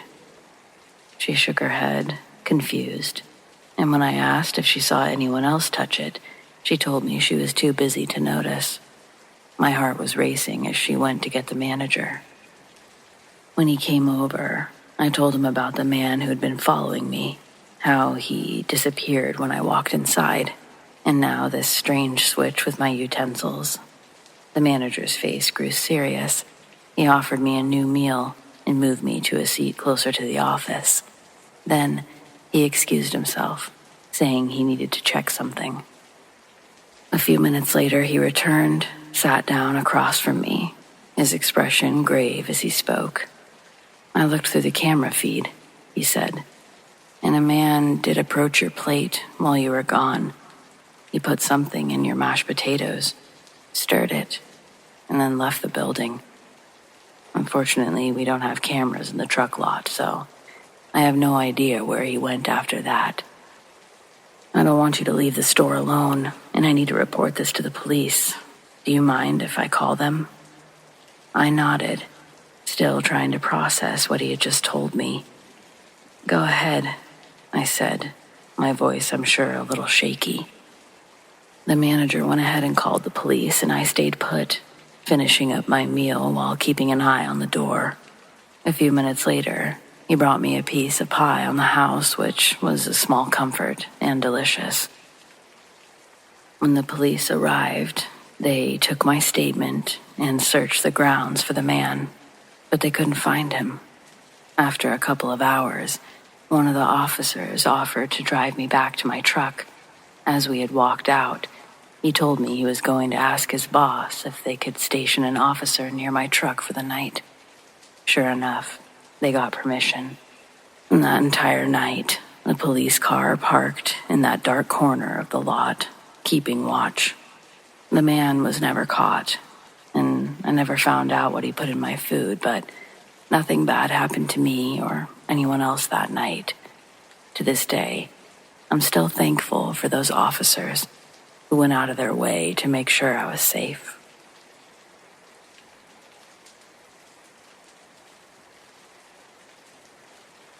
My husband and I had a haunted bed. We owned an antique shop and bought a bunch of furniture from one guy. When you buy a whole lot, sometimes you'll have to take some things you don't want. In the lot was an old reproduction Jenny Lind bed. This bed wasn't old enough to put in the shop, so we stored it in the back for quite a while. Meanwhile, we were building a house, and when it was finished, we decided to make use of the bed until we found an older one. Right away, during the night, I would wake up and feel the bed vibrating silently. It had the old metal box springs. So I thought at first that I must have made the bed do that by turning over. But as time went on, I would lie perfectly still, and the bed would keep vibrating. Just the slightest shaking, nothing crazy or violent. Most times I would wake up my husband, and it would stop shaking immediately, which was really frustrating for me, since I was the only one experiencing it. It kept doing it off and on for weeks.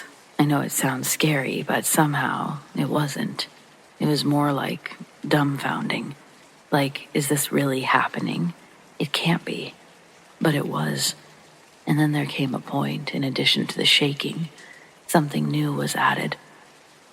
Down at the foot of the bed on my husband's side, there began a clanging sound, as if someone was hitting the metal springs with another metal object.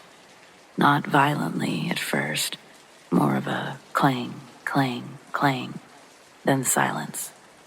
I'd try to wake up my husband, but it would always stop, which was really weird.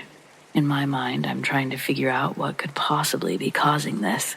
I'd heard about ghosts, of course, but that thought was the furthest out for a rational explanation. We lived at the base of a mountain with millions of acres of Forest Service land behind us and on a dead-end road. There was pure silence every night. No traffic, no nearby trains. And earthquakes, they don't happen every night on cue and only shake one item. What the hell was going on? The clanging began to get louder as time went on, and finally, hallelujah, one night, it didn't stop when I woke up my husband. It continued, and he looked at me like, what the hell? One day I ran into a woman who said that she was a psychic. I told her about the bed. I had almost zero faith in psychics at the point, but whatever. I asked her if she wanted to come over and check it out. With another friend, who also purported to be psychic, these two women came into the bedroom and stood there for a few minutes. One of them finally spoke and told me there was an old woman in the room who believed that the bed was hers, and she was trying to scare us out of it. Right away I thought, yeah, right. But I was polite about it. They burned sage and told the old woman to go away, go to the light, blah, blah. I was not impressed, to say the least, but I figured I had nothing to lose. Funny thing, it stopped immediately. Then, about 2 weeks later, it did it one night, and my thoughts of the bogus reading were confirmed. But after that one night, it never happened again. I thought back about what she had said about the woman wanting us out of it. The bed was from the 30s or 40s, and she said the woman was old.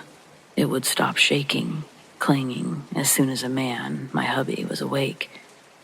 If you go back to that era, women had very few rights, and men had the power. Women could easily have been afraid to tell their husbands and would do anything not to upset them. So it began to make sense that the sounds would stop. If this is right, I think she became desperate to get us out of her bed when she started the clanging noises. She no longer cared if the man would be angry or not. Of course, this is all speculation on my part, but since there's already no explanation of why a bed would do that, the story doesn't matter. So, did a ghost do it? Something was responsible for it, and it wasn't either of us. Any suggestions are welcome. I truly cannot understand why this happened. We're not crazy people. I'm not lying. Nothing to gain by making myself sound like a fool. We built the house ourselves out of 2 old hewn log buildings, and both of us knew every square inch of that house and knew that it had nothing to do with the house settling or moving. Besides, houses don't settle like that. So that's my story about my haunted bed, and I'd love to know what and why it happened.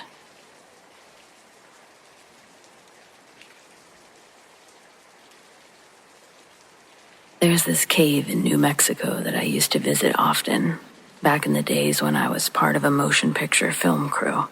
This was before digital photography took over, so we relied on traditional film, which meant lugging around bulky equipment, massive lights with heavy battery packs, the only kind that can light up a space like that. The cave itself was something of a marvel, passages that twisted and turned like a labyrinth. But there was one room, deep inside, a chamber that the locals had warned us about.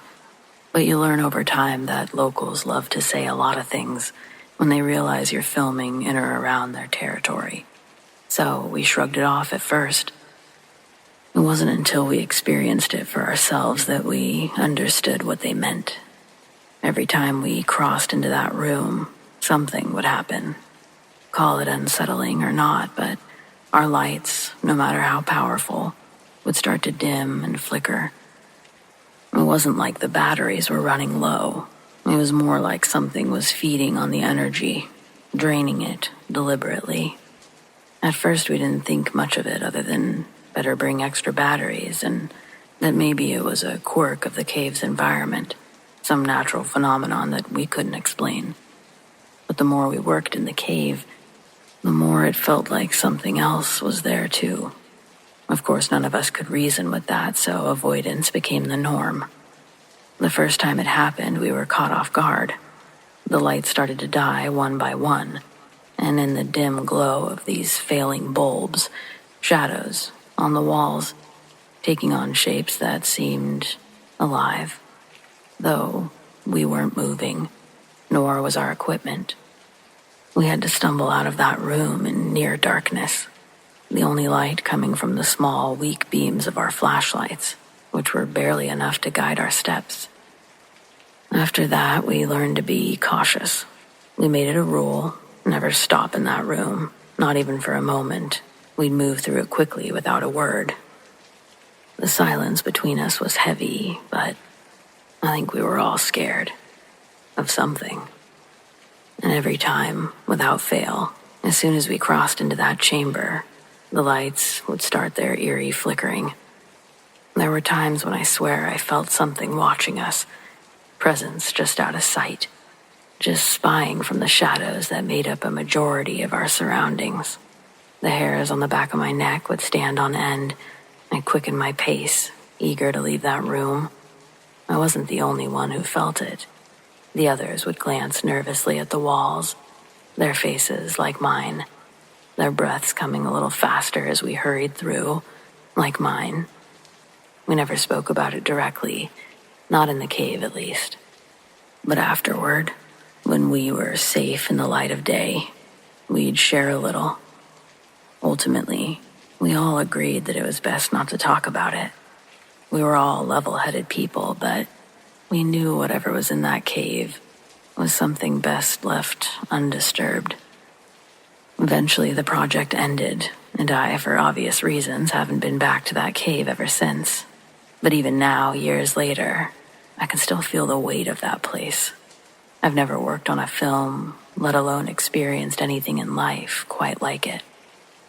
It's a memory that stays with you, one that makes you question what's real. But deep down, I know it wasn't just in our heads. There was something in that cave, maybe even something that didn't want us there.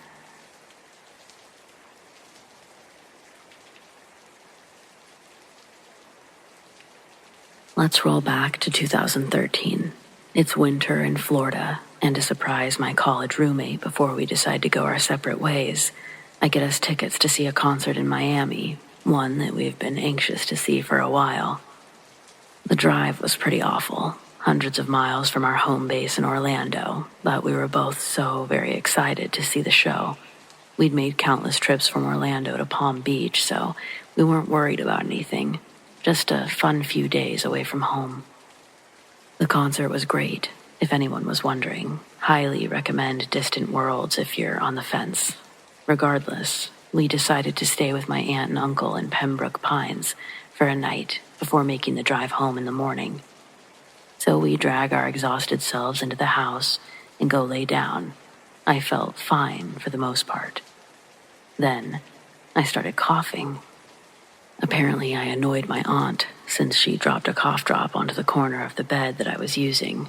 That night I had to prop myself up in order to get any sleep. Not a huge deal, just a bit of a cough.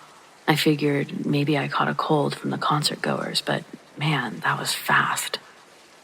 Moving on, we make the drive home. My chest didn't bother me for the drive back, but the second that I went to lay down, and damn, the cough was back.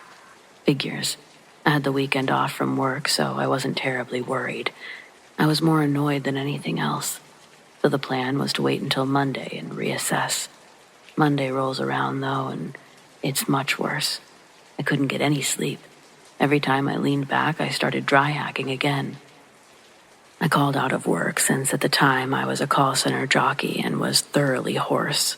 I decided that it was time to see a doctor. The evaluation comes and goes. It's determined that I just have a cold. Blessed be. Time for some classic antibiotics and to get an old shot of steroids to get me back on my feet. Only, it doesn't go away. It doesn't get better. In fact, it gets much worse. Over the course of that week, it went from lying down coughing to even sitting down. I wasn't running any fever. I was just miserable.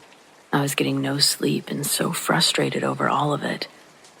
On top of it, it felt like I was dry. I just needed to lay in a bathtub at all times. I can't explain that part, though. But another half a week passes. I'm sitting up on the couch and dropping in and out of consciousness. I think to myself, I can't breathe. I can't talk without coughing. I can't stand without fainting. I'm weak. I need help. I'd fallen the day before and hit my head against the table. I'd only been able to stand for 20 seconds before nearly blacking out. My roommate convinces me to go to the hospital. At the ER, I check myself in and nearly black out when typing in my social security number. I'm wheezing and coughing. At the triage, they're telling me to slow my breathing. I hadn't even noticed that my cough had changed to short, light gasps for air for about a week. I try, but I start coughing. It hurts so bad to cough at this point, and I begin to feel lightheaded. They move me to a gurney, and I see 5 doctors swarming me as my vision swims. Of course, I'm laying down, so I can't stop coughing. I start begging them to let me sit up, but they keep pushing me down. It's miserable. They have to do their checks, though, so I do my best to not death rattle too much at them. I feel strangely light and heavy at the same time. Everything looked very blurry, and this is just the beginning of my stay. Long story short, my lungs were both 96% full of fluid. I was put into quarantine. I stayed in the hospital for about a month. I was on life support for a while. They put me in the ICU. My heart had so much fluid around it that the doctor was surprised it still worked.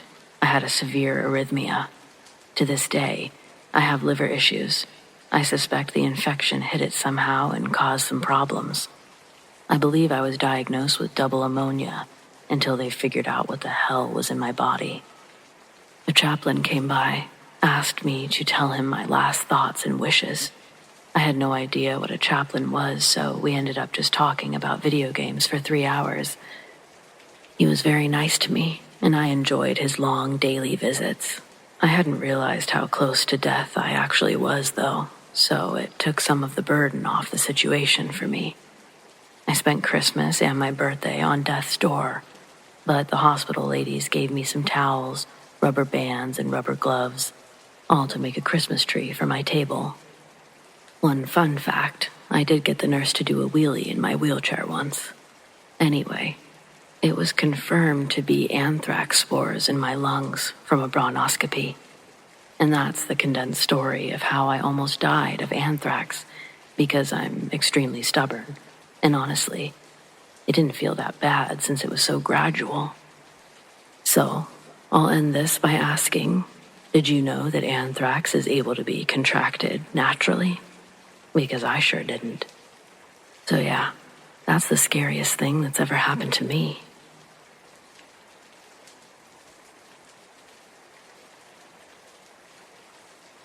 Three years ago, I got lost in the woods, and I've never told anyone what really happened.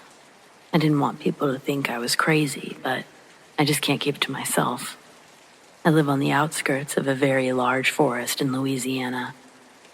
Every weekend I would hike the same trail, but occasionally I'd also do a little exploring. There's offshoots and game trails everywhere, but my GPS always brought me home safe and sound, until I got stuck in a spot without service. My compass app was likewise useless. I had no clue which direction I came from, and I didn't even think to use it until after an hour of running in circles. I began eliminating pathways by breaking branches along the way. I thought if I could stop going in circles, I would eventually find my way back. But then it started getting dark. The prospect of spending the night in the woods was suddenly very real. And to make matters worse, it started raining. It's one thing to tough it out in a dark forest, but being soaked adds a whole new layer of misery, one I wasn't keen to endure. I kept my eyes glued to my phone. Even if I didn't find familiar territory, I expected to find a bar of service. But nope. The rain came down harder, and I could barely see when I stumbled upon an abandoned house. Well, it was more of a shack than anything. Most of it was in ruins under a collapsed roof, but the kitchen and den were just moldy with a slight breeze. It was at least better than getting soaked outside, so I cleared off a chair and settled in for the night. There was no way I was going to sleep, but I had my portable battery, so at least my phone kept a charge. For the next hour or two, I listened to whatever podcasts I had downloaded, and then the door blew open with a loud bang. The noise caused me to jump out of my seat with a startled scream, so I pushed a metal table in front of the door to keep it shut. Not long after returning to my seat, I began hearing noises inside the house too. But the storm was raging by then, so I did my best to ignore it. The place was in shambles. Of course there would be some strange sounds. It wasn't until I heard the footsteps that I started to really worry. And they were footsteps. There was no mistaking it. They were coming from one of the destroyed bedrooms, but I didn't understand how. When I looked in there, all I saw were piles of wood and debris from half the roof falling in. I stood watching as the steps grew closer, waiting to see who would appear in the doorway. They crossed the threshold a few seconds later, but there was nobody attached. It was like an invisible person was walking straight towards me.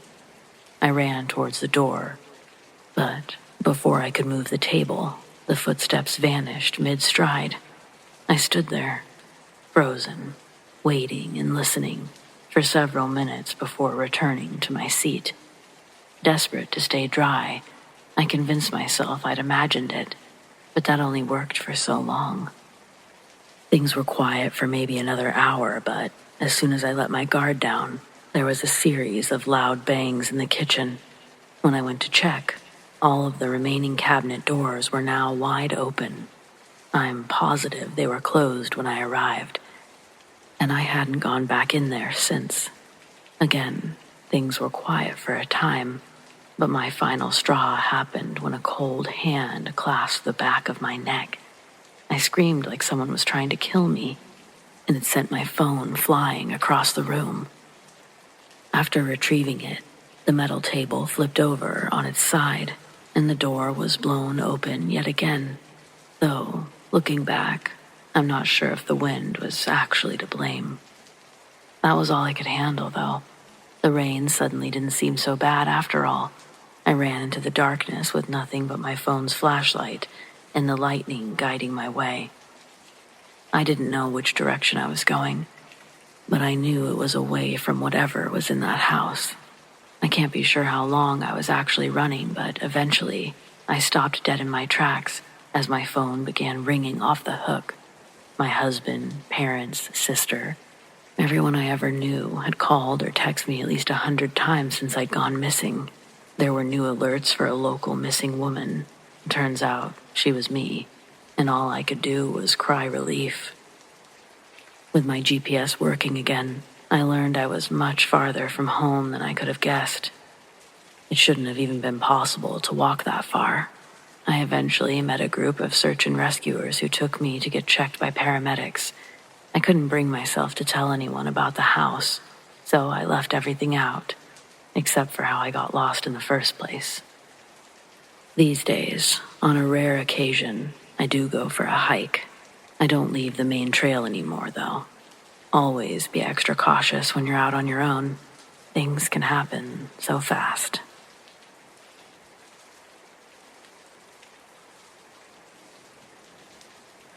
It was late at night, and my boyfriend and I were driving to my house. We took a shortcut through an area of town that everybody here calls the Bottoms, or River Bottoms. It's right in the middle of a huge metropolitan city in the U.S. There's no buildings, though, only fields and trees. You can't build there because it's a floodplain, not suitable for building on.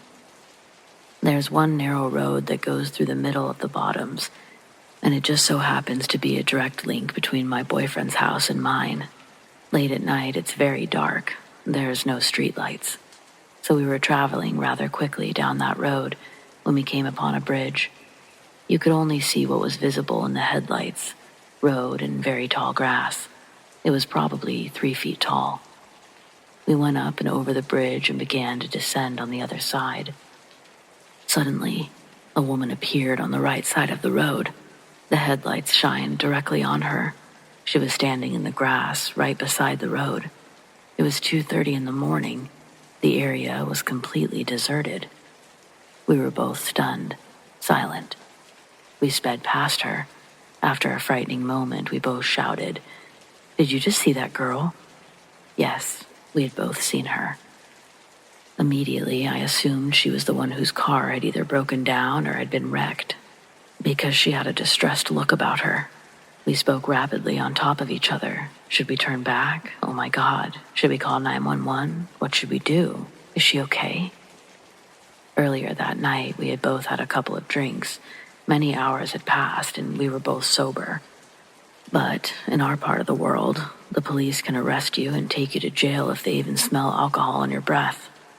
You could get into a huge amount of trouble, even go to prison. If we had to turn back, if we had to call the police, it was just too risky. I mean, if she was really in distress, she could call for help on her cell phone, right? Oh my God, what if her phone was dead? Physical description. She was young, between 17 to 25 years old. She had blonde hair. She was pretty, wearing a white shirt. The bottom half of her body was covered in thick, tall grass. She was sort of waving her arms, not over her head, but in front of her. Her face wore a scared expression, but she had no blood, no bruises or dirt on herself. So what in the hell was she doing standing right by the road in the middle of the night, in the middle of nowhere, by herself, looking scared and waving her arms? Instead, we called in an anonymous tip.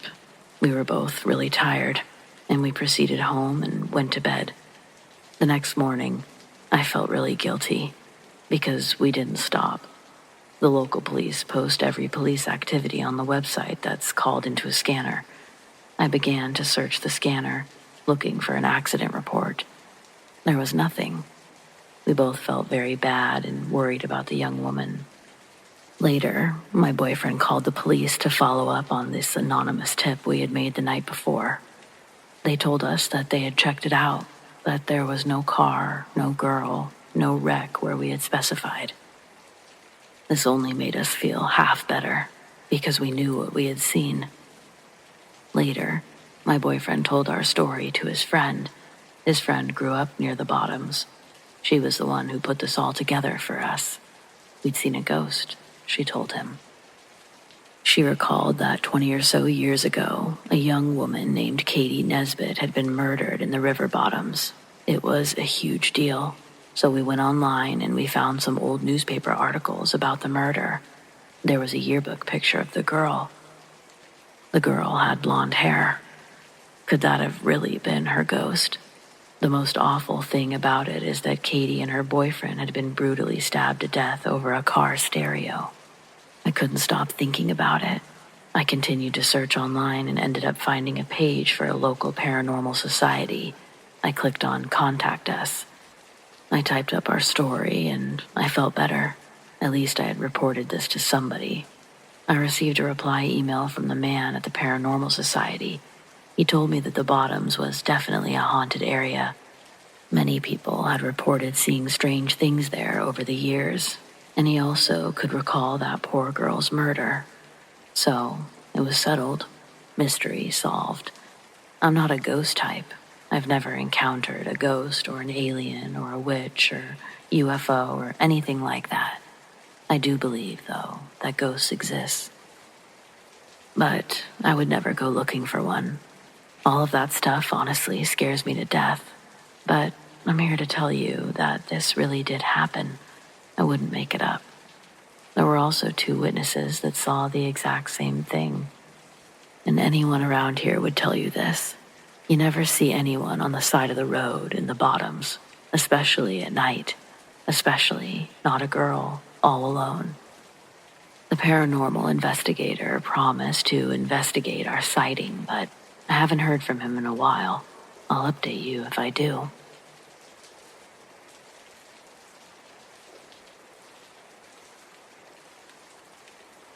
I ordered the most beautiful 1800s brush and comb set with silver in it from a well-known antiques dealer in 2001. I was so happy with it that I immediately put it out on my dresser. The next morning, my husband told me that he had the most horrible dream, and when he told me about it, I was shocked that it sounded like we had the same dream. Someone, a man in a bowler hat, standing over him, strangling him. I couldn't scream. He couldn't scream. It was the most bizarre collective experience we've ever had. After our initial discussion and shock, we didn't think much about it because what can we do, really? We didn't have any more weird dreams for a few days, but later that same week, our dogs refused to go into the bedroom. This was insane because our dogs always slept with us in our bed. Except now, they would snap at you if you tried to force them. And then the dreams started again. About a week later, I was downstairs while my husband went to bed early with a horrible headache. When I went up to bed, there was the man in the bowler hat bending over my husband, the same man from our dream.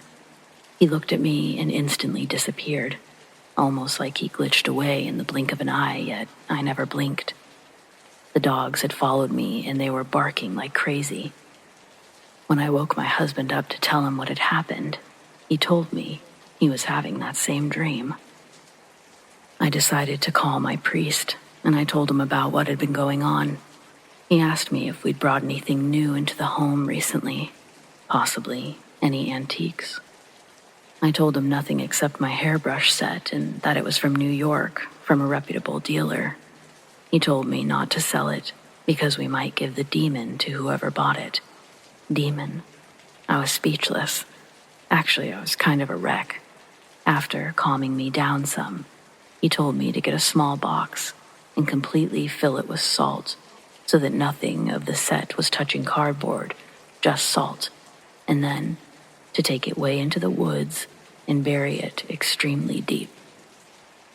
When I told my husband, he got excited and anxious, telling me, "Do you remember when we bought it? There was salt all in the package." He was right. At first I hadn't been sure what it was, but that's exactly what it was. So we hurriedly bought 5 pounds of salt and buried the box deep in the Smoky Mountains where hikers wouldn't find it. I never bought another antique from eBay. We never had another nightmare. Our dogs went back to sleeping with us like nothing happened. And we never saw anything else in that house. It sure made us start praying again, though.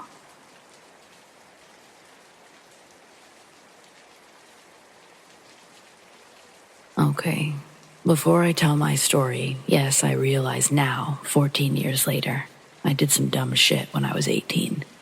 The question is how I got it to stop, leave my family alone, as we want to have a normal life. All of this is true. No, I don't think I have mental illness. I go to the VA. I've been tested for all kinds of mental illnesses, which doesn't check out. I was raised semi-Catholic, only been baptized, no other sacraments. There is a preface to this story, and now that I'm older, it makes a lot of sense. I didn't sleep in my own bed until I was around 13, because I used to see things at night which scared the absolute dog shit out of me. Like most parents, they didn't believe anything I ever said. One time, playing hide and seek when I was a kid, around 6 or 7, I was hiding under the covers. I was looking at a shelf, and I saw a bin full of Legos get tugged, like someone pushed down on it. 2 minutes later, the bin gets pulled out of the wall by itself. My dad runs in to see what's happened, to which I have no explanation. I was across the room, by myself. I used to see figures at night in my room. They never approached my bed, but would kind of look at me in the closet. They were real fuzzy around the edges and took on different forms. When I went to Yosemite on a camping trip, I remember being awake, terrified in my bed next to my mom. There were black figures walking around in hiking clothing, but no faces or anything. They made no sound as they walked around our cabin around 5:30 in the morning. I was the only one who was awake, who saw it, and I can vaguely remember one standing next to my bed. My mom and I were asleep, and it was standing, looking down at me. The day after I turned 13, I started sleeping in my own bed because my dad had had enough. I had a radio in my room. I turned on NPR at night for white noise so I could try to sleep. I kept the lights on a low dim and the closet door closed so I wouldn't have things looking at me. None of these figures ever made noises. Okay, real story time. I joined the Marine Corps in the infantry in 2009 at 17 years old. By 18, I went to my duty station in Kaneohe Bay, Hawaii. Those who don't know Hawaiian folklore, Kaneohe Bay used to be the meeting place for native Hawaiian tribes to do battle. The movie Paranormal Activity also came out that year, and we all got drunk, went to the movies to see it. There's this stupid scene where they get a Ouija board. Yes, I know this is where I got stupid. And they leave it on the table, then it moves by itself. Drunk me asks on the drive home if that stuff actually works. We go and find one the next day at a Spencer's Gifts in the Windward Mall. We take it back to our squad bay. We stayed in open bays when we first got there. And the person on duty, like RA for a dorm or security, who's Catholic Hispanic, he turns white and he says, "Get that shit out of here right now." We laugh and go to our bay on the top floor. We pull couches around the table and start drinking because we're Marines and dumb, and then we start reading the directions on how to do it. I text my girlfriend, now wife. She also tells me to stop messing with this stuff. She Googles it and tells me to put sterling silver on the board, to which I magically have a St. Michael's medallion that my mother had given me before boot camp. I put it on the board. Again, I don't believe in this stuff. None of the people participating believe this. We put our hands on the pointer, start asking stupid things like, "Is there anyone who wants to talk to us tonight?" This goes on for a while, till all of a sudden the pointer starts moving slowly. I look at the other people and I say, "Stop fucking around. I want to see if this works." Everyone claims that it's not them, and it slowly moves over to yes. So we start asking if it's anyone that we know. It goes to yes again. We ask, who does it know? It says our friend, Nathan, who's sitting on the couch across the bay with a beer in his hand, not touching anything. He's drunk and says, "Very funny, guys." He sits up and says, "Okay, if you know who I am, who are you?" And the pointer spells out, "Grandma." He laughs again and says, "Okay, Grandma, what's your first name?" The board spells out his grandma's name correctly. We look at him and say, "Okay, who did you tell your grandma's name to?" To which he kind of gets quiet, and he says, "No one." He started to ask the year that she died. Answered correctly. Her husband's name. Answered correctly. His mother's name. Answered correctly.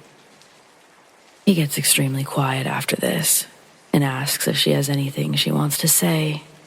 And she says, "I love you," and goes to goodbye immediately. He looks freaked out after that, and it's no longer fun. We kept talking to different entities, but it starts to get really weird, where the board starts naming people with birth and death dates from the 1800s, which we Google, and they're all 100% correct. Then I talk to an entity who says it was my mother's unborn child, which was killed by an axe. I text my mom about what I'm doing. She tells me, "You need to stop immediately." She has her own story, where something tried to contact her. At this point, a Wiccan Marine walks in and he says, "What the actual fuck are you guys doing? This is not a fucking toy or a game. You need to give this to me right now. I need to close this fucking board." He jumps on and he starts doing some weird praying or rituals, saying that we're talking to all sorts of things that we shouldn't be. The Hispanic duty man from before walks up to our floor and says, "Hey, can you guys please stop? There's a lot of weird stuff going on downstairs and everyone's freaked out. There's weird orbs of light at the end of the bays and things are getting knocked over by themselves. Please, stop." By the end of this, I'm done messing with the thing, but word got around that this was going on, and around 20 more 18 or 19-year-old Marines show up wanting to talk to spirits on the board. One guy even asked to talk to Satan, and the Wiccan Marine got pissed because he had to sit there the whole rest of the night, essentially babysitting the board. The next day, I felt kind of weird, like there was a pit in my stomach. I went into the bathroom and I kind of started dry heaving till I felt something leave my mouth, but there was no puke or anything. I thought it was too much drinking and ignored it. Went about my business. There was one Marine who started acting weird for a week as he took the board into a closet by himself, tried to contact his grandfather. People in his platoon said that he started acting weird and distant. I don't really know what happened after that.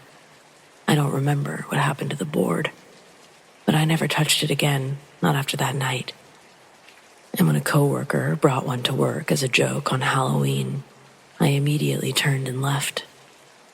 We were up on a mortar range on the Big Island at a training area called PTA. We would get thick fogs that would roll in, this on top of a remote volcano being on the Big Island, with nobody except military personnel and training. Everyone would hear children laughing off in the distance in the morning. They'd always ask each other, "Am I the only one hearing the children laughing?" We all agreed that we heard it, but no one ventured out into the fog to see what it was. It usually happened in the mornings. This was my last paranormal encounter in the Marines. Okay, fast forward 13 years. I'm married. I've got a 1.5-year-old who's now walking and talking. We move into our new house with no issues. It's a new house and we bought it from the original owners, who are still alive. No deaths or anything that we knew of. I posted about this instance before, but just about what happened next. One day my daughter is running around the house, bouncing around normally like she always does. She points to the armchair sitting against a desk in the downstairs guest room. The door was sitting open, and she says, "Daddy, there's a man in the chair," and runs over to me immediately. I pick her up. She looks back in the room, starts shrieking and tries as hard as she can to press herself into me, saying again, "There's a man in the chair." The only things she knows about ghosts are that they say boo. She's super friendly with people that she sees all the time, so I have no idea if there was an actual person in the chair or why she would be so terrified. I have no idea what she saw, but I believe that it wasn't nice. She's inconsolable with crying, shrieking. I can't comfort her. All of my childhood experiences and Marine Corps stuff comes back to me. I tell my wife about it. She actually believes me. We take her to my parents' house and we go into town immediately to buy a feather, incense, other stuff to do a smudging. It was recommended by someone.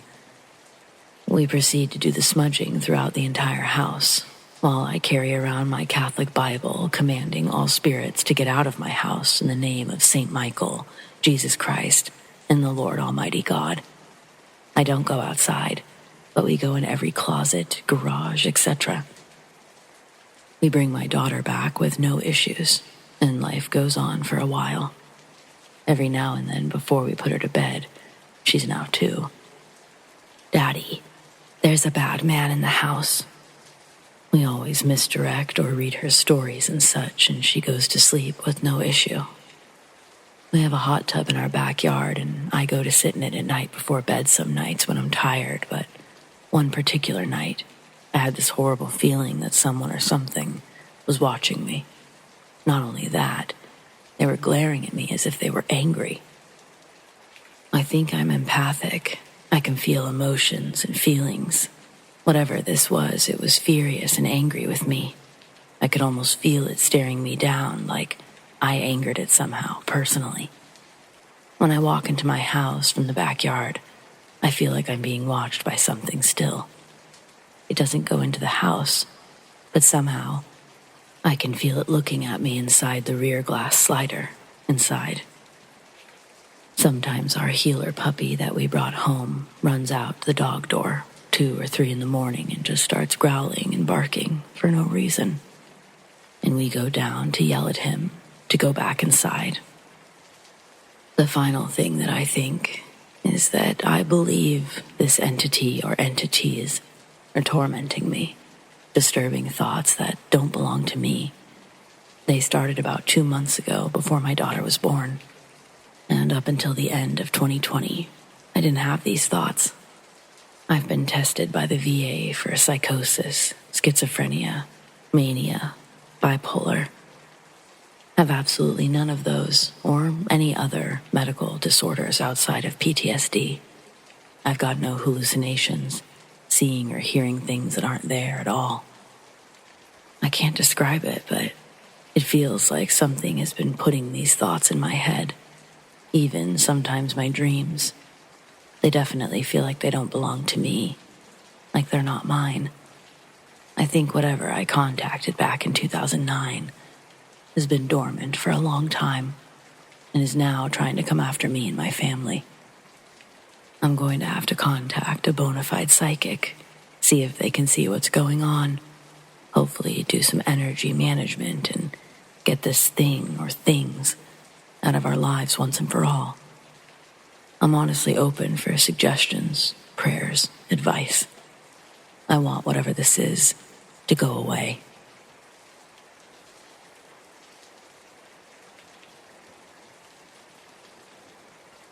As a child, I was extremely scared of going to sleep. It was because every now and then I would wake up in the middle of the night, start seeing and hearing things. I used to see dark figures walking past my door. I'd hear noises of people walking downstairs. They sometimes even called my name.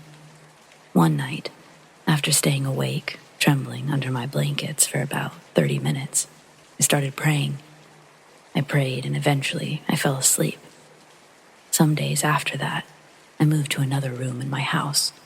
In that room, I just had a few episodes, but I never really heard the people downstairs.